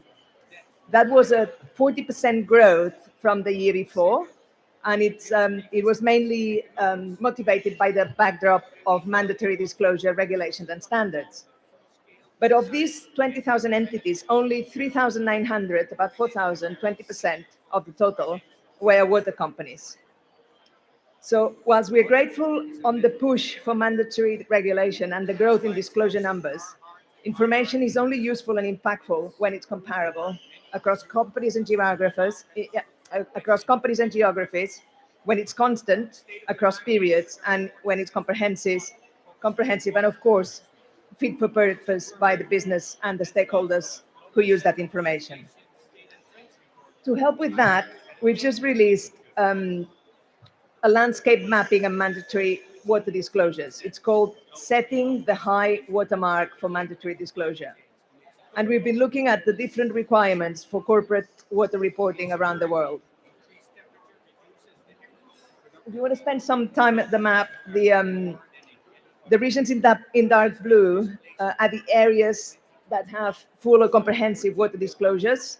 The lighter blue ones are areas or regions with limited view of the steps taken to manage water-related risks. The sky blue one are the voluntary disclosures, and the gray are the areas with no water consideration in reporting. So the study shows that there are significant shortfalls and inconsistencies between almost every one of the G20 members when compared to Europe. Europe is ahead of the curve. It's the first G20 member to announce the implementation of an economy-wide mandatory sustainability disclosure, the Corporate Sustainability Reporting Directive. And that includes questions on water management. So companies with more than 250 employees will be required to disclose it will be mandatory for them to disclose from 2024. Other countries in the study showed that their requirements on water are somewhat partial and inconsistent. In the United States, water-related metrics only apply in relation to climate-related risks. Disclosure rules or regulations in China currently require companies with high pollution potential to report water-related data. Other G20 countries, such as South Africa and Turkey, have voluntary disclosures for all listed companies, so only for listed companies. And then Indonesia and the Republic of Korea do not have any form of mandatory water disclosure requirements, although they are already mandating climate-related disclosures. So a mixed bag, really, depending on the countries and geographies we found. One more important conclusion of the report also is the distinction in the target entities for which water reporting is mandated. In most cases where water reporting policies exist, reporting is limited to companies that depend on water in their direct operations and supply chains. Brazil and India, for example, have expanded their target of their water mandates to include the finance risk of financial institutions. These are the risks associated with lending, investing, insuring, and underwriting activities. While this is by no means normalized across G20, we are encouraged to see the requirements beginning to emerge. So overall, the report found inconsistencies across geographies and mandates, and these inconsistencies threaten the ability to increase a level playing field across the world and therefore hinder progress. A common, comparable, transparent, water-related global data set is an essential ingredient that align effective finance and capital allocation. At the moment, the report suggested that current water reporting provisions make it difficult, if not impossible, to price in the water impacts and financial risk. They pose a barrier to ensuring financial decisions take into account entities' impacts on society and the environment, and they are not yet addressing the global or national water challenges.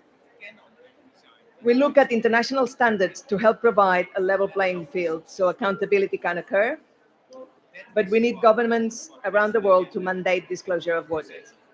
So please make it mandatory. So what next? In the meantime, and in the absence of global government standardized global metrics, there is CDP, of course. Our water questionnaire can play a critical role in enabling companies report this information. We are aligning our disclosure platform to the highest quality standards, so they will continue to collect standardized and comparable water data from disclosing entities regardless of where they are based. It's worth mentioning that with funding from the Dutch Value in Water Initiative and in coalition with Mercer and the WFN, CDP developed the world's first water disclosure framework for financial institutions.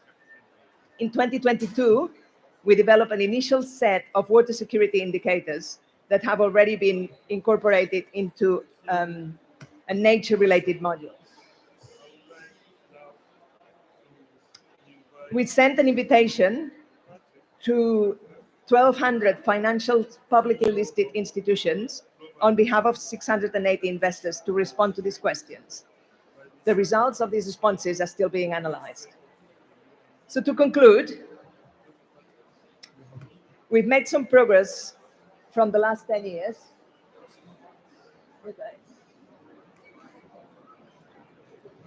We've made some progress from 10 years ago. Water disclosure is an expected business norm, even if very inconsistent and not comparable around the world.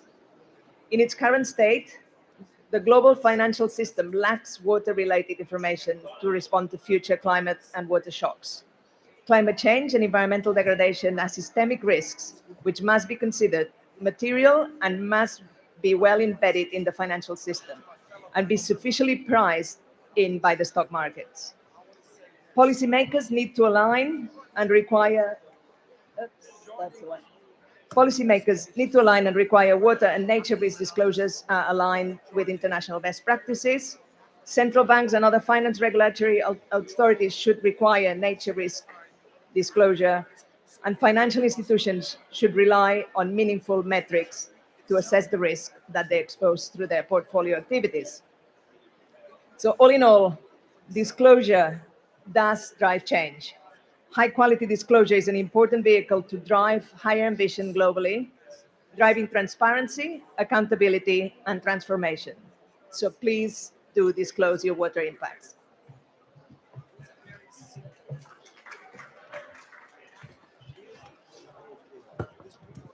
Thank you, Ms. Tallo, for walking us through how you and CDP are laying the foundation for a more transparent, common, and comprehensive corporate water disclosure, and how we might actually unlock finance through these sort of disclosure policies.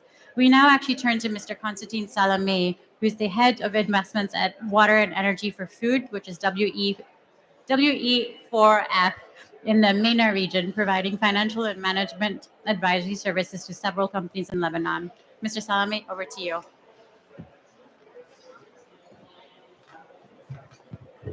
Thank you. No slides, no text, trying to keep you busy for the next 12 minutes.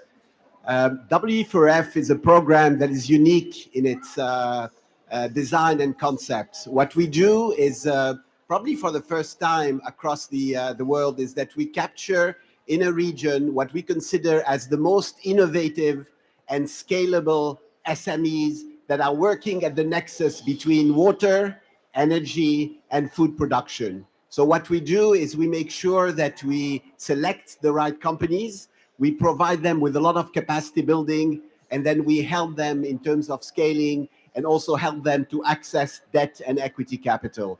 Now, my responsibility is on the investment side, so I will tend to focus on what we have been doing in order to help those companies raise badly needed funding so as for them to be able to scale, transform, and most importantly, report and amplify the ESG impact that they're creating.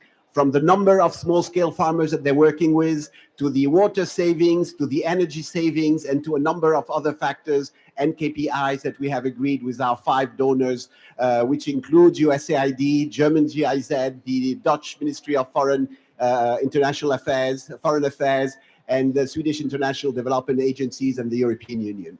So let me start in three parts. The first part is I will describe what are the challenges that we're facing in the MENA region, Middle East and North Africa region, in terms of access to finance for innovative companies. Then I will move on what are the portfolio of services that we are offering to address those challenges. And finally, I will focus on the key learnings or the key achievements that took place over the past 2.5 years. This program is a 4-year program. We concluded the first 2 years, and then we're now looking at taking the learnings and adapting them to the next 2 years.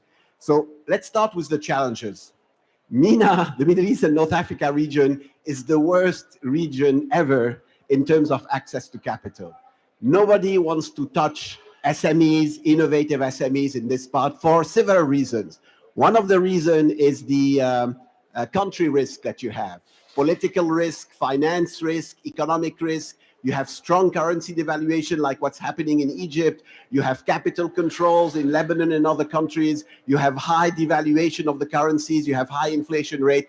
All of this is not contributing to comfort investors. So country risk is one element. The second one is that most of these companies do not have the capacity and the learning to be able to put together the data room in order to be able to address the issues that investors are facing. So it's an important challenge. The third one is if you look at investors, traditional investors are not interested. The banks will not touch an SME with a long pole, and the few what we call impact investors are starting to emerge, but it's really the beginning of this journey. So these are fairly tough challenges that we're facing. So how did we go about addressing it?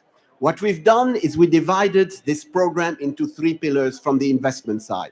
The first thing is after we selected those companies, we have now in our portfolio close to 40 companies. These are not startups. These are existing companies at the inflection point that have really the capacity to be able to scale and to impact small-scale farmers across the region.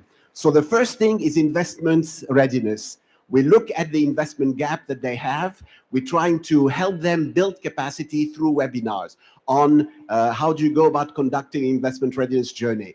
What are the finance fundamentals that you need to take place? How do you value a company? How do you negotiate a term sheet? How do you set a budget? So all of those languages and templates are all put together in this first phase. Then we move to the second phase, which is investment management. Here we focus not on webinars, it's one-on-one clinics, and it's board meetings that we conduct with those companies. So what we do is sit down, we take those templates, and we adapt the templates to their own specific challenges and own specific needs. So this is quite important because this is where most of the value is gained by these companies. And this is where they prepare in terms of the data room documentation, their investment teaser, their investment memorandum, their company valuation, audited financial statement, etc., etc. So we help put the data room together. The third aspect and the third pillar is about investment brokerage. When they are ready, and they have the templates, they adapted the templates, what we tend to do now is, of course, put them in contact with potential investors. So we mapped the entire region. We have already contacted a number of investors from accelerators to DFI, which are development finance institution, to IFIs, to business angels that are interested and are willing to take the risk behind it. So this part is called the investment brokerage. We help them negotiate term sheet, and we help them raise capital and close their shareholder agreement. Now, this is the 3 pillars. Underneath the pillars, we provide what we call, these are milestone-based grants, and these are catalytic grants. And I'll show you why, because these milestone gains are up to $300,000 in grants based on milestone. We also provide them with free capacity building through what we define as technical assistance, which is basically consulting assignment that they do. And the third one is the network that we build in with all these different companies across the members of the consortium and across the donors that we have. And this program, by the way, is not only in Middle East and North Africa, it's in 5 regions on the worldwide basis. It includes East Africa, West Africa, Central Africa, Asia Pacific, and MENA. So what you do is you have a broad portfolio of companies that are innovative, scalable, with tremendous potential to make a difference to in terms of ESG impact. Now, once we have done this, so this is the portfolio of services, the third element that I wanted to cover is what are the results? What have we achieved? We've been working on this program for 2.5 years. The first thing that we have achieved, taking into consideration the difficulty that you have in raising capital, is out of our portfolio of about 40 companies, half of them have raised more than $35 million by the end of this year. Now, this means for each of the company, on average, this is about $2 million per company, a little bit less than $2 million, which is a combination of debt and equity capital, with equity representing 2/3, debt representing 1/3. This is very important achievement, bearing in mind the difficulty that you have in terms of investors being very cold and not very interested in funding it. The second, for me, which is very important, is the portfolio that we have. So these are companies that are not only present in one country, they're into 5 different countries, from Morocco to Iraq, including Lebanon, including Jordan, including, of course, Egypt, which is a core element behind it. And this is important because they're also across 5 sectors: water sector, energy sector. They're also present in the food production sector, waste management sector. So diversification in terms of sector, diversification in terms of countries, and also diversification. Some of them are startups that have raised about $100,000 to $200,000. Others have closed Series A, and they have raised up to $12 million, which is the last one actually closed in Egypt about 2 months ago. So this is an example of the diversity that you have. The third deliverables that took place is the fact that we have now all the foundations in place. We have the templates, we have the webinars, we have all the advisors that are working on these technical assistance programs. We also have the access and the contact with all the potential investors in the region. And we have the team. And the team, some of them are watching here online. Wonderful team, wonderful set of companies that we have been working with over the past years. And this is important because once you could do it with 40 companies, you actually could do it with 4,000 companies, because the foundations are here and the impact, trust me, is extremely important. I'll give you 2 examples. One is a company called Muzara. They're based in Egypt. What they do, it's fintech within agtech. They have a platform that allows small-scale farmers to be able to get financing, to buy their seeds, to buy their crops, to plant, but at the same time to be able to sell their proceeds to the market here. So this is providing the platform. So it's really a fintech game within agtech. They have recently closed a Series A with $12 million in equity funding in Egypt about 2 months ago. So this is quite important in terms of achievement. I give you another example. I come from Lebanon, very attached to this part of the world. It's another company called Robinson Agri. Robinson Agri is a company that is employing women. It's 150 women. This company, when you go into there, what they do is they do the seedlings. They also provide, and these are seedlings which are specially treated to resist to all sorts of potential viruses that could affect them. But at the same time, they provide drip irrigation, the greenhouses behind it, and in the near future, the microfinance to be able to sell it to their farmers. They're selling to thousands of farmers in Lebanon. And these farmers, each one of them have about 10 to 20 people depending on them. So you could imagine the social impact, the innovative aspect that you have here, and the scalability potential that this company have. They're now exporting into North Africa, into West Africa, and into East Africa. Let me then close by stating probably the last one is that without the investors that are present, you could not do it. So a lot of our time is not only to find the companies and to get these companies ready, but a lot of our time is to spend the time with those investors and change their mindset on MENA, change their mindset on SME financing, and change their mindset on funding agtech companies and clean tech companies and water tech companies, where all what they want to do is to find fintech companies or artificial intelligence. And this is a major achievement because now we have approach, we had direct contact with a number of the accelerators, a number of the DFIs and the IFIs, and also a number of the venture capital and private equity companies. So the ecosystem is in place, the ecosystem has delivered, and our numbers are actually 5 times what our sponsors have asked us to deliver, not only in terms of funding, but also in terms of the other criteria that following. So thank you. Great program that we have. We have in the future a pipeline for more than hopefully $75 million in terms of funding that we're going to do with those companies, and the best is yet to come. Thank you.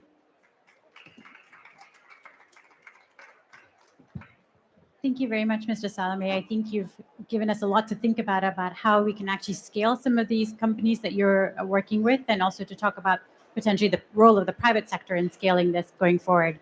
Before we actually open up for question and answers, we actually next have Dr. Jürgen Zattler, who's the Director General for International Development Policy and United Nations 2030 Agenda, Social Environmental Transformation and Climate at the German Federal Ministry for Economic Cooperation and Development. Over to you, Dr. Zattler.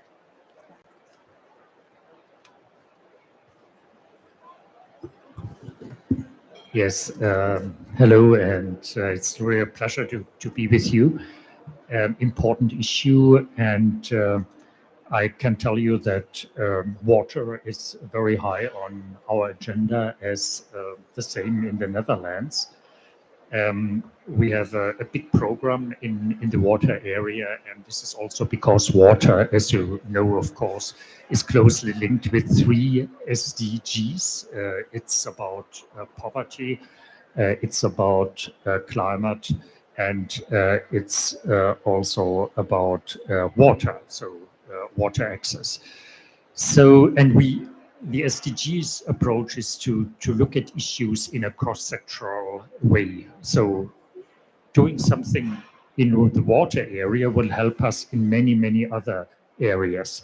And therefore, this is one of the reasons why it's a priority for us.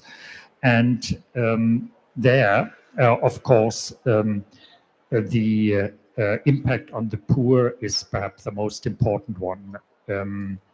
We have seen time and again that bad water access hurts foremost the poor. And I think the recent example was the pandemic, of course, but also in crisis, for example, extreme weather events. Again, often water supply is cut off, and in particular for the poor, the richer people always find possibilities. So it's very much driven by that conviction that if we want to do something for the poor, we have to act on the waterfront, if you like, and there, of course, public utilities are the key actors in all that, and we have made in the last years really big progress with regard to the governance of public utilities, not only in developed countries, but also in developing countries. And I think this initiative, the UWCI, is a little bit based on that knowledge, and the approach is a good one, I feel, because there we don't just give money to public utilities, but it's a more comprehensive approach where we look at the governance of public utilities, where we have learned a lot, where we help with technical assistance, where we give grants, but where we also try to mobilize the private sector, because very often there is a business case for that.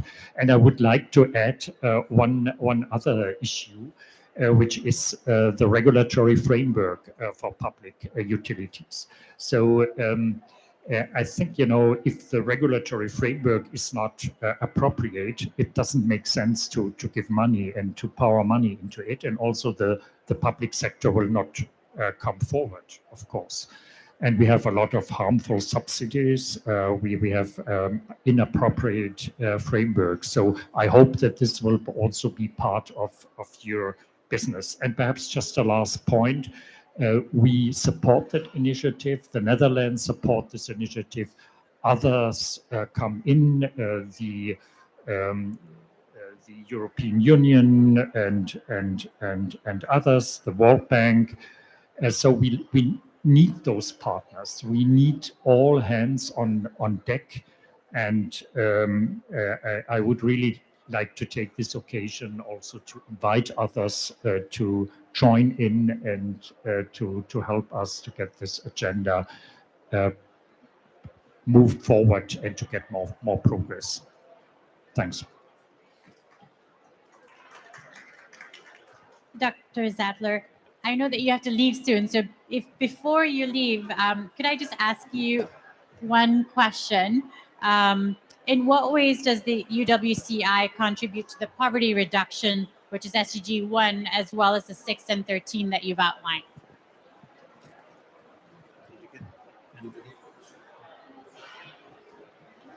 I'll just repeat the question very quickly. In what ways does the Urban Water Catalyst Initiative also address the poverty reduction goal as well as the water and climate, as you just outlined? Yeah, I mean, that's what I tried to say. That's what I tried to say.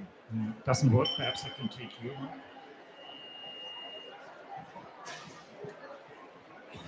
Yeah.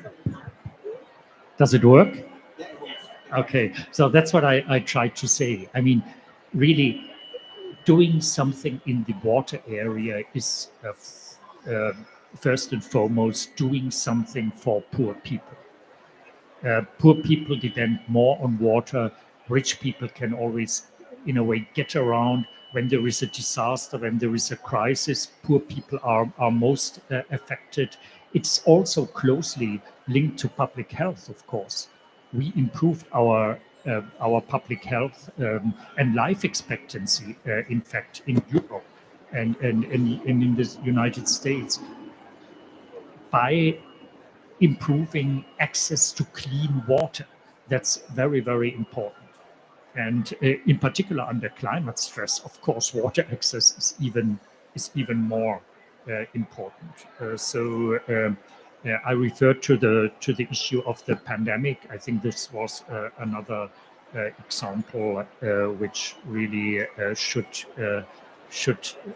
give us some homework. Thank you. I think this is working better now. Great. Thank you very much for joining us, and hopefully we can scale some of this work up. And I think you've outlined how you need not just the public sector, but the private sector, as well as sort of regulation and disclosure to really help accelerate some of this investment to address both poverty reduction, but also water and climate. So thank you very much. Maybe if I can just open it up to questions for anyone from the audience who might have one. Any questions? If not, I can also maybe ask, go ahead. Maybe to Ms. Tallow. So according to your experience, how would you actually define what a comprehensive water disclosure system would look like? Yes, I think we should ask the technical teams that, but because there are several questions on that slide that you saw. However, it's all about being compatible with disclosure standards and having the technical indicators and KPIs to actually measure progress. And again, it's not about the data that you report, but it's about how the data informs the decisions people make, both on companies or the investors, how they invest. Thanks. And maybe if I could just ask you a follow-up question there, how do you envision that companies would have the capacity to change their decision-making once they have that data? I don't know, the example I gave earlier is like the risk estimation of cost is about 5 times greater than the cost of mitigating those risks. So I mean, that makes business sense. And I think any company would just take action in order to avoid those risks potentially. And again, it's about learning, and it's about, discovering how your actions affect water and making sure that the water is priced correctly and it's actually used correctly and sustainably. Thank you. Maybe if I can just turn to Mr. Salami, what is the role of the private sector in scaling sort of not just the disclosure aspects, but actually the investments that you've been talking about? Hello. The private sector plays a fundamental role, and for different reasons. If you look at, I mentioned the region and I mentioned the challenges that we have in the region. The private sector in this region have gone through civil wars, financial crisis, banking crisis, health crisis, all at the same time and following each other. I mean, I come from Lebanon. I could tell you that close to a complete chaos you will not find across the world. But what happens is that those private sector companies are able to sustain and grow and blossom in the middle of crisis, they could do it all over. So those private sectors are role model for our innovators. So the innovators need companies who have access to the market, who have the strong brand, and so the one reason is they are a role model, and these innovators could aspire to be like them in a few years down the road. The second reason is that those private sector realized that without innovation, their model will not work. So they realized how important it is, and I'm on the board of a couple of them, where they decided to set up an innovation hub, and they're present across the region in order to be able to understand what are the latest tech impacts on their customers, on their suppliers, on it. So there is a logical rapprochement, we say in French, between the private sector and between these innovators, so as to take these innovation hubs, implement them, and use the expertise, the innovation expertise that these innovators have, and coupled, of course, with the market access and the brands that the private sector has. The third reason that I mentioned is those private sector have deep pockets. They've made money despite the crisis, and they understand that they need to diversify, and they understand that they are willing to take risks. These are risk takers, and they're much heavier risk takers than our traditional investors. So they're much more likely as business angels in order to be able to fund those companies who have the growth potential. So you see them more and more becoming investors in the innovators. The last point, and probably the most important for them, is that if you look at all investments and you look at what's happening today over the next week, the real name of the game is about impact. And they realize that if they do not create impact, it's not only about their financial return to their shareholders, it's about the impact that generate. And they know that by partnership with these companies, they could then establish a way to be able to track, report, and hopefully capitalize on the impact that generated from water saving perspective, from an energy saving perspective, from a food production perspective. So there are obvious synergies between the private sectors and between the innovators, and we're going to see this materialize in the years to come. Thank you, Dr. Salame. If I could just maybe ask, how have you been identifying these companies that you've been working with? Because the common challenge that we've heard is that it's hard to find bankable projects, it's hard to find investments. So how have you been doing that in the region? Very good. I mean, look, this is the fundamental question. Actually, the key success factor to this program are threefold. One is how do you select those companies, and I'll answer this, because the selection criteria is going to drive the type of work and value that you could do with these companies. The second one is what is the value that you're creating, the value added that you're creating to these companies through the services that you're offering to them. And the third one is how do you help them access fund and be able to scale. But let me address your first point. This point, and it's a tough one, because you need to make sure it's not about only scalability. So we are funding them, but we don't only want to have companies who are financially going to create value. We want to make sure that they have a sustainable competitive differentiation, which is tech-enabled. So technology and innovation is at the core of the selection criteria of these companies. If they don't have it, they will not succeed, or they will not succeed to the same extent. The second criteria is about scalability. Do they have the potential to scale and to transform? Not 10 or 20% per year, but we're really looking at doubling their revenue over the next coming years behind it. So scalability is important. The third factor has to do with their ESG impact. So we want to look, are they reporting it? What are the data that they're tracking? What are they doing with this data behind it? And this goes back to the presentation that you had in port. The ability to be able to track, to report, and to act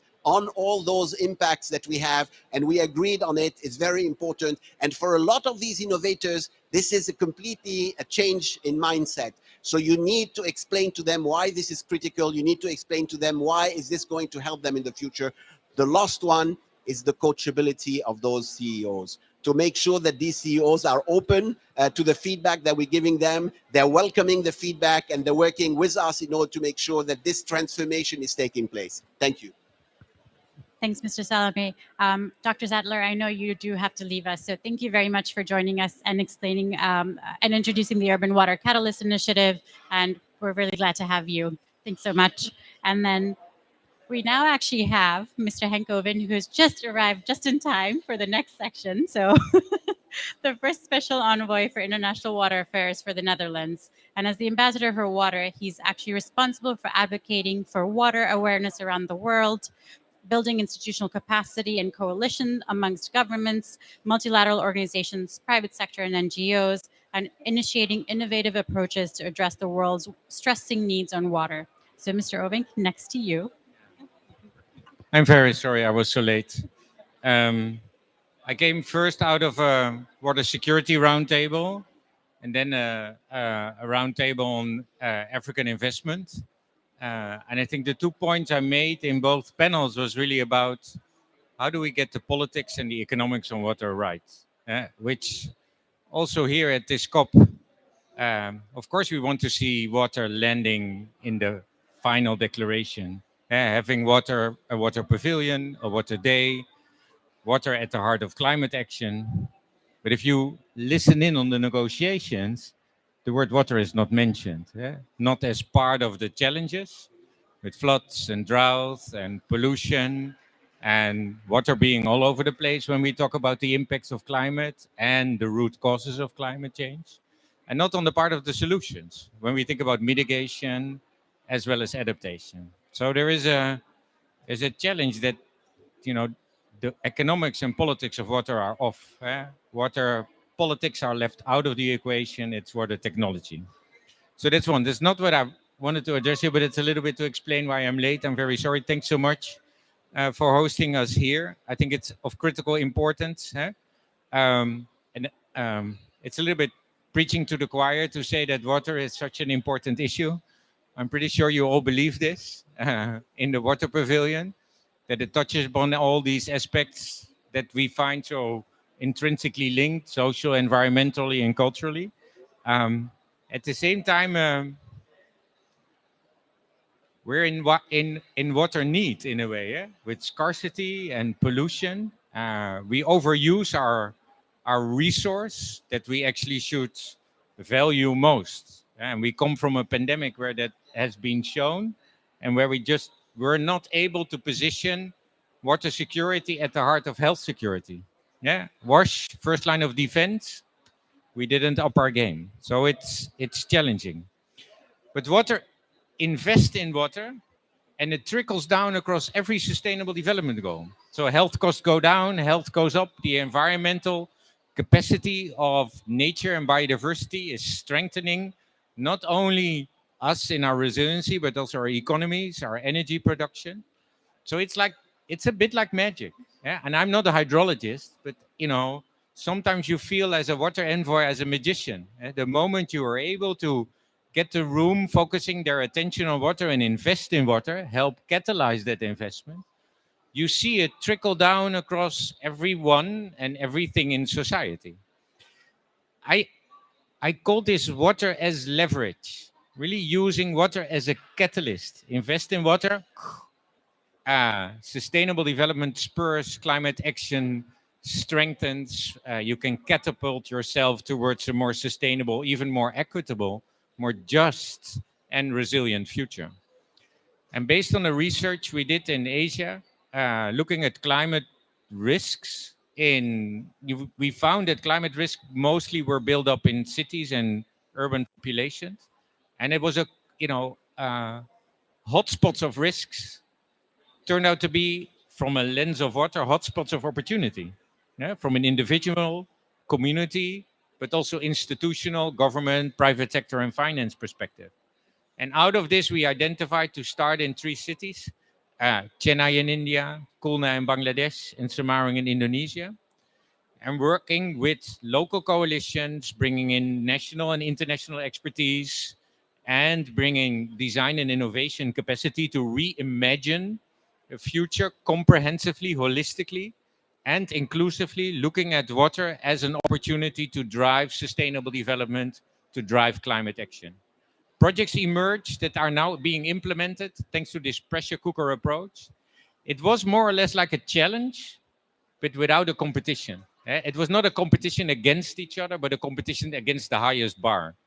how are we going to achieve the SDGs? How are we going to deliver on Paris? And I developed that pressure cooker approach while I was working for the Obama administration, developing Rebuild by Design, really looking post-Hurricane Sandy on how we can bring a societal divide, Republicans and Democrats, poor and rich, public and private, together in a post-Sandy recovery where a lot of people lost their lives, houses, livelihoods, and economies, in finding and really building a safer place where the distrust could be overcome. It needs time to invest in people to be able to identify the pipelines and the projects that make sense, so you are able to invest billions in pipelines of water security projects at large. So I think that was at the core. Water's leverage is now being scaled to Latin America and Europe. And we see it as a core example how we can build capacity, but also identify opportunities of pipelines of projects that are an alternative to the things we were doing in the past. Now, you all know next year, UN 2023 Water Conference, fixed in your agenda in March 22nd, 23rd, 24th, wherever you are in the world, we'll get you to New York, we'll bring you to New York online. That conference is a little bit weird and crazy because it is a UN conference, and in itself, a UN conference does not change the world. It really depends on us as the leadership of the world, and also on us as people from the water sector to bring in everyone and every other sector from across.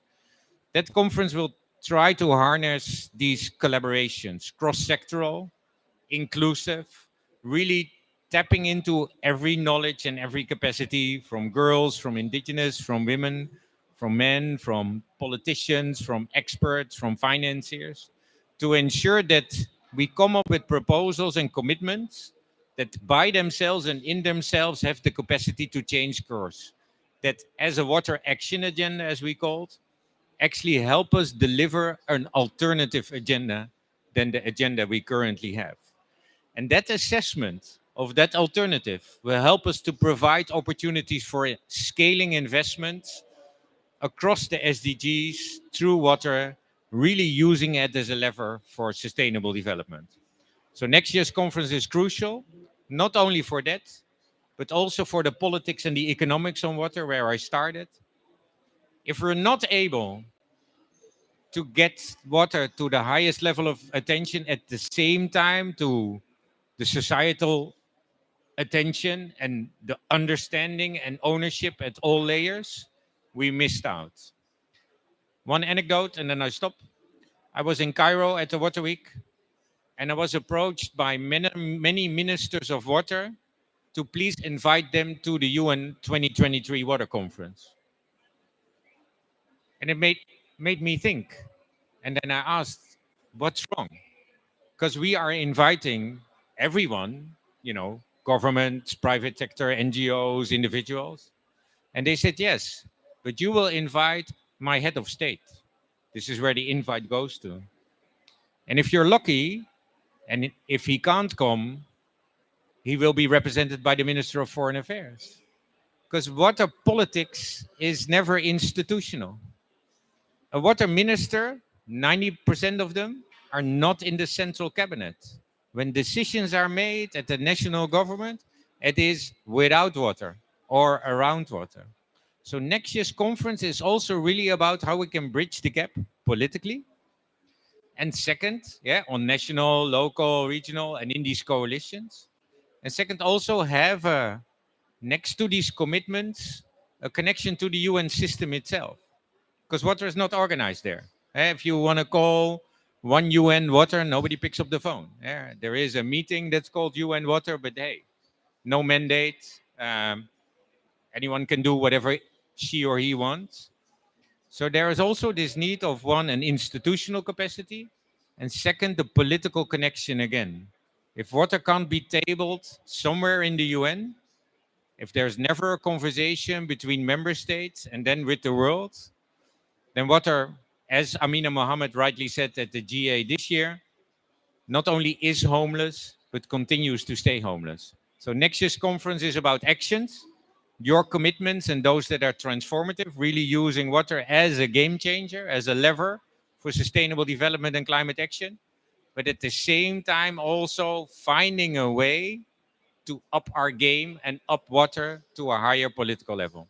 And thanks so much for the partnership and leadership, and look forward to continue our conversation, how we can actually do the implementation, because, you know, I like to take off my shoes and put on my boots and work on the ground in the communities, and of course with the people and the partners to really make a change, instead of only doing negotiations and UN conversations in the basements of the UN.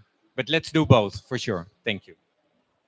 Thank you very much, Mr. Ovink. I think you really outlined both the need to raise this on the political agenda as part of what we might do in, say, mobilizing investments in improving disclosure, particularly to understand water use. I think Ms. Tallow actually gave me a really interesting statistic about how 70% of water use is actually related to business and industry. So the extent to which even the private sector needs to be really involved in its conscious decision to use water and how it uses water. But I think what you, as well as Dr. Zattler, has brought out is sort of the interconnectivity of water use, right, to both poverty reduction, to health issues, to economic development. And the fact is that we either have too much water or too little water, and not enough access at an affordable cost to most people. So I think you've really outlined sort of the connective tissue around this.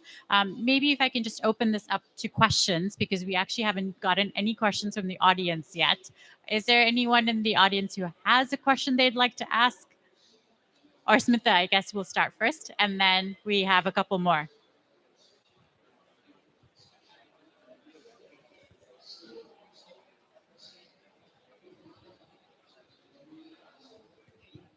Hello. Okay, wonderful.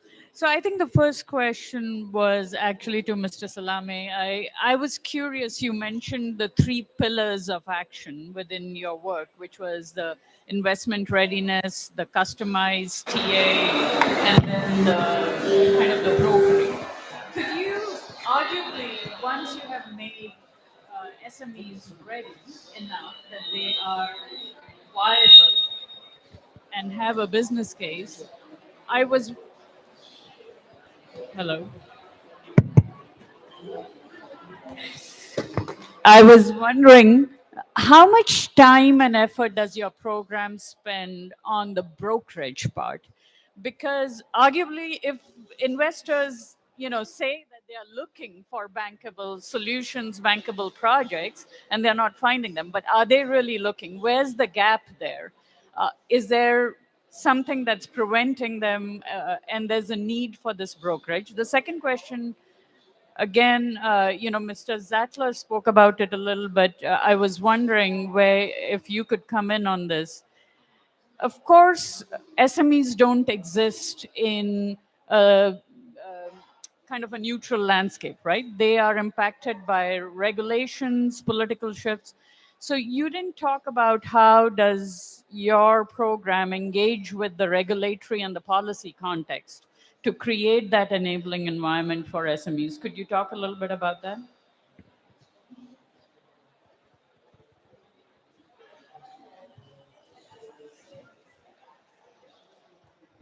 Thank you. Let me address the first question. It's actually a great question because most of the programs that we have across the region tend to be 6 months, 12 months. The reality is that it takes several years to be able to make this mindset shift, to be able to ensure, because we have to work not only with the CEO, we have to work with their boards, and we have to completely change their mindset in terms of the transformation changes that are needed. For instance, the impact reporting in their mind is not priority. So why should it be priority? In opening up their capital to equity investors, for them is like, why do I want to share all? So all this mindset shift will take several years. So for instance, we started the program 2 years ago. The reality, it's only over the past 3 months that most of the low-hanging fruits came in. So it took about 1.5 years in order to plant the seeds, nurture the seeds, irrigate it properly, and then you have and grab the food. So, and this is why we're blessed that our donors understood it. And this program is a program over 4 years that will be also extended, if all goes well, by at least another 2 years or 4 years. And this is the way the program needs to go. If you're only focusing short term, it won't. You know, if you're only doing set of webinars and capacity building, it will not. So the time frame is important. And even our program, I mean, I work with Berry Tech as part of the consortium members. What we decide is that there is a way for us to continue this independent of the funding from the donors. We could actually fund this by ourselves by helping those companies scale, be on their boards, raise the debt or equity capital, and then be compensated the same way as other investor companies are doing. So there is a sustainability aspect, not only from their perspective, but also from our perspective, and without having to rely on the grants from the donors or on capacity building from the donors behind it. So the time frame is important, and most of the programs don't get it. And if you don't have the right time frames, your ability, because at the end, how do you measure success? How do you measure success not only at the end of 2 years, but how do you measure success in 4 years, 6 years, or 8 years down the road in terms of the ESG impact on others? Now, the second question is, this is also talking about long-term, it's also a long-term process because it takes a lot of work on the legislation aspects in order to be able to make, I give you one example because I could go into a number of other examples. But the whole concept of a social enterprise is yet not accepted in a number of the countries that we deal with in the MENA region. And if you look at other countries, Italy, in Europe, and others, even in Asia, this is recognized, this is accepted, this is treated with a number of other benefits that comes to it from a tax and other perspective. So this process takes you again 2 to 3 to 4 years to go through in order to get the right legislations to help you recognize them and help protect those social enterprises that today are having a huge problem in dealing with all these uncertainties that they're faced with. So I hope I'm answering these two questions. Thank you. Hello, this is Gülin Yücel from Impact Investing Turkey. My question is again to you. Because water is inexpensive in most parts of the world, it's not normally part of the financial return mechanism. But the real impact of not having water is high. Therefore, impact assessment for social and environmental return on water is really critical. After saying this, I'd like to know whether you have an established mechanism for impact forecasting and later for impact assessment on water.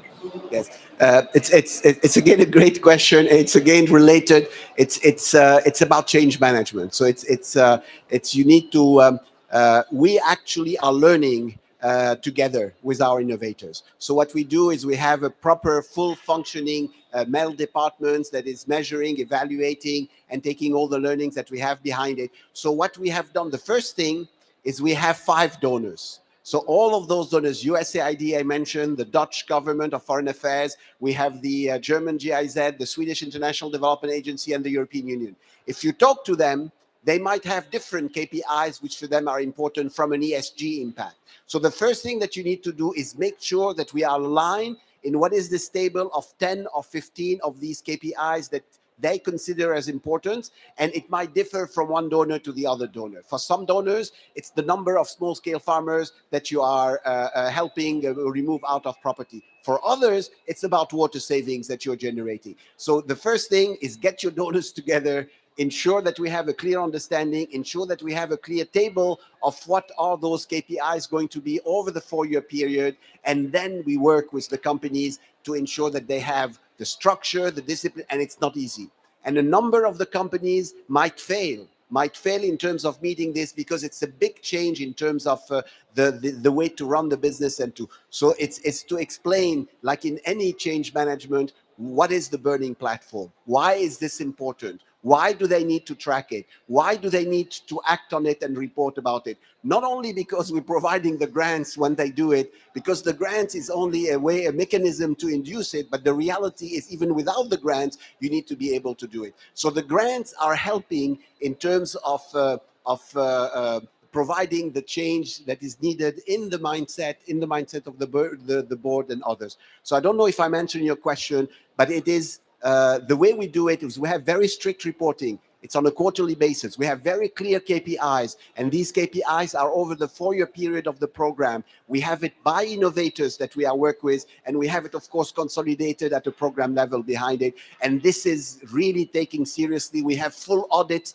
that are taking place twice a year from our sponsors to make sure that these data are reported properly and do it. So it's a very strict, very disciplined approach that in the MENA region is a little bit new. So it's a big, so I feel sometimes that we have our stick and trying to preach, we're preaching this, and a number of the doors are not necessarily, they might open a little bit, but then they might close afterwards. So I hope I'm answering your question. Thank you.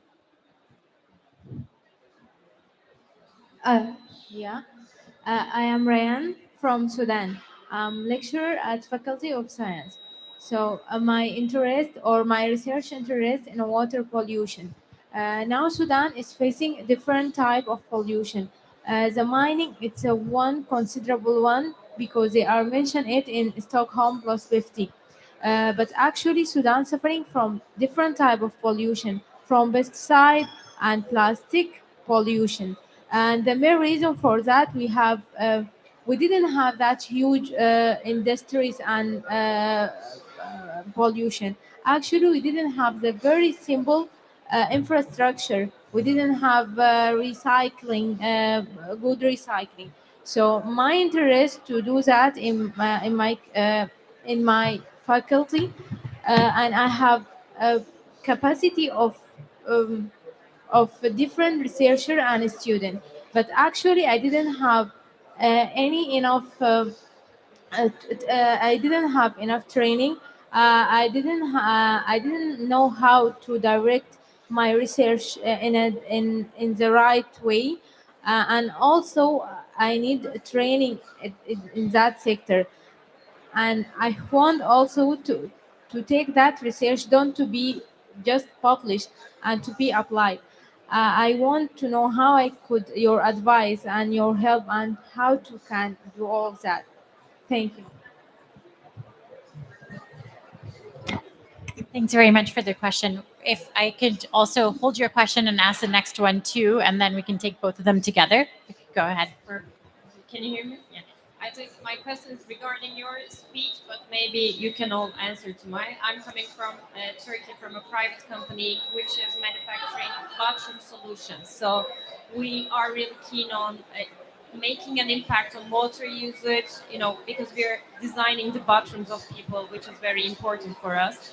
But my problem, for example, is to reach out to these NGOs, companies, or whatever you see. We want to invest, but we can't find the partners in the world. This is, for Turkey, for example, the only partner we can find is WWF, which is doing only one project on water, is rainwater harvesting.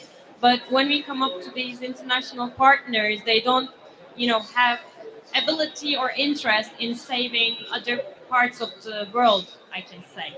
So when you were mentioning the UN conference for water, for example, I don't even know how I can, take part in UN or other, anything that we can change the impact here, starting from our country or from any other part. But we want to work on it and we want to make some impact, but we can't find the partners.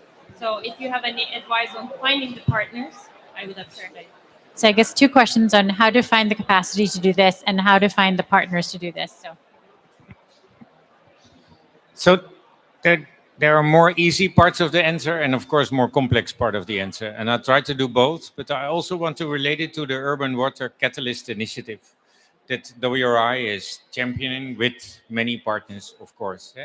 Because it is like the Water as Leverage program, and some of the, at last, not many, but some of the initiative really starting from the ground up. So one way to figure out how you can actually get your knowledge being applied is in your communities where your university actually is, figuring out who the partners are that you can work with, that have a stake or represent communities that work on water and water-related issues, and see how your students, your researchers, and your institutes can become a partner. Because it's only by these coalitions that also the initiative WRI launches is actually starting to work. And those initiatives start from the ground up. The work I luckily also do around the world is working with schools, with universities, and with larger scale institutions like WRI and financial sector as well as private sector. I'm not saying that is easy, but in the city where your university sits, there are many partners you can try to work with and see how you can apply. And those networks can then also help scale and replicate some of the research that is implied in the context of, for instance, such an initiative. The easy answer to your question is everybody can sign up. The UN is for all, so it means there's an accreditation process. The second round is open. I wish we had the QR code here. It should have been printed on the screen so you could just scan it. But if it's there, I don't know. No, that's for the site.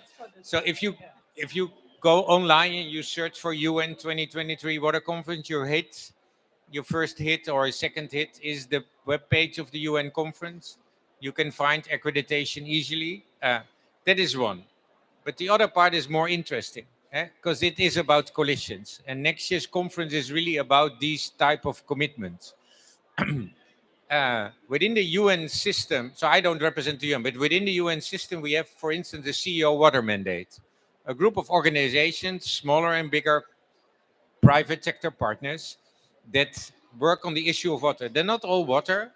They are related to water users or abusers, really depending on from what perspective, but they really want to do better. They are now coming up with an initiative really looking at river basins. So not looking at their life cycle approach of water within their business, but really looking at where these businesses actually operate in partnership with others, from the household all the way up to a river basin. So this is exactly where you could play a role, bring Turkey into that context. Don't immediately think about 10 river basins, start with one, figure out who your partners could be and bring them to the agenda. So the CEO Water Mandate is also an organization to connect to, where you can find a willingness as well as a capacity.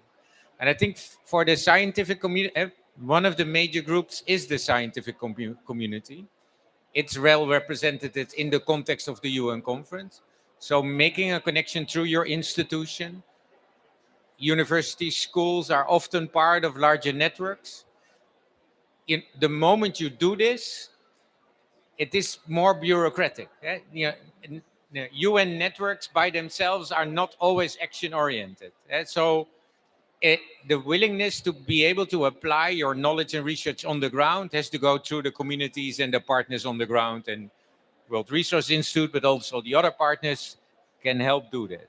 The moment you want to raise it to a higher level, it also means that you find yourself sometimes for a week in the basement of a UN building. But hey, you'll survive. Don't worry. You will get there. Yeah. But thanks for both of your commitments. Thank you.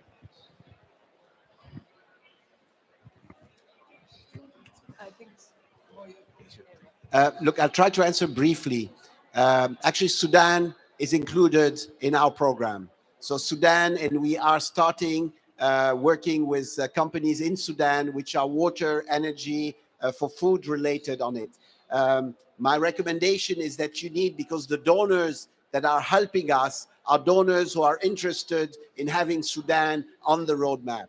And they wanted us, like Sudan is there, Yemen is there, and Iraq are there. These are countries which are considered from an investment perspective as high risk behind it, but there is a willingness on behalf of the donors to plant the seeds on these countries. And this is not only for the sector, for the private sector. It's not only with the innovators. In these countries, we're creating an ecosystem. And the ecosystems include universities, It includes, of course, investors, it includes the innovators, and it includes the public sector in terms of all the lobbying effort that we have. So part of our mandate is to identify those projects and these potential partnerships that could generate, and to work with them in countries like Sudan and, of course, in other more traditional countries. Now, Turkey is not on our map, but I'm sure the approach that we use, and I'll give you the example of Beritech, our organization. We are now 20 years old. When we started, there were 2 people. Today, we have more than $100 million of funds going through Beritech across about 30 plus programs, but these programs are university, so we have a lot of partnership with universities. They're also a lot with the private sectors, a lot with the international NGOs. How do you go about contacting them? You map them. You see which are the ones that are more aligned with your values, with your value proposition, and you approach them. Those international NGOs are interested. Turkey is a fundamental country in the entire MENA region. It's actually the largest country if you look at it in terms of potential. So there is interest. Now, each of those donors have different preferences and different strategies. So if I was in your place, I'll try to understand who are the donors, what are the strategies that they have, which is the sector, what sort of programs they have, because it's all listed. If you access our website, we have all the listed programs, all the donors, all the stakeholders behind it, and these are 1, 2, 3, or 4 years behind. So you do this, you map, you look at what's happening across the region in terms of best practices, and hopefully this will help you get answers to your question. Yeah, I just wanted to also respond that the World Resources Institute, as Hank mentioned, is working with a number of universities in Africa in the work that we are doing. So I'm sure there will be a connection that we can make on some of the university connections that we have. And we are also based in Istanbul, so any connection we can make with you, we would certainly help with that. Thank you. Great. I think we actually have to wrap up this panel portion of it. So thank you very much, Hank, Mercedes, and Konstantin for joining us today. If I could actually now call on Mr. Oswald Chanda, who's online with us, who's the Director of the Water Development and Sanitation Department at the Africa Development Bank, and is responsible for a project portfolio of over $4.8 billion and the Africa Water Facility. He will help us close the session today. So thank you, Dr. Chanda, and over to you.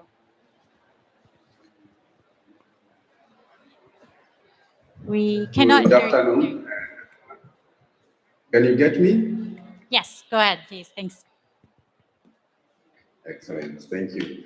Yeah, and I have really enjoyed listening to the excellent presentations, which have been absolutely absorbing, great solutions proposed, and also a new paradigm, ways of looking at things. I think there is a very clear call to every one of us. I think, and that call is quite very evident and real. We need to be open-minded. I think if one of the things that I've got from this discourse, we need to be open-minded to the financing sources that are available. The initiatives that are coming, the various initiatives that are being tried, we need to engage in that discourse to try and see how we can influence and help the different stakeholders meeting their interests. It cannot be one way, it cannot be one side winning, it has to be a win-win situation that we are looking at. Now, in doing that, I see that we need to find some commonality. We need to find some common ground in moving forward. And one of the common grounds is for all of us to look for solutions. We need to be bold enough to present on the table innovative measures that will help increase transparency, measures that will help de-risk some of the transactions, measures that will help increase efficiency in the use of the limited resources that are available. The application of smart technologies technologies that will help increase transparency and better use of the limited resources. So I think it's time for all of us to rethink our discourse, to change our discourse, and work towards finding alternatives and common ground in moving forward. The call to working hard, the call to work is very, very clear to everyone.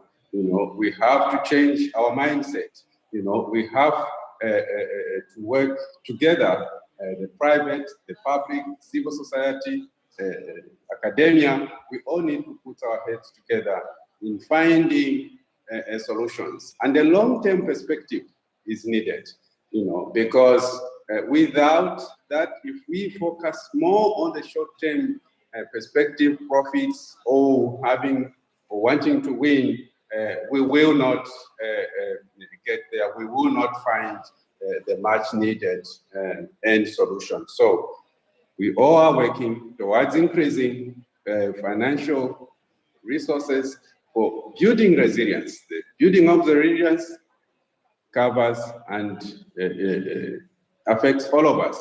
And therefore, we will do well indeed to try and find common ground, work together, and look at the long-term perspective. There are no instant solutions in this game. So I thank you all for having spent some time joining this conversation. It has been a great conversation. I wish you the best of the rest of the COP days. Thank you very much, and bye-bye.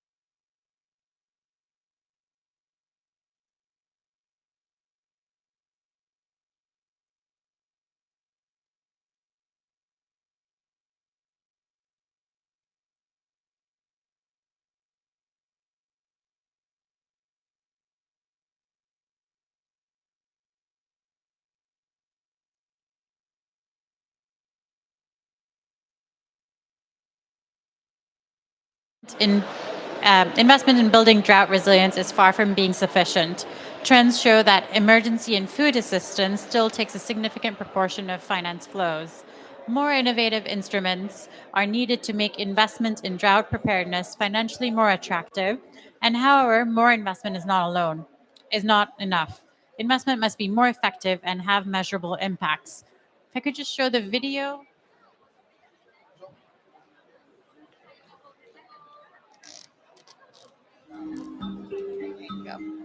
Thank you.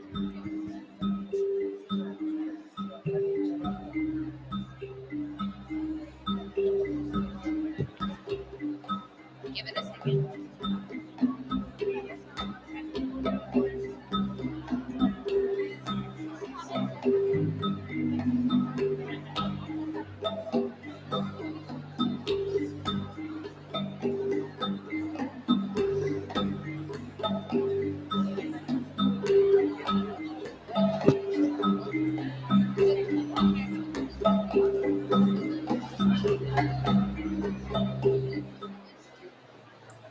It's difficult to give an accurate assessment of drought financing, in particular financing for risk reduction and preparedness building. One of the major barriers is the lack of a consistent and comprehensive information system to track the finance flows. To have a rough understanding of the patterns in drought financing, we analyzed the project databases of the OECD. There are over 1,200 projects with drought components which were implemented in developing countries over the past 20 years. I must say here that the overall picture does not look very bright. Only 4% of these projects have larger than 10 million USD budget. Not surprising that from 20 different sectors, agriculture, forestry, and fishery share 30% of the total budget of the projects. In fact, agriculture is the most effective sector by drought, and this is why FAO works closely with the UNCCD to find solutions and to intensify the finance flows. What is still prevailing that emergency and food assistance sectors share only 8% of the total number of projects, but they take 20% of the total budget of these projects. So this tells that financing the impact of drought still dominates. Evidently, we need to find new ways and more innovative instruments to make drought financing more appealing for investors. Public sector itself is not sufficient to finance drought resilience. We need to mobilize private sector. This is why the existing structure of the financial instruments is worrisome. 98% of the projects were financed through grant instruments and only 2% through equity or debt. One of them was implemented by the African Risk Capacity of the African Union. This particular insurance facility is a shining example of innovative and inclusive financing. African Risk Capacity created a dynamic mechanism based on advanced weather monitoring to trigger the payout well before the impacts occur. Unlike traditional approaches, it supports the early response of communities to prevent losses and damages. There are other really well-established pioneers such as forecast-based financing, green bond, crowdfunding, or microloans with technical support programs. So we do have successful ingenuities, but it's time for scale out, time to make financing more effective, time to make the impacts more measurable, and to make the access more inclusive. Yet I do stress inclusivity because finance flows too often do not reach the vulnerable communities. For example, we know that women are disproportionately affected by drought. Devastating to think of the fact that only 3% of the budget of the analyzed projects included gender as a principal component. It's now time for corrective measures and to take actions. And it all starts with better financing.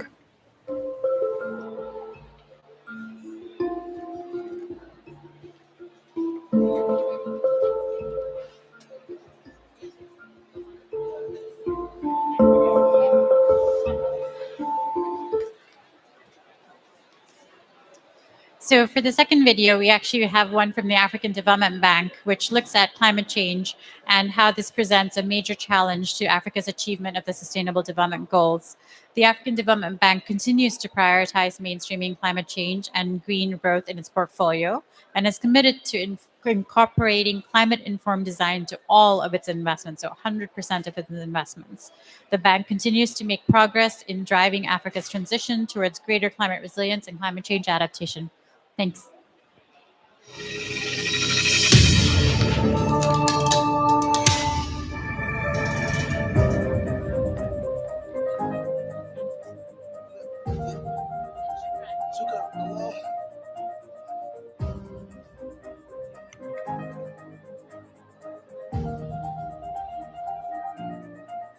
With new temperature records being set, climate change is at the forefront of African Development Bank strategies. Despite being forced to change funding priorities in response to the COVID-19 pandemic, the bank has committed itself to mainstream climate change and green growth into operations and policy design by devoting 40% of project approvals to climate finance. In 2020, 88% of all projects were based on climate-informed design.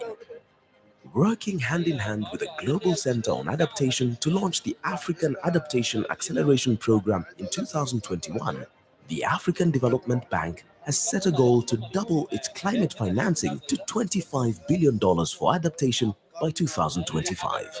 But adaptation alone is not enough. Mitigation also matters. In the Sahel region, the African Development Bank launched a $20 billion project, the Desert to Power, a huge solar initiative that will make Africa a renewable energy powerhouse producing electricity to over 250 million people. In Senegal, a project financed by the African Development Fund, the concessional window of the African Development Bank Group, and the Global Environment Facility is not only restoring ecological balance to Lake Gayas, it is also improving access to abundant supplies of clean water. mais ni mu setee ni actuellement dafa am njëriñ quoi ci gox bi parce que ku ne yaa ngi gis sa bopp quoi ci gox bi waaw ñu ngi gis seen bopp ci affaire napp bi. Through its transformational project, the African Development Bank is helping countries reduce climate risk and build resilience, another way in which we are making a difference.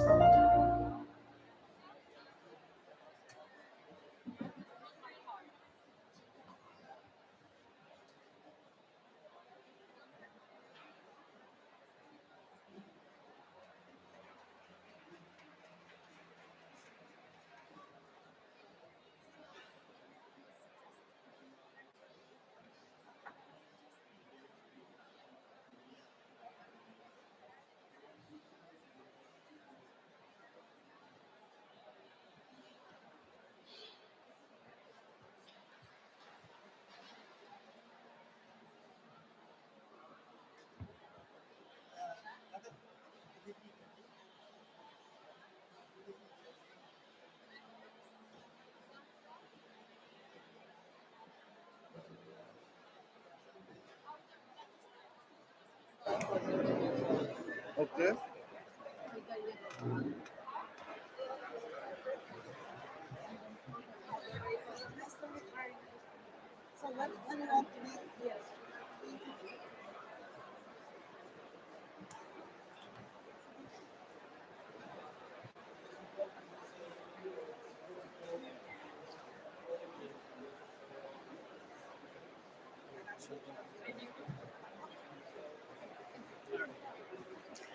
Hello, everyone. Hello, can you hear me? Hello? Hello? Ah, wonderful. Thank you. Welcome, everyone. Thank you for being here. We are ready to start the 5th session of the day. And this session is going to focus on financing solutions for transboundary water resilience. Before we have a number of speakers who will be speaking from the online. So what I'm going to do is, in order to help reduce the technical problems that we might have, I will introduce all the speakers, and every speaker who is here, I would request them to come onto the stage and take a seat. And I would request our technical people to also put the speakers that are online on display here on the screen as I introduce them. So thank you all for your cooperation with that. First, I would like to call Ms. Olga Algoreva, Executive Secretary for the United Nations Economic Commission for Europe. She has many years of experience working on Millennium Development Goals as State Secretary, Ministry of Foreign Affairs, and as a corporate export manager for international private sector entity as well. She would be providing us opening remarks for the session. So I would like to ask Ms. Olga to come and take the stage. Second, I would like to invite Ms. Anna Merrifield, the Director of Climate and Environmental Diplomacy in the Ministry of Foreign Affairs of Finland. She has been a career diplomat for 20 years and worked with many Finnish embassies around the world, including Tunisia and South Africa. Before her current post, she was the deputy head of the European Union delegation to Uganda. Thank you. Next, Mr. Rod Naylor.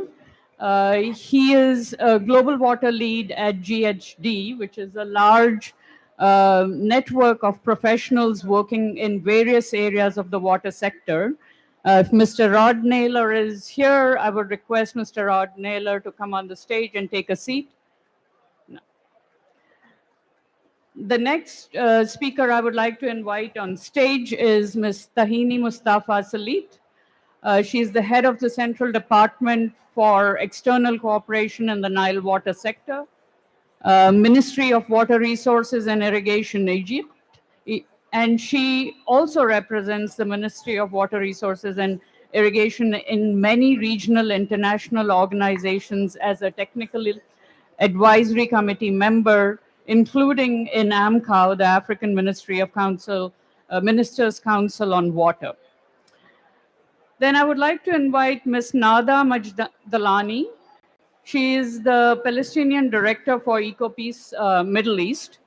And since 2017, she has held that role. And she holds a MSc in Environmental Assessment and Management from Oxford Brookes University and specialized in the field of environmental management. We also have 3 speakers who are online, and I would introduce them and ask the technical team to please bring them online.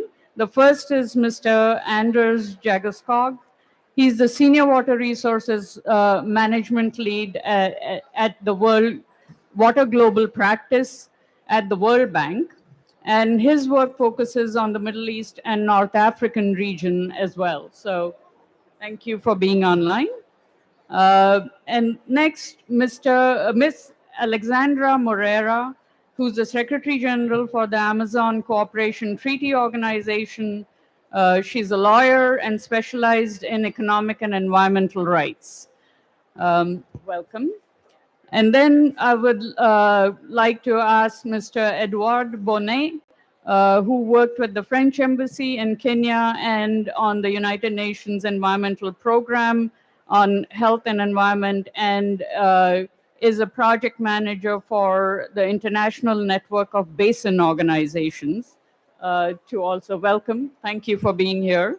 So we have a great panel. We have a number of stakeholders representing both organizations working on basin treaties and managing them, helping sustain them. We have the Ministry of Water represented here. We have 2 international development agencies and their respective representatives represented here, including the UN Economic Commission represented here. So this is a great mix to have a discussion on a very complex subject. As you all know, 60% of the world's freshwater sources are in shared basins. This adds to the complexity of managing those basins across sovereign interests and needs, and competing political priorities to that, and competing development and economic needs.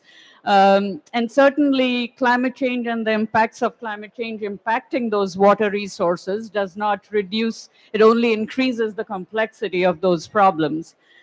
So I think the key questions broadly, I think these panelists and the speakers will bring to the fore is how their respective organizations have been navigating and helping support national governments and various entities navigate those complex environments and bring cooperation to the fore, which would be very necessary in order to be able to manage these basins in a sustainable and climate resilient manner.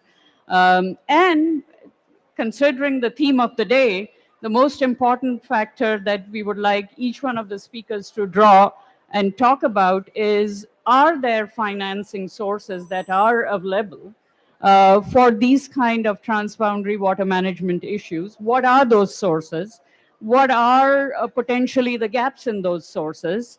And what have, based on their experience and work that they have done in the regions that they work, how have they brought these sources to bear in order to actually implement and address some of these climate resilience challenges we are facing in these basins? So with that said, I would like to introduce Ms. Olga to give opening remarks to start us off. Thank you, and for great introduction, and good afternoon, everybody, dear colleagues, ladies and gentlemen, excellencies. First of all, I'm very pleased to welcome you at our session that is named Financing Solutions for Transboundary Water Resilience to Climate Change. Here at this beautiful water pavilion, jointly organized by Finland, EcoPeace Middle East, the International Network of Basin Organizations, GHD, and organization that I am privileged to lead is United Nations Economic Commission for Europe.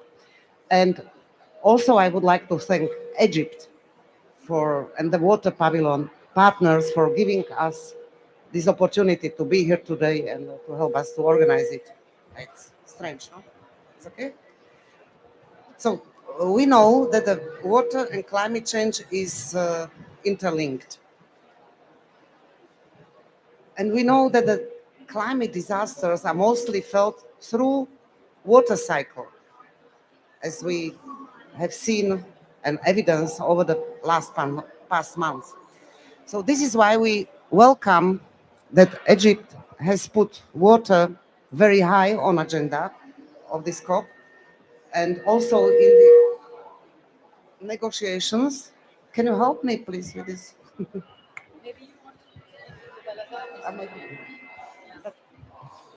I tried this. Okay, this is much better. Thank you, ladies. And this is why Egypt has put very high on agenda of this COP and into the negotiations and through initiatives like Action for Water, Adaptation and Resilience, in short, AWARE Water. So why climate impacts and transboundary cooperation on water in basins is so important? Because 60% of global freshwater flow is transboundary in the transboundary basins that are shared by 153 countries in the world. It's much better. So this is why this transboundary cooperation is so important for climate change, adaptation and mitigation. And through this transboundary cooperation, what we can do, we can exchange data, we can share benefits, we can share risks, we can jointly plan for the actions against, for the climate change adaptation, mitigation. We can reduce uncertainties jointly. So cooperation is really vital, and also for joint financing and also joint human resources planning. Of course, we are speaking about SDG 6, SDG 13, but we speak broadly about much more. We speak about poverty reduction, food security, health, ecosystem protection, peace, and Finally, and importantly, transboundary cooperation also fosters regional cooperation and stability. Okay, now, speaking about financing of this transboundary water cooperation, of course, it still remains a challenge for most transboundary basins around the world. One of the reasons is that options for climate funding for transboundary basins are very limited compared to the options for actions on national or local levels. Despite this financing challenge, there are some successful examples which show the way forward. I give you some examples. For instance, in Niger Basin, implementation of the climate change adaptation program is funded by the Green Climate Fund and other donors. Another example might be the regional window of the adaptation fund, where funding is specifically provided to regional and transboundary projects. And today we will hear more examples on how to facilitate funding for transboundary basins, as, for instance, in the Amazon, the Jordan, or the Nile, as well as from the World Bank. Another reason why access to climate funding is challenging is the lack of capacity in transboundary basin organizations. Activities to strengthen the capacity of basin organizations to access finance, in particular climate finance, are implemented under the program of work of our Water Convention in cooperation with international financial institutions and other partners.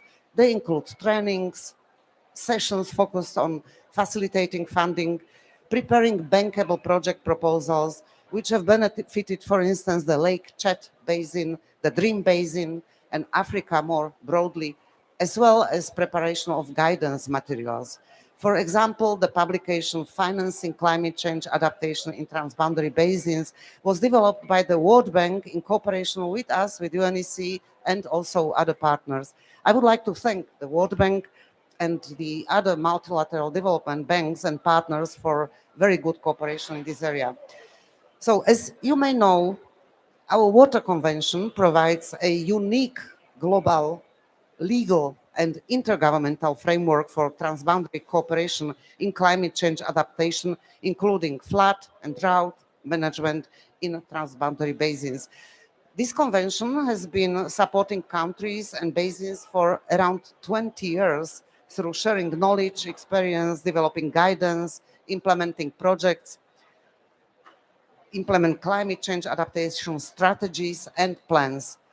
Since its global opening of the convention, more than 130 countries have taken part in its meetings and activities. 6 countries from Africa joined it already, and 20 more are in the process of accession. So I wish to call upon all countries sharing transboundary waters to join our Water Convention. So jointly with the International Network of Basin Organizations, we facilitate the global network of basins working on climate change adaptation. The network meets annually to share best practices and lessons learned in the development and implementation of climate change adaptation in transboundary basins. Currently, 18 basins from different regions of the world are part of this network. So I encourage also other basins to join this work. In conclusion, ladies and gentlemen, let me express the hope that water and transboundary cooperation will be given the attention that they deserve in the negotiations here, in particular in the global goal on adaptation. So I wish and I call upon all of you to make it happen, and I wish us a successful event. Thank you for your attention. Thank you.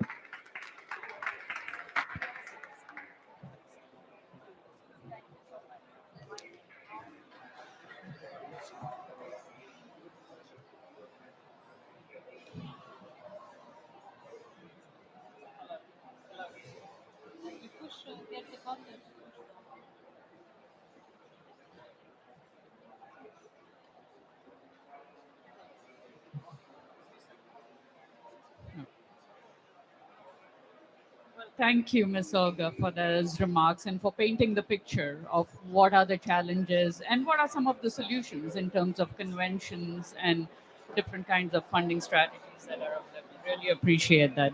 Now, I would like to ask Ms. Anna Merrifield to talk a little bit about what are the linkages and what needs to be strengthened in the linkages between climate finance and regional cooperation in order to security, both water security and climate security for regions. Great, thank you. I'll try to be short because I know we've got a lot of speakers. Maybe just let me start by saying that as Finland, we've really been actively promoting transboundary water cooperation since the 1960s.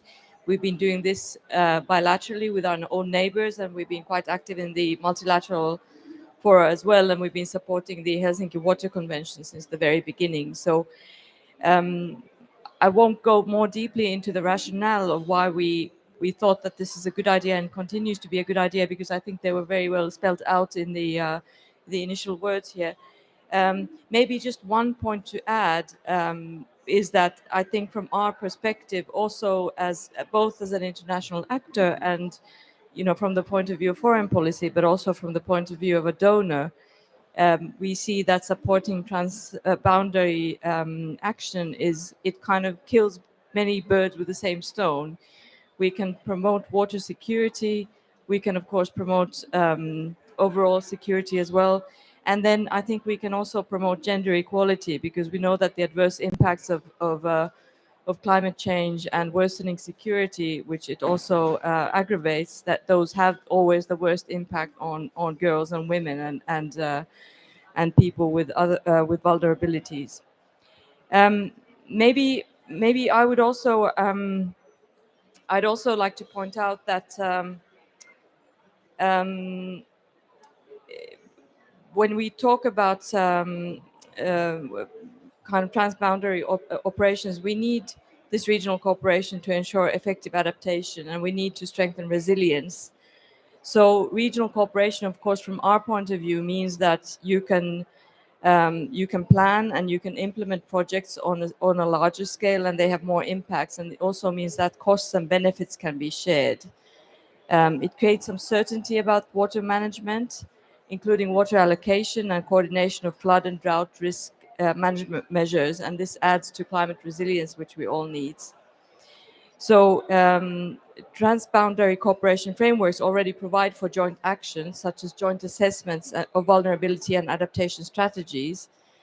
They can, this cooperation, it can establish partnerships and also help mobilize resources. I think, again, from a kind of donor perspective, managing kind of larger regional projects is always more attractive than looking at little kind of small projects on one side of the border, which may even have some negative impacts in the worst case, some unintended negative impacts on the other side of the border. So I think this boosting coordination has many benefits also from the kind of aid effectiveness point of view. So in regions which are at risk of serious adverse impacts of climate change, financing these joint actions can boost overall cooperation, and it can bring these peace and security benefits. I think the question that was asked was in the beginning was about the kind of gaps in financing and how can we find basically more financing for these kind of operations. I think this is a question that we ask in all areas of climate change. This is why we're all here, right? We're also trying to reach various goals, and there's new money that has to be found.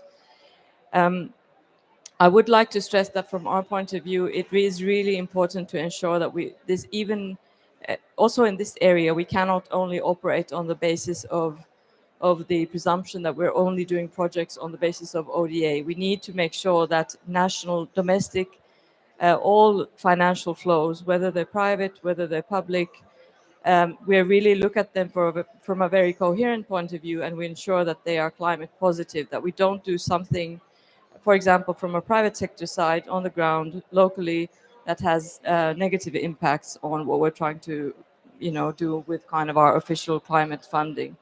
So we really need to enhance that we are policy coherent also in this perspective. And maybe I would like to add, maybe I'll end with this, in this respect, it's critical to ensure that we kind of join hands with civil society as well. I think civil society has a really important role to play in climate action also in this context, in the transboundary context. I think we'll hear more examples of that later, I'm sure. And I really think that civil society, the people on the ground, are in the best position to explain what is needed. To be honest, it's not always the governments who know the best, and I think we need a lot of voices. We need diverse voices in this discussion, and those voices will also help us understand where are the gaps, where do we really need to go for more funding. Thanks. Thank you, Anna, for those remarks. I really appreciate spelling out the differences, but also the challenges in trying to bring different kinds of funding together. There's an opportunity and there's a challenge, but we do need all sources of funding to be able to address the gaps. I have been notified that Rod Naylor is here. So Rod, I would request you to come on stage and put you in the hot seat. So Rod, as I was mentioning earlier, is the global water lead for GHD, which is a large network of professionals working on water resiliency issues and other issues. So what I wanted to ask Rod about is there's a lot of work that's been done, but are the costs of inaction quite clear? Has there enough work? Is there enough data which clearly tells you what are the risks and what are the scale of those risks if these kind of climate resilience issues in transboundary contexts are not addressed? Could you tell us a little bit about that? I can. Thanks very much. And apologies, I traveled 31 hours to arrive here 5 minutes late with no break in between. But thank you for your patience, everybody. Yeah, I would love to share with you a little bit of work that we did starting last year as GHD, focusing on the countries around the world where we primarily work, but work that we did when we asked ourselves, what can we do to help raise awareness and to help make the case for investment and for action in terms of response to water risk arising from climate change. And in order to do that, we wanted to look beyond, I want to say the word just, but beyond direct damages and losses associated with floods, storms and droughts, the increasing prevalence of floods, storms and droughts with climate change, and look beyond the direct losses into the economic impacts as well. So associated economic impacts. And it's work that we worked with some partners. It's not something that we were experts in. So we partnered with a group called Man Bites Dog out of London and Cambridge Econometrics, and used the Ortec finance database as our source of underlying frequency of climate events, and then took that work through some associated work to use the EME3 model to look at the economic shocks associated with water risk and climate change. There's a bit of extensive work, and because we've only got a few minutes each, there's a little QR code there if you're interested in the paper and in the work. It takes about 8 minutes to go through, and I'm going to try and tell you about it in 3. So if anything interests you, please log on and have a quick look. So what we found when we did this work, I guess in broad sense, was, and it was for US, Canada, Australia, China, Philippines, UK, and United Arab Emirates, because they're the areas where we have an opportunity to influence the discussion through our work and through our agency with governments. And just across those countries, we found an accumulated risk between now and 2050 of $5.6 trillion worth of impact. And I guess the findings were very, very specific to local geographies and to local economic circumstances.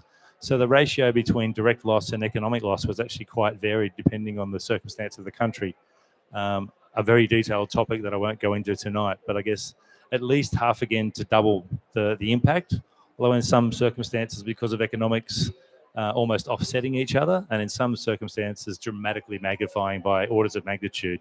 But across the study that we did, $5.6 trillion, which we've been sharing that information, trying to raise awareness and help with the call to action to increased investment. But I guess we've also used the work to focus a little bit on how we might think differently to better use the money that we have or that is available. And I'll get to that in a moment. Just to break down some of the numbers, I guess was a little of a surprise to me, being Australian, where we're very concerned about drought, that even in Australia, drought wasn't the biggest impact. By far, floods were the biggest impact, with something like 49 or 50%, sorry, storms rather. Floods were about 36 and droughts were only about 15% of the economic impact across that suite of countries. But as I mentioned, very different risks in each of the different countries. The impact on GDP per country was also quite variable. For the UK and for UAE, we found about a 0.1% cumulative year-on-year negative effect on GDP. But for countries like the Philippines, that was as high as 0.7. So 0.7% year-on-year for 30 years becomes a very, very dramatic impact. And even for Australia, the number was 0.6. So for Australia and for the Philippines, very important. Potentially for the UK, not as dramatic. The other, I guess, surprise finding to me, being a water industry person and out of the utilities, was how small the impact on utilities is by comparison. So energy and utilities, we found about 237 billion. Compare that to manufacturing distribution, 4.3 trillion. So that roll-on effect of many of the things we've been seeing in the newspapers in the last few months with the Rhine River, with floods happening as we speak in Australia, the impacts on economies, on livelihoods, and therefore the social impact on communities is something that we feel we don't talk enough about and that we wanted to bring to light. And I guess the other part of the work and where we suggest we can think a little differently is how we respond. Clearly, with enough investment, we can find solutions, but clearly finding enough investment is a huge challenge within countries, let alone in terms of cross-border solutions where responsibility is more complex. But I guess to close, where we advocate three slightly different ways of thinking about using the money we have, taking into account, I guess, the critical uncertainty of those predictions. So the fact they're a risk prediction means they're inherently uncertain, but so is our climate future. And we've read this week that we're past 1.5 and presuming 2 if we do everything right. We actually did this work assuming 2 degrees as our basis. Because we didn't have confidence in 1.5, there was a variability which you can read about, I guess, depending on the assumptions that you took. But even at 2, the numbers were quite dramatic. And the 3 approaches or the 3 ways of thinking that we think are possible to leverage to find better ways to spend the money, to adapt, optimize, and prioritize our thinking, our organization as water engineers, but adapt importantly in terms of response to uncertainty. So rather than thinking the $1 billion dam is going to fix everybody's problems, it's not. What is the adaptive planning pathway that takes into account the question, will we land at 1.5 or 2 or 5, and not spend all the money we have in one guess, but develop an adaptive pathway to optimize and to get the most benefit from money in the short term while we understand the impact in the longer term. So the adaptive planning pathway we recommend and commend to people in terms of making choices. The second is a real strong call to optimize what we already have. The assets that we have in place can be rethought, repurposed, quite often operated in a different way, managed in a different way, and particularly these days, very much so when enabled by real-time data and information. So assets that are performing in an old sense can be rethought and operated more efficiently and potentially defer that investment or achieve substantial reductions in risk by rethinking the way they work. And the third is to prioritize nature-based solutions and circular thinking in the investments that we do make. And I guess the work was a call to action to think a little differently, both about the implications down the line for economic impact, but also the approaches that we can take by thinking differently about infrastructure investment and management. Well, thank you. I think 5.6 trillion, that's a big number, and certainly should raise the eyebrows of the industries and product manufacturers, which is where a large portion of that risk resides, as you're saying. So I think, while we talk about that, it will also be good to see how and good to discuss how countries look at that risk and what countries are doing in order to address those risks. And I would like to call on Ms. Tamimi to talk about what the experience has been for Egypt to respond to risks that are there in the Nile Basin, and really what has been done, and how have you worked with other stakeholders, other countries in order to address those risks?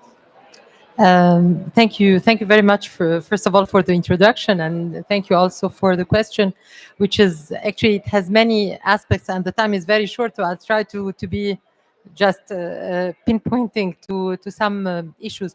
First of all, of course, talking about Egypt, Egypt is at risk of climate change impact from many aspects. First of all, from the sea level rise and the delta and so on. And from another perspective also from the possibilities of floods and droughts in the Nile Basin, since we are the most downstream country.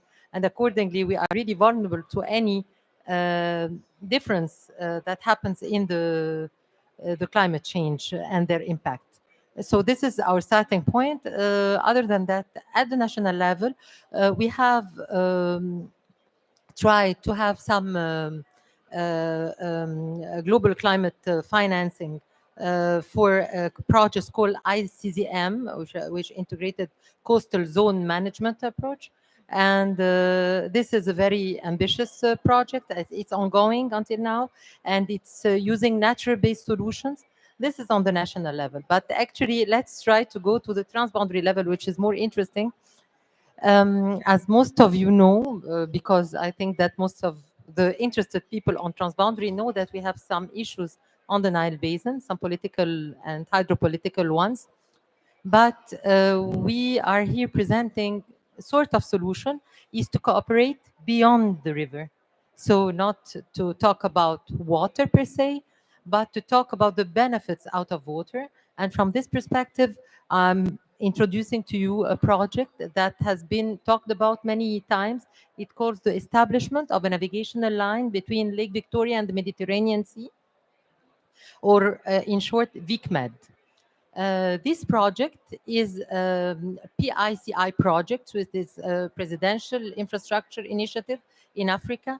And this project is counted on one of the 16 transboundary, or not transboundary, transregional projects in the PIDA-PAP2, which is the Program for Infrastructure Development in Africa, Priority Action Program 2. So from 2020 to 2030. And this project actually is coordinated by COMESA. It includes all the countries of the basin. And how it is governed, well, it is championed by Egypt. It's a presidential initiative, so it's championed by His Excellency President Abdel Fattah el-Sisi. And we have a coordination mechanism, which is a steering committee, and the steering committee composed of one member from the Ministry of Water and one member from the Ministry of Transport.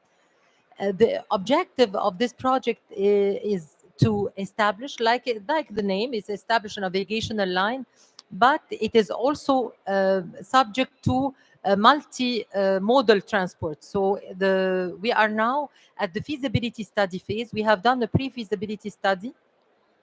In that time, we didn't have fund, so we made it as a champion country. We made it from the Egyptian government's budget. And the results of this project, that it is quite an optimistic one, and it was recommended to go further to the studies. Then we have pledged fund from the African Development Bank, but it was like a limited fund, 650,000. And with this fund, we have done much, actually. We have done needs assessment, training needs assessment for all the Nile Basin countries. We have also done terms of reference for the feasibility study. We have done also institutional legal framework study, and 2 regional training programs on inland water transport. The next phase, which we are facing now, we need to fund the feasibility study. and we are knocking all the doors, existing and non-existing. Team Europe Initiative, Global Gateway, AIP, we were just there pledging for fund for this project as well. So this is a very important project because it is, in a way, climate change adaptation, because you're talking about river transport, which is ecologically friendly compared to roads and railway. And of course, it's also giving a good opportunity to open a corridor between the landlocked countries in the Nile Basin and the Mediterranean and to Europe as well. So it adopts very well, and this is why it was selected as a PIDA project, because it adopts very well the integrated corridor approach, which is an adopted approach with the PIDA. So in the checklist, it should be funded. But actually, out of the 12 million US dollars for the feasibility study, because yes, it's too much, but it is the Nile. It's the longest river in the world. If you want to study the feasibility of the navigation of this river, it costs a lot because we have data gaps, lots of data gaps. Out of this, we have only $2 million committed, but not pledged yet, from the African Development Bank, specifically the NEPAD IPPF. So if you have any contacts from any kind to help us to continue funding this project, be very great. Thank you. Well, thank you for sharing that. And thank you for also raising that it's not just about mitigating the risks, but also looking for opportunities for investment in order to drive better management and better cooperation between the regional entities. I think that's a very important strategy to integrate as you think about risk mitigation.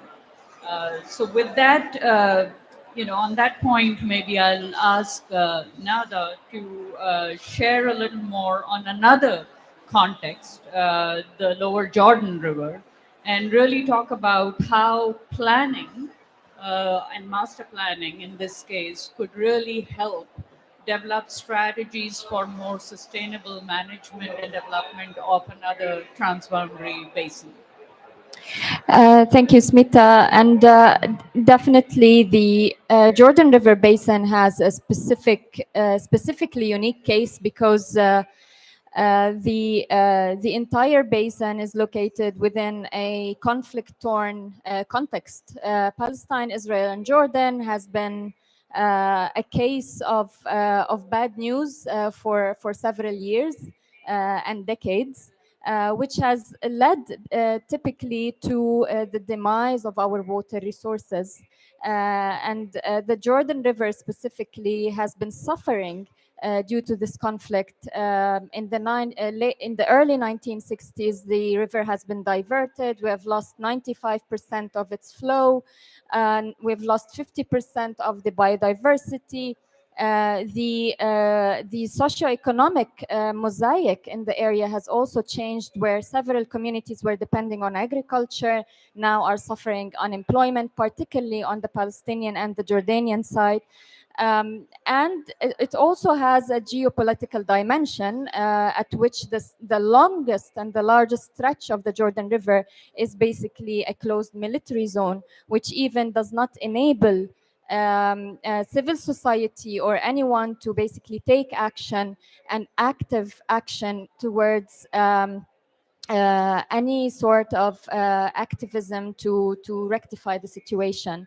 EcoPeace came and in 2015 has developed a regional master plan for Palestine, Israel, and Jordan for the sustainable development of the Jordan River Basin. It is based on focusing on infrastructure projects in water and sanitation, renewable energy, ecotourism, and biodiversity management.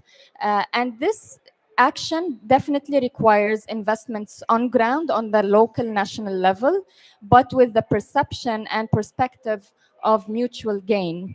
What we need is actual implementation of projects on the infrastructure level of a large scale, which would shift the economy of the basin from a $4 billion today to a $75 billion by 2050.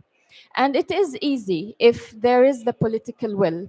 And here comes the role of the international finance institutions, which are required to support not only the infrastructure projects on ground, but also the soft components of building capacities on a national scale, and also activating and giving the mechanisms for civil society organizations like us to work together with communities and mobilize them and mobilize their voices towards encouraging regional cooperation on transboundary water basins. And what we have done over the past years is basically we've engaged with teachers, with students, with municipal councils, even with religious leaders, because the Jordan River is basically holy for half of humanity, for all three Abrahamic religions. So it's not only the role of Palestinians, Israelis, and Jordanians to take action. There needs to be a call for global action for protecting and revitalizing the Jordan River. We also call for private sector because there needs to be investments on ground by local private investors and innovators, but this needs also to come with the support of international community and international finance institutions for de-risking. We don't need bankable projects. We need investable projects which have basically the mechanisms which international community could provide for de-risking these issues. And this all falls within climate action because we all are on the same boat, Palestinians, Israelis, Jordanians, regardless of the conflict. Any financing for regional cooperation would definitely translate into a low-hanging fruit for bringing the parties together to cooperate and to build peace. So we need the financial support to build the political will, but also the political will needs to come from our leadership in the region and mediated by international community to also increase pumping funds into improving the situation on ground for every individual. Yeah, I'll stop here. Thank you, Nada, for stressing that it's not just finance for investing in projects, but also finance in a way to enable the political will in a lot of ways. And it can do both, and both need to be done. And so with that, maybe we'll go to a financial institution. And I know that Mr. Anders from the World Bank is online. Maybe I can ask him to reflect on what are the opportunities that you see institutions like the World Bank can, and others can play a role in financing climate change adaptation in transboundary basins. What has been your experience? Where do you see the most value that institution like World Bank and others can bring?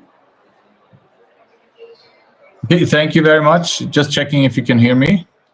Yes, we can. Okay, wonderful. Thank you very much. It's a pleasure being you, and it's a tall order to come after these speakers. But I'll try to do my best. So I'm overseeing right now a trust fund focusing on transboundary water management in a changing climate for Africa. It's called the Cooperation in International Waters in Africa. And that finances, among others, cooperation along the Nile, in the Horn of Africa, in West Africa, groundwater joint management in Southern Africa, to name a few. And this is a vehicle that the World Bank has been using for the last 10 years. And it allows countries coming together to get financing, soft financing, grant financing for advancing institutions and building capacity for improved cooperative management of joint resources. And why do we think this is important? I think it's important, and the real value proposition, if I if I may say so, it really rests on two things. It's a way to avoid and address some of the risks that we are seeing. I mean, we see, unless we address transboundary water management in Africa or elsewhere globally, we see an increased risk of conflicts. We see also in the view of climate change, increased risks if those are not addressed cooperatively. And really it undermines development plans in countries, but also for regions, unless we address this cooperatively. And this is the other side. If we do not work together to address climate change, improve cooperation, and thereby avoiding conflict, we run the risk of not capitalizing on the development opportunities, which I think many of the speakers talked about, not least Nada in the Middle East example, where countries coming together really can capitalize on those development opportunities. And these are the important things that we do want to achieve in the long run as we work through the SIVA program, but also tries to go beyond. And it really speaks to not only achieving transboundary cooperation for the sake of transboundary cooperation, but really it allows us to address the broader regional and global public goods, such as climate change, adaptation, and mitigation, which is really the focus of the meeting in Sharm this week. And again, this is one opportunity for financing, for soft financing. But what we're trying to do with this fund and with the partners that we're working together with is to allow them to not only do the regional work, but also allow them to frame it in the way that they can also access climate funding from national level. And in that sense, we are also supporting and linking up with World Bank projects, but also with other projects that are addressing this at national and then again at regional level. So thank you. I'll stop there. Thank you, Anders, for sharing that and also highlighting that it would just not, it'll need a lot of different funding sources to come together in an aligned way to make sure the strategies for investment from the national governments and what you get from external funding sources are aligned. And third-party institutions, probably civil society and others, have to probably support in that, playing that role of coordination and integration across different institutions, their requirements for funding, as well as integrating that into the planning and the strategies around that. So I would just like to ask maybe one general question to the audience, not to the audience, to the speakers, and any panelist can take this on. Obviously, the complexity involved in not only managing different funding sources, but also different national government priorities and different approaches. Could you give us an example, perhaps maybe from either the Nile Basin or the Jordan River, of how do you navigate that in the process? Does it start with a treaty or an agreement at a high level, and then you build on that to create something which is much more integrated and supported? Start. It does require working both ways, from a bottom up and the top down approach. And I think if we wait for political leadership to take action, it will be stuck with the more fundamental and antagonistic approaches that usually political leadership takes course. Especially if there are political tensions in the case of the Jordan River. Usually there's always the waiting of the political will and the peace agreements to take place until cooperation courses are taking action. But what needs to put us all together is the urgency of climate change, and this is basically the hook that would put all the people together on the table in order to basically create mechanisms for climate and water resilience financing and programming and planning for multiple regions. Yes, thank you. And Ms. Olga, please go ahead. But I am also reminded that very short one. Very the short. Secretary General, Ms. Alexandra Moreira, is also on the panel. So I'd like to call on her after your intervention. I just want to react on your question. So what to do? So exactly our water convention that was established 20 years ago because the situation in Central Asia, and it was not economic, environmental, social, food, energy, everything problem, and eventually conflict.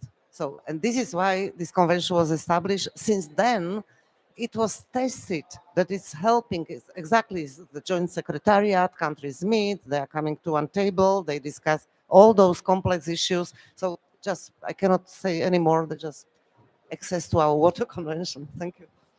Well, thank you. Thank you for that additional intervention. I would like to now invite Ms. Alexandra Moreira, the Secretary General for the Amazon Cooperation Treaty Organization, to share some of the lessons learned on the added value of mobilizing finance in their work that they have been supporting as an organization that is managing the treaty and supporting all the stakeholders involved in that. Over to you, Ms. Alexandra. Yeah, thank you. I thought that you know about the ACPO, but okay, let's go.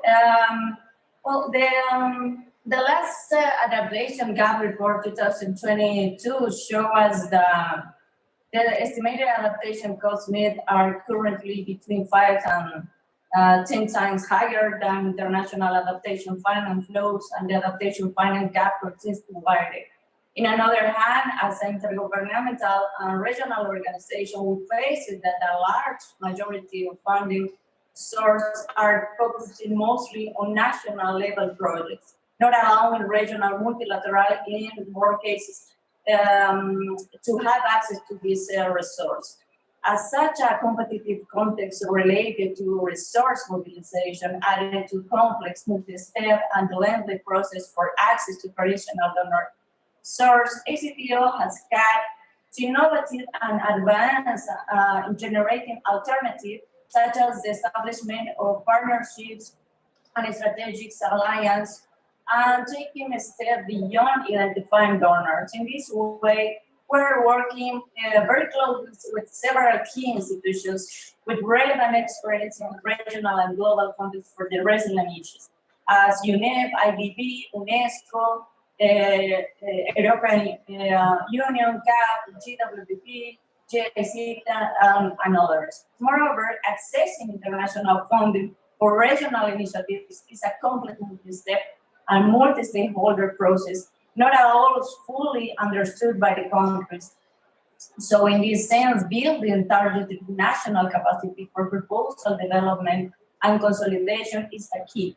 ACPO has partnered with AfDB, GWP, for example, to strengthen national capacities in accessing funding from GCF. It is also clear for us that social cooperation is the basis for strengthening collaboration.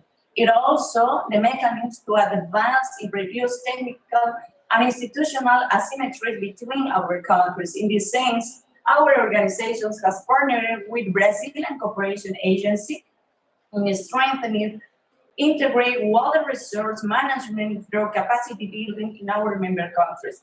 Establishment, for example, of regional water monitoring networks and situation rooms for monitoring extremes events in the member countries and here in the ACPO. Here in my back is our situation room, for example.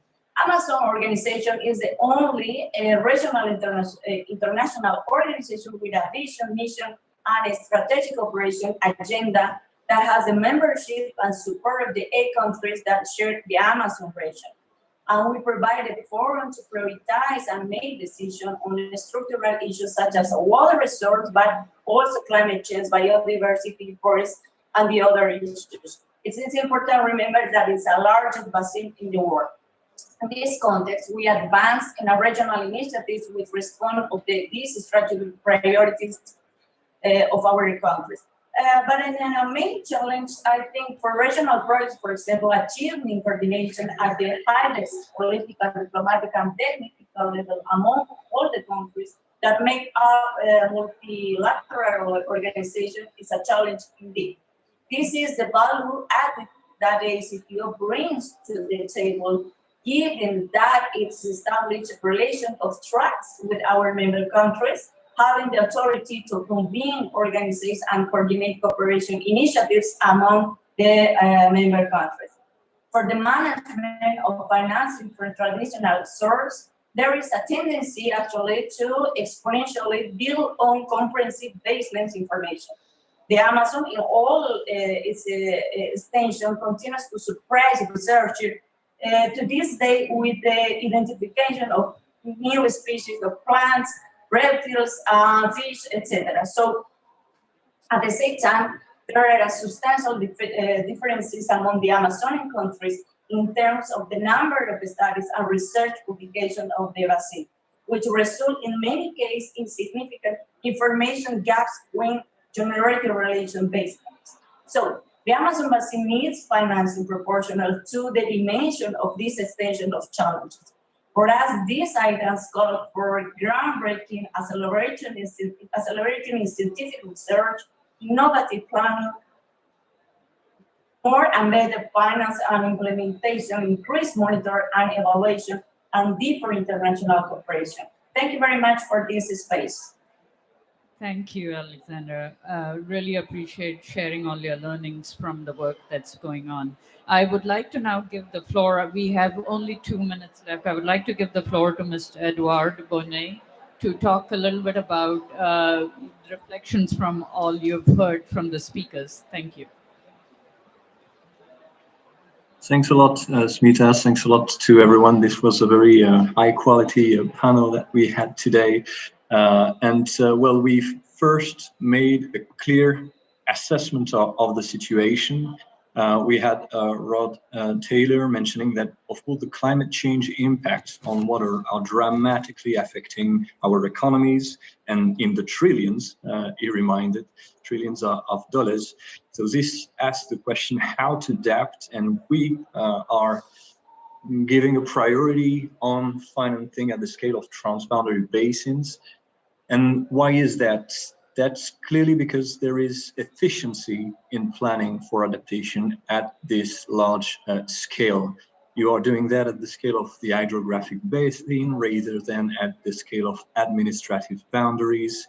And as it was reminded by Madame Tani Mustafa Silet from the Ministry of Water Resources and Irrigations of Egypt, this helps to deliver greater benefits.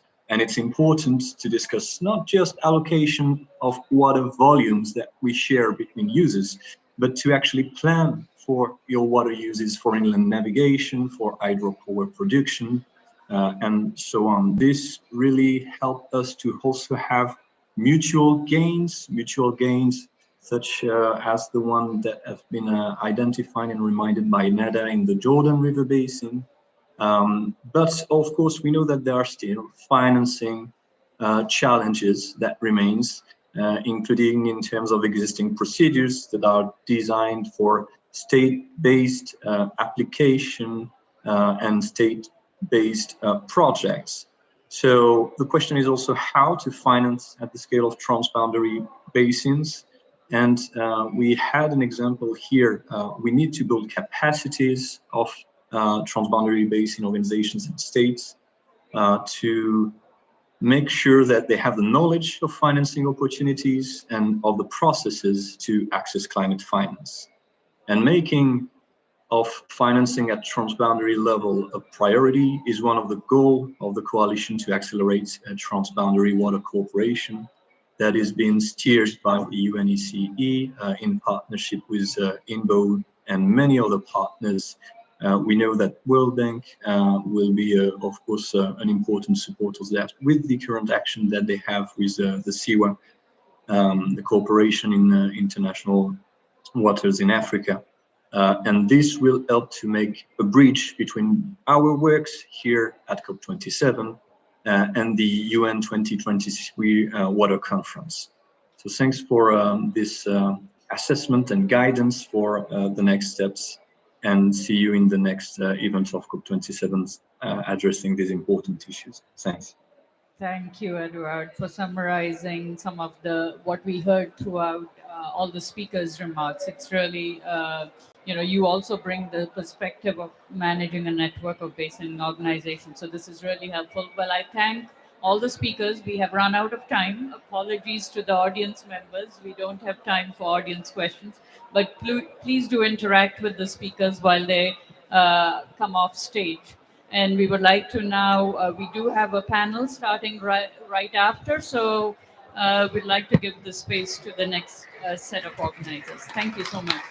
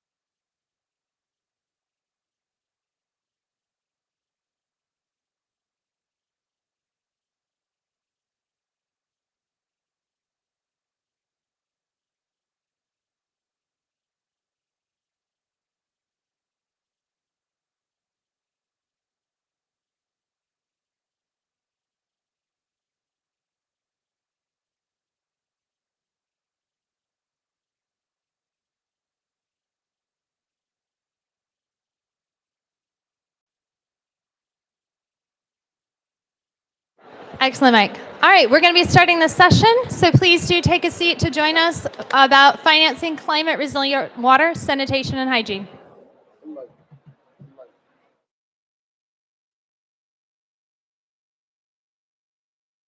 Session on the Finance Day in the Water Pavilion. My name is Catherine Farr, and I am the Senior Policy Advisor for International Climate Action at WaterAid, and I will be moderating today's panel.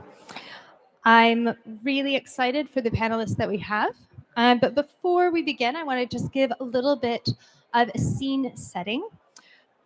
So the aim of the session is to identify the challenges of financing climate change, adaptation, and climate resilient WASH in developing countries at the regional, national, and community levels, and to explore innovative and new sources of capital that can reduce the risk of investing in the WASH sector.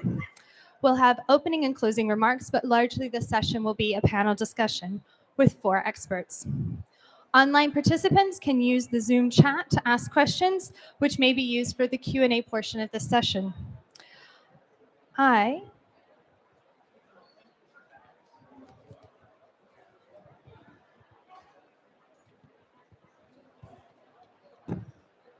would like to invite Ms. Jinastrid Gako-Defoki to give welcoming remarks. She is the Manager of Water Coordination and Partnership Development at the African Development Bank. She has spent over a decade at Suez previously, which is a global company leading on water and the environment. Jinastrid will be joining us virtually.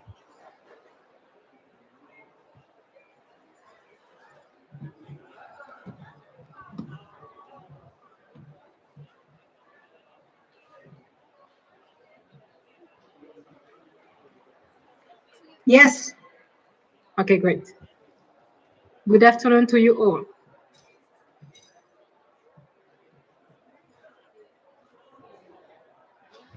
Yes, please start.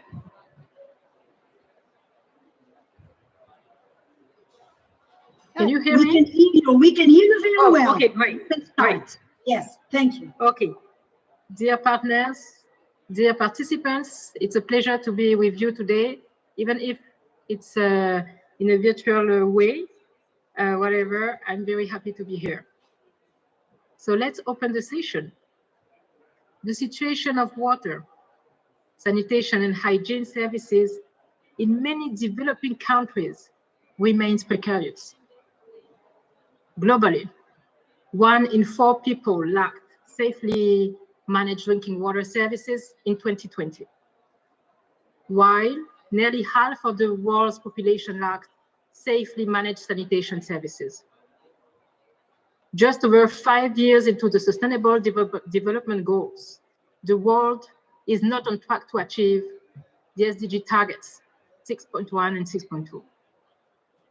Achieving universal coverage by 2030 will require a quadrupling of the current rates of progress on safely managed drinking water and sanitation services and basic hygiene services. Additionally, climate variability adds uncertainty and stress to this already unequal and inadequate delivery of WASH services, particularly in developing countries, by shifting rainfall patterns and increasing water temperatures. Water insecurity is stressed notably because extreme weather events damage water and sanitation infrastructure. And changing water temperatures increase the exposure to pathogens and other disease vectors.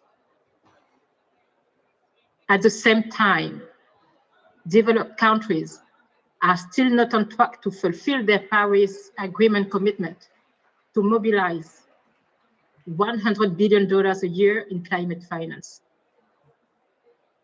And efforts to mobilize private finance in developing countries have stalled. This leaves the countries where access to basic WASH services is lowest, the most vulnerable to climate change effects. In addition, only 1/4 of total public climate finance is aimed at adaptation compared to mitigation. Within the water sector, approximately 10% of climate finance is linked to climate change adaptation in WASH, which is just 0.3% of the total global climate finance.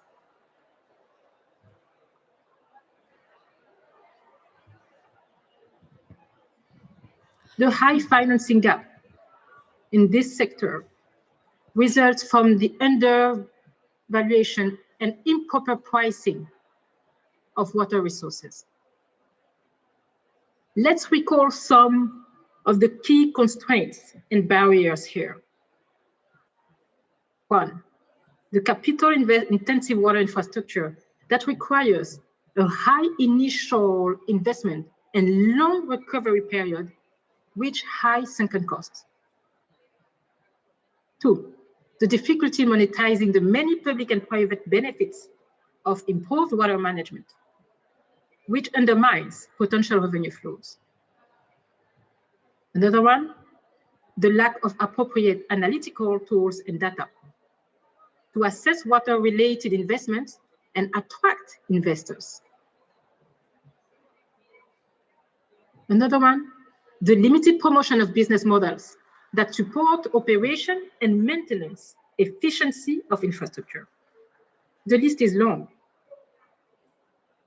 Even the competition for investments between the water sector and other sectors.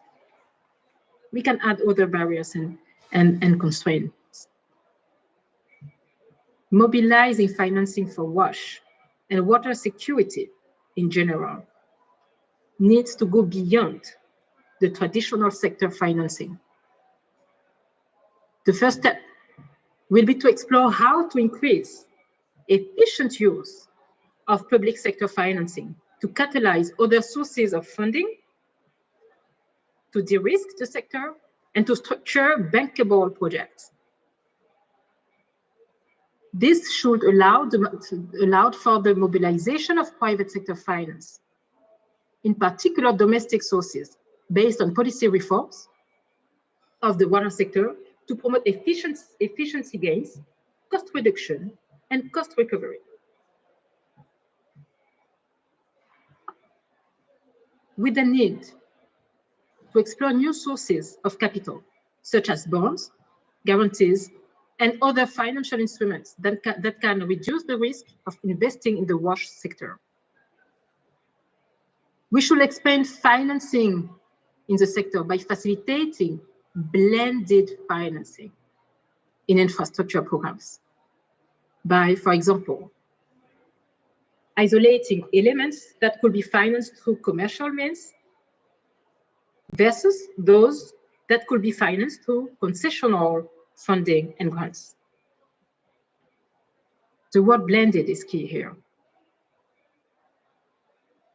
We need to refocus the approach of investing from one that is based on risk and returns to another one based on risk, return, and impact, which creates social and environmental benefits. Innovation and modernization of the WASH sector are other key success factors that are crucial for the sector.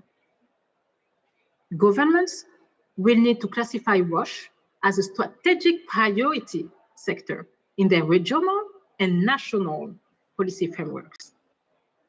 And this will need to be supported by sound analytical work on the impact of water on the water sectors, on the economies, and other sectors. Finally, strengthening the capacity of national and regional institutions to regulate and effectively coordinate the water sector for high impact and sustainable WASH is imperative. Thank you very much for your kind attention. So Catherine, the floor is yours. Thank you so much, Gina Street. Okay, I want to just go ahead and push into the panel. And our first panelist will be Katarina de Albuquerque, who is the CEO of Water and Sanitation for All. She's been working with SWA since 2014. And Katarina, I know you're joining us online. And so the question that I will ask you is, at Sanitation and Water for All, your partnership has focused on engaging with decision makers at the highest level and your discussions with ministers, what reflections from those conversations do you find are emerging on how water and sanitation is relevant to climate financing? Over to you, Katerina. Thanks so much, Catherine, and it's great to be here, even if only online. Our mission at SWA is to eliminate inequalities in the enjoyment of the human rights to water and sanitation in order to ensure universal access at the latest by 2030. The reality of climate change is a critical dimension of addressing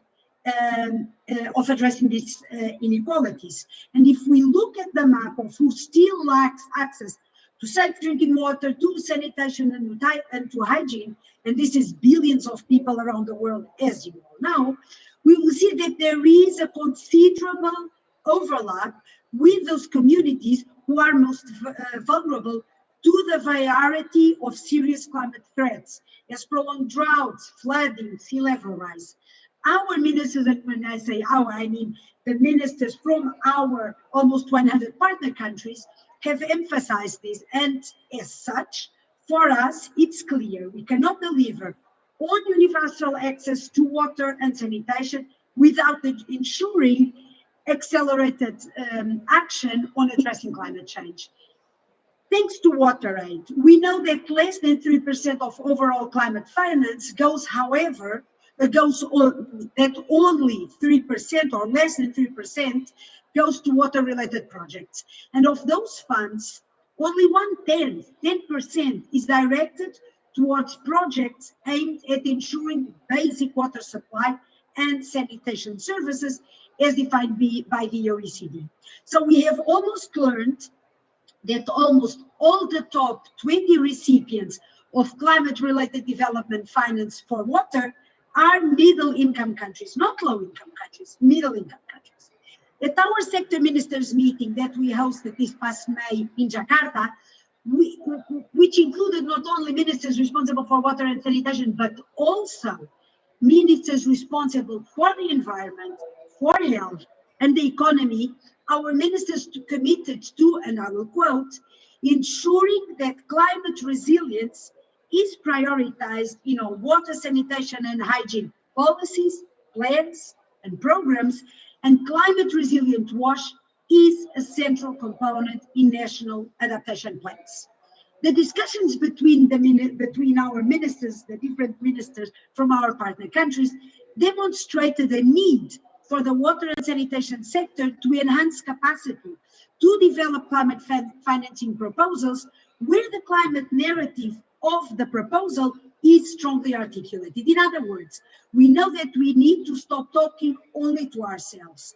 At the same time, our partners have pointed out that current climate financing investment criteria might not be working optimally to address the adaptation needs for basic services such as those for water supply, sanitation, and hygiene, especially in least developed countries where access is more limited, as we all know.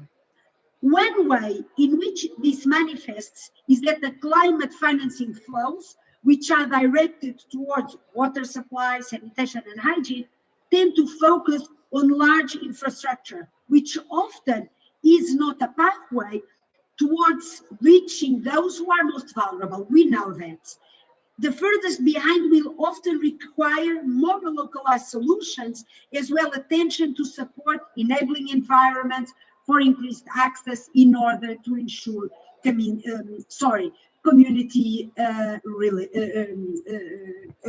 solutions. So this is basically the product and a very quick summary of the discussions we have been having with our partner ministers. Thank you so much.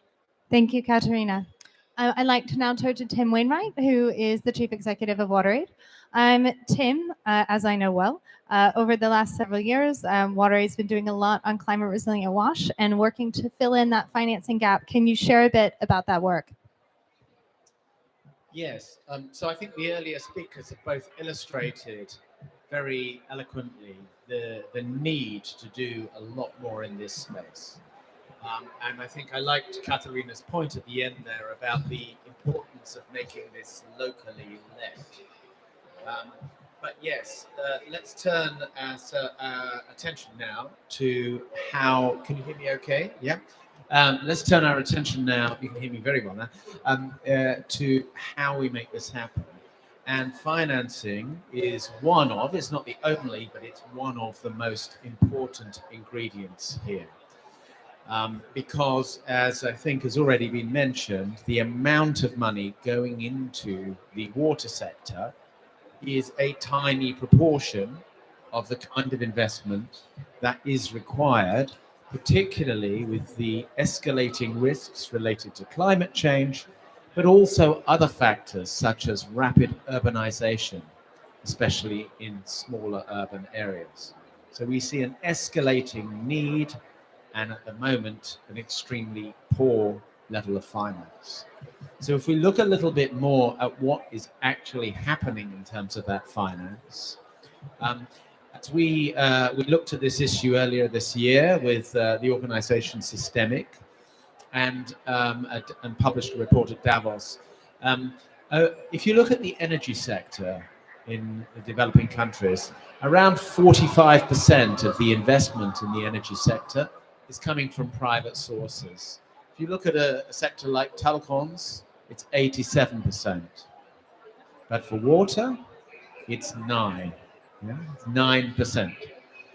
And the private sector is where most of the money in the world sits. That's where the money is.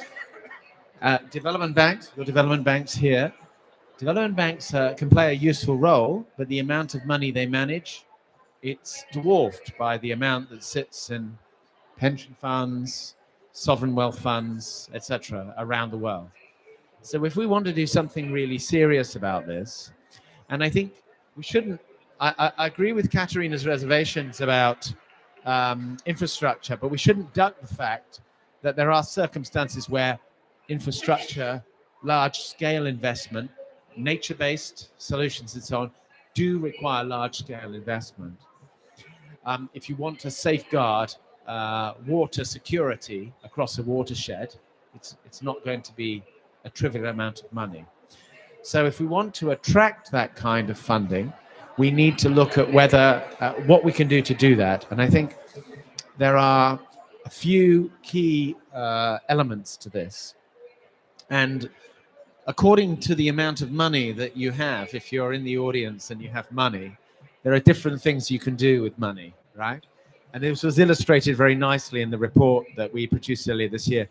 So if you have a few million, then it's best to stick to grant funding, not try and get a return on this, and investing in project design in order to provide a pipeline of proposals, and also investing in the regulatory environment that is essential to attract any investment. If you have a bit more than that and you're willing to take a bit of a risk, such as, for instance, a development bank. I know for development banks, it's not necessarily codified in the way that you're set up, but you know, maybe it's time for a rethink. The world needs this finance to flow, or other sources of concessional finance. Then there's a role to be played in reducing the risk for investors in order to make finance. In order to attract the pension funds and the sovereign wealth funds, the people who have the money to invest, who can put money in, knowing that you can't invest a pension fund and gamble away a bunch of pensions. You've got to be able to have risks underwritten down to a certain level, and there needs to be a return. And the final thing I would say, and I think the biggest challenge a really big challenge in the water sector, and I think one of the key reasons why the current level of private investment is so low, is there needs to be some form of return. There needs to be a value on water. And I think that's going to be very difficult, but I think that's a challenge we cannot avoid. All right, thank you, Tim. I'd like to go to our next panelist, who is joining us virtually. And I will introduce Ms. Kate Harawa, who is the Director of Influence and Scale at Water for People Malawi. She was previously the country director. And Kate, if you can join us online virtually so we can see your picture up here on the screen. And I will ask you a question, which is that Malawi has recently launched a climate resilient WASH financing strategy. And would love for you to be able to explain how that process happened and what is it that makes it climate resilient. Over to you, Kate. Thank you very much. Indeed, Malawi has just launched climate resilient WASH finance strategy this year on 5th of August. Just to give you a little bit of background, this Malawi climate resilient WASH finance strategy has been developed with the leadership of government, and it started when we're under the Ministry of Natural Resources and Forestry Department. So the minister was the lead at that particular time. And after even there was change in terms of ministerial positions, the next minister continued to make sure that this process is completed. So it was completed under another ministry, which was the Ministry of Water and Sanitation. But all throughout the process, there has been collaboration, there has been engagement between the Ministry of Water and Sanitation, Ministry of Environment, Ministry of Finance. So there was engagement and total ownership of government in terms of the process for developing this strategy. Just to highlight why this is even important and also in terms of the process again, Malawi is always hit by climate change effects. We have too much water, which is flooding, or we have drought. And in this very particular year, we had Cyclone Idai, which brought too much water and there was flooding, and we are still affected by the impact of the Cyclone Idai. So there was infrastructure damage, especially the WASH infrastructure. And this is not the first time, it happens more often. So this was one of the reasons why we had to develop this Malawi finance, WASH climate resilient finance strategy. And there is a task force or a committee that is set well properly that I was engaged throughout the process. And if you look into the strategy critically, you also find that it wasn't just developed outside the main framework for the Malawi government, but it followed through the Malawi Vision 2063. So Malawi this is the main guiding line for Malawi development agenda. And below that, we have the Malawi Implementation Plan 1, which is aligned with the SDGs. So the deadline for the Malawi Implementation Plan 1 is 2030, which is the same year when the SDGs are coming to an end. So it followed all that process. So it's not outside, or it's not looked like something outside. So it's within, and it's part of the priorities of the government of Malawi. And how is this different in terms of many other strategies that Malawi has or have ever been developed before? So the climate resilient WASH finance strategy has a number of key things that are in it.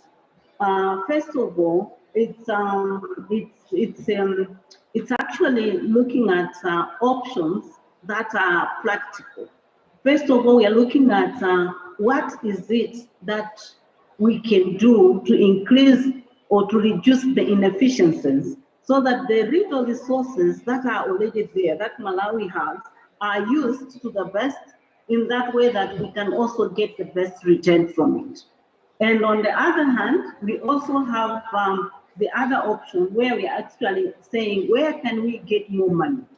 How can we increase funding? Which other sources? So either targeting the Green Climate Fund, also targeting, in this case, even going beyond the traditional funding sources. So looking at the private sector, which private sectors can be involved, how can that be done, how can we attract the private sector into the WASH climate resilience programming, or how can we do that? It also includes, in terms of even loans. So saying, okay, yes, we can have grants, but if we don't have grants, or we have grants, just as Tim mentioned, we go beyond the grants, because grants alone cannot cover all our needs, or cannot close the financing gap that we have. Because in the finance strategy that we developed, or that the government of Malawi developed, it clearly states where is the gap and where the money can come. So grants can only maybe contribute so much, public resources can only contribute so much, but the rest then needs to come from either loans or other private sector. So in short, I think that's where we're coming from as Malawi and where we are going. And we believe with this WASH finance strategy, we'll be able to do more. We'll be able to put it to actually implement it. And we have steps and processes on how we are going to roll it out. The launch itself was just part of the process, which was done on 5th August. But after that, there have been a number of trainings, a number of planning meetings on how can we move forward. So thank you so much. Thank you, Kate. That was really interesting, and I think the governance sections of some of what you spoke about, of the need to continue across ministers coming in and out of office, really breaking the silos that are set up with the ministry topics themselves, really getting that energy behind making the finance strategy possible. So thank you so much for sharing that. I'd like to now move on to our final panelist, last but definitely not least, Mr. Eddie Iyaz, who has had over 23 years with the World Bank, experience of everything from ESGs to PPPs. And Eddie has on many hats this week and next week at COP, but one of them is with the African Development Bank. So Eddie, thank you for joining us. And the question for you today is, what are the key challenges climate change is posing in urban water services in Africa? And how will the new Aqua fund that RWI and partners are launching here at COP27 help find new solutions? Thank you so much, Catherine. And I'm not going to get into the background because the previous speakers have done such a good job. So let me try to describe how the World Resources Institute and partners began to ask the following questions. How can you reach, in the next decade, 100 cities, mobilize $5 billion, reach 30 million people on breaking the silos between urban development, WASH, water supply, and resilience? Because you know, these are three communities, and we are here in the Water Pavilion, and then there's a resilience hub, and ICLEI has their own cities hub. Okay, so this was the question: how to do that, and very importantly, how to make sure that this fund does not overlap with what others are doing, with the Resilient Water Accelerator, with the African Development Bank, with many other partners that are in this space. And therefore, the trick was to say, look, where are potential gaps? Gap number one, how to make sure that you do a truly participatory process that does not stop on just a long list of projects. How do you move from that to a prioritized list of projects? How to move from there to make sure that you have a financing plan that can get shopped around with partners that trust the process at the beginning. So the African Development Bank and the World Bank and the Islamic Development Bank like certain kind of projects. How do you do project origination for them? How do you actually begin to find with private investment funds, Meridian Fund and other funds that say, we are interested in the water sector, but this is the slice of investment that we want to take. This is our risk appetite. And therefore, how do you, out of that participation process, generate projects for them? And at the end, there are things that are going to be falling through the cracks in what we call this net connecting cities WASH and resilience. There are things that today these financiers are not picking up. And then on those, we're coming and say, let's move from the retail to the wholesale. That doesn't mean a single solution for all, but it's how do you move from a French restaurant that gives you just one single menu to a Chinese restaurant that has hundreds of dishes, very well precise, and you are able to choose what fits your need today. And therefore, it's really moving from a general sense of urban water resilience to a specific menu of solutions that we know other financiers are not going to pick it up, and the fund are going to start looking and investing in those for proof of concept for acceleration. And to be able to work with partners so that it's not only WRI doing it, because no institution has the capacity to work in 100 cities at a scale quickly, but how do you make sure that all these partners have the menu, are able to move in a way in a franchising process to move in that direction? So very practical issues of nature-based solutions and floods, very practical solutions on roof water harvesting, very practical solutions on small private providers that are not being done at a scale in that process that the big banks are not doing, that the large financiers, private financiers are not going to pick up. And therefore, once you do that, and once you move into aggregation, once you do that, how do you quickly be able to package in a way that these other financiers become the natural way of doing it? How can the African Development Bank begin to feel comfortable doing this aggregation? And Timothy was talking about energy. Now they feel very comfortable doing roof solar panels. They feel very comfortable having a standard packages for procurement of large solar parks. So that consistent movement from the retail to the wholesale is at the core of this process of the Aqua Fund. An invitation that's going to be launched on the 14th. We have 23 partners working on this, both on the financing side, on the grant side to be able to structure the process, but also on the technical assistance delivery side in that process. So that's the logic, working with many other funds to be able to complement, reduce overlap, move at a scale, move with the speed. Thank you. Great, thanks, Eddie. All right, you've heard from all of our panel. I want to invite those of you that are online to go ahead and put your questions in the Q&A. I've got a connection here so I can be able to see them.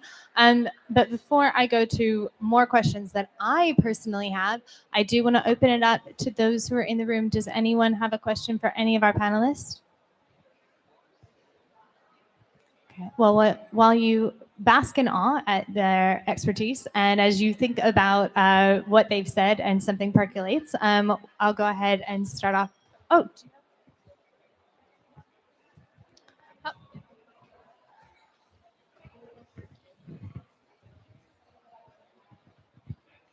Hi, my name is Carol Shushani Sharfane. I work with the United Nations Economic and Social Commission for Western Asia.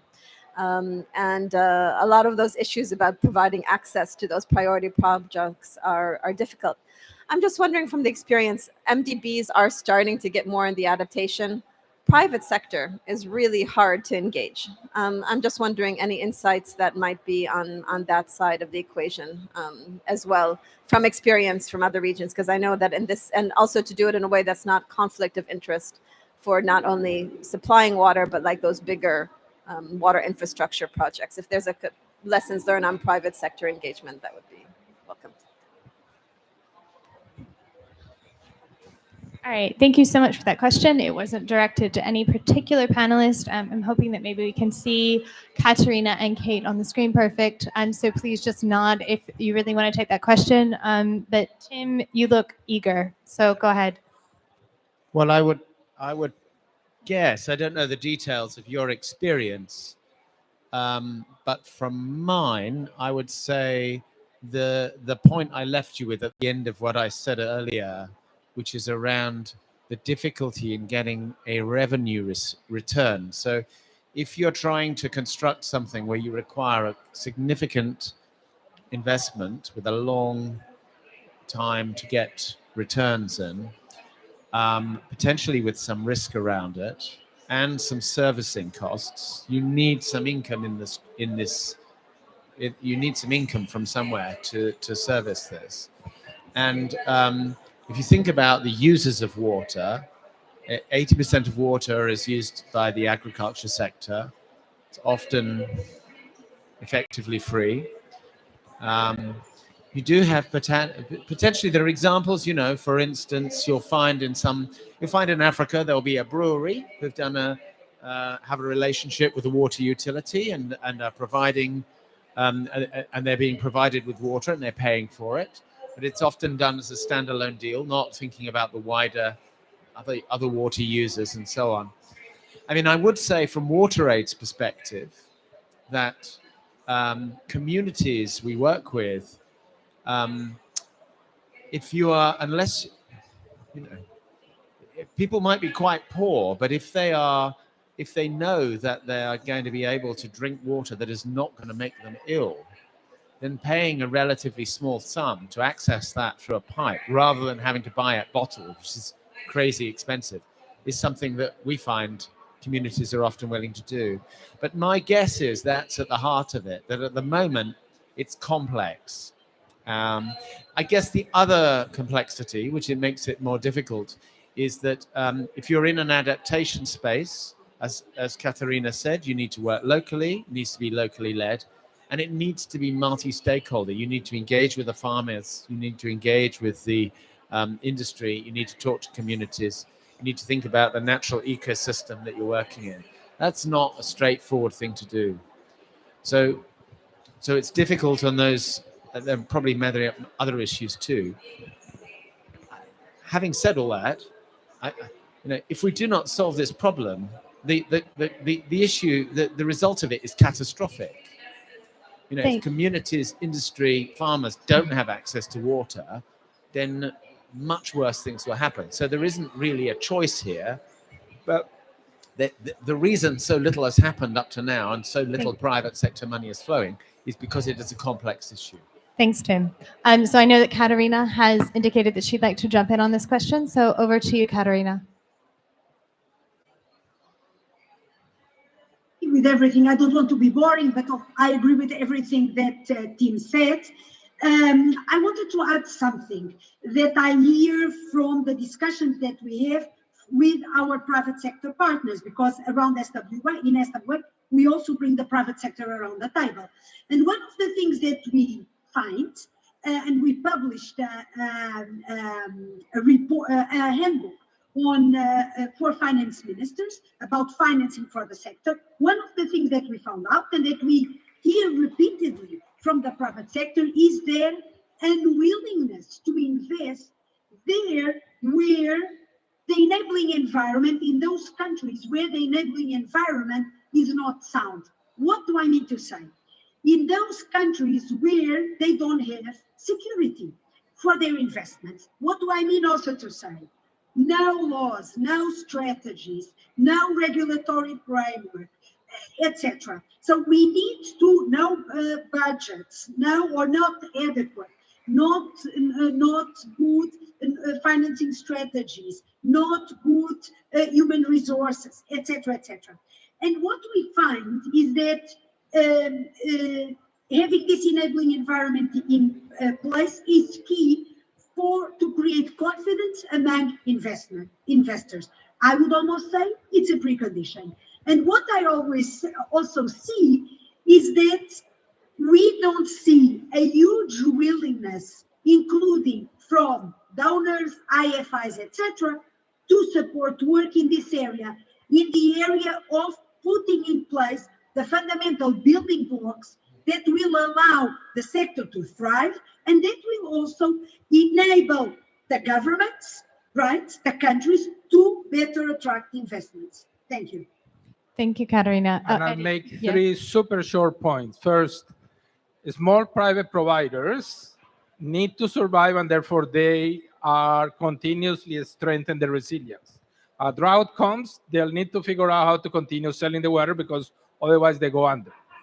Second, there is, I think, a tremendous opportunity for SMEs that provide adaptation services, meaning moving away from thinking adaptation is a public good to saying, look, a farmer that knows and has better digital climate information on what's going to happen on the floods and the droughts coming, and can make better choices and can have a better crop will pay for it. And therefore, the only way to get resilient communities and societies is by having a vibrant ecosystem of SMEs that provide the adaptation services.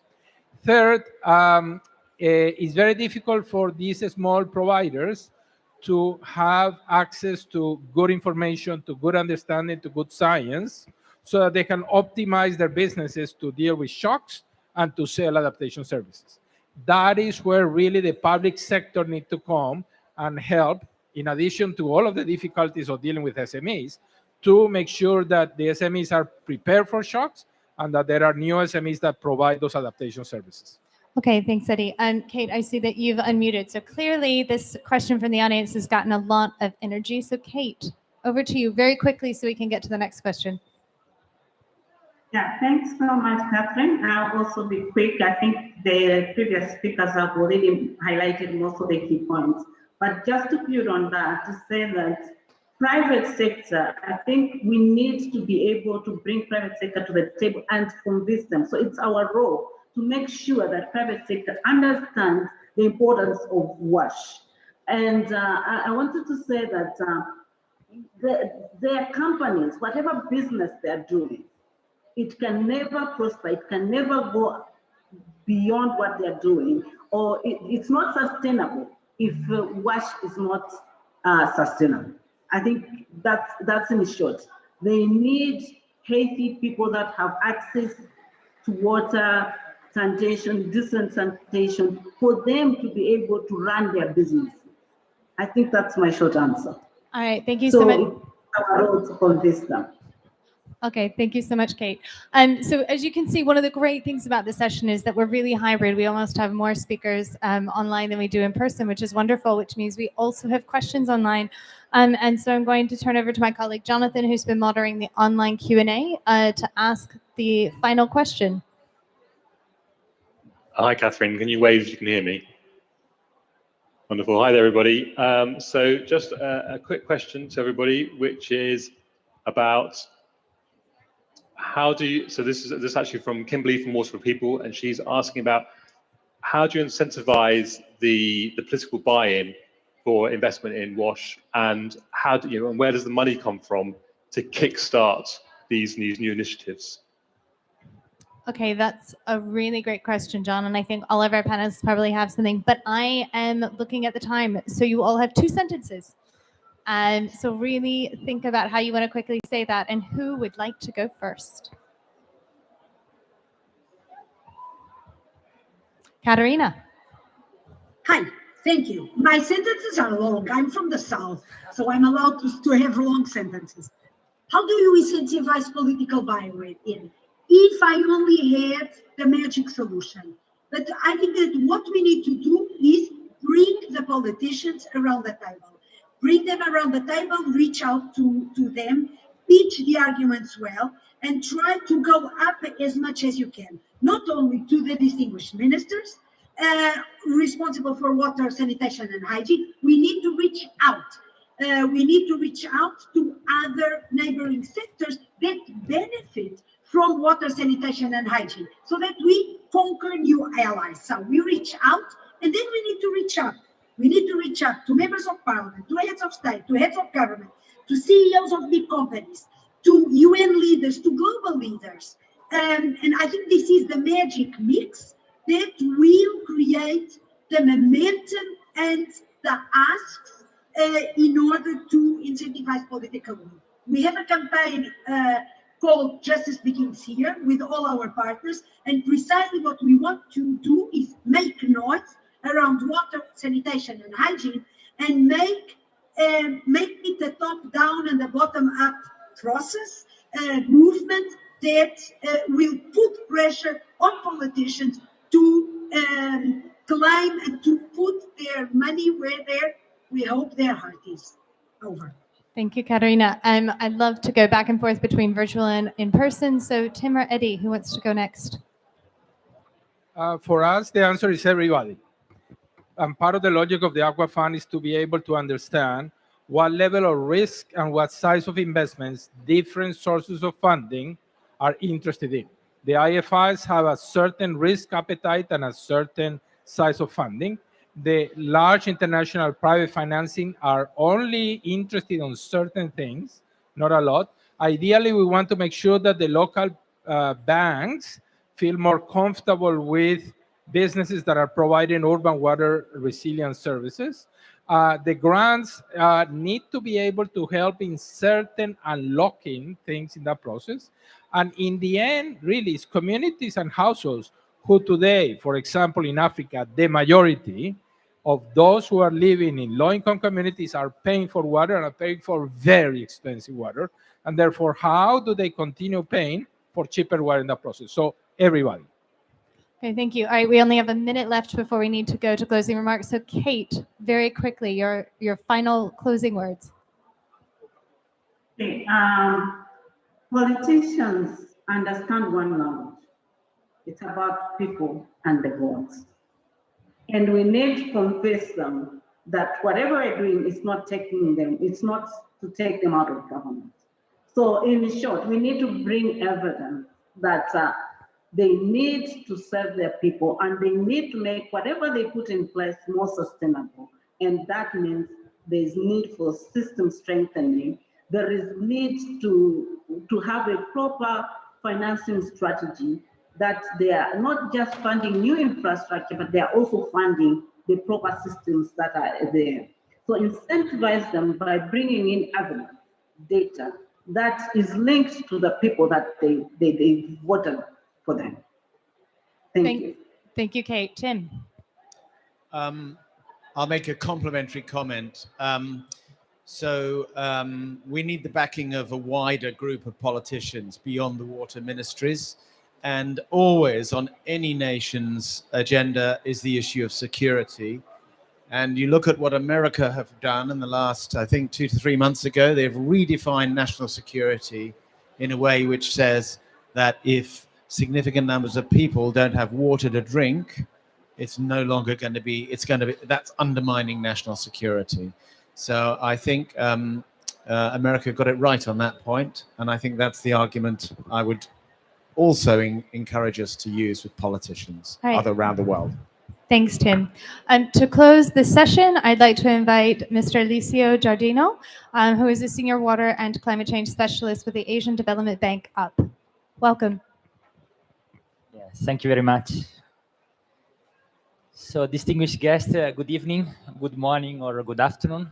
And well, I would like first of all to thank all the speakers, moderators, and everyone who has been following us at home. Also, this session has been very interesting and has also given us a lot of food for thought for further discussion later on. And I've noted down a few, let's say, key points from all this discussion, which was very, very rich. So I'll try to summarize this. First of all, I mean, we all agree that we are off track in reaching SDG 6, and a number of suggestions have been put forward to try to make sure that we accelerate towards improving this the current situation. It is clear that the impact of climate change cannot be avoided at all. However, we can make sure that let's say our investment are aiming towards increasing in resilience, reducing some of this risk. And these risks, of course, are not only about climate change, but it has been mentioned that urbanization, increasing urbanization, is also another cause of escalating risks. So we have both to address climate change, also better planning, and to somehow deal with increasing urbanization. The discussion also has highlighted some of the way forward to enhance the political will to invest, and also how to attract more private investment. And I think the figures that has been brought forward of 91% of water financing coming from the public sector and just 9% only from the private sector, I think this is quite striking. And there is definitely space to do something. So that's also good news for us. There is definitely space to improve. And how to do that? Well, a number of discussion points or suggestions have been put forward. So, for example, how to value water for what it is. That's definitely something that, I mean, we often hear that water is undervalued. And I think if a proper price to water is put, then investment also in the water sector will become more attractive. Then I think it was quite interesting, the point that was made on how to provide solutions that are really becoming attractive. The example of trying to make sure that we bring the right food from the right restaurant to the investors, to make sure that we provide a solution that is actually needed. I think this is quite important. And also making sure that we involve in the discussion this more on a political level, a wider group of politicians. This is also quite important. Now I think it's this discussion is still quite narrowed down, and often not always the people involved in discussion are the people that at the end, for example, have the budget to change things. So this is another point of attention where we can work together more. And of course, the importance of rapid action. I think that's quite important. That's also has been highlighted by IPCC, for example, that there is no really time to wait. We just have to act and act now. Acting now doesn't mean, well, if you want to reach SDG 6 by 2030, we have to quadruple the current rates of progress on safely managed drinking water sanitation services. So there is a lot of work to be done in the coming years. Well, the good news is that there is a lot of work to be done, but also a lot of this investment, for example, will come back to us. This is quite, I mean, there is a lot of studies that shows that this investment will come back to us and that the benefit somehow outweighs the cost of investment. So essentially investment and also investing in SDG 6 somehow will help us also in addressing many of the other SDGs at the same time. So investing in resilience, after all, is not just the right things to do, but it's also economical, the most smart thing to do. So yeah, I would like to conclude just by mentioning that, yeah, we have an opportunity ahead and also the responsibility, of course, to close this water investment gap. And of course, we cannot afford to wait. So we should really act now, and of course, also act together if we want to achieve this. So in closing, I would like to thank again all our speakers, moderators, and finally wish you all a great evening ahead of us. Thank you.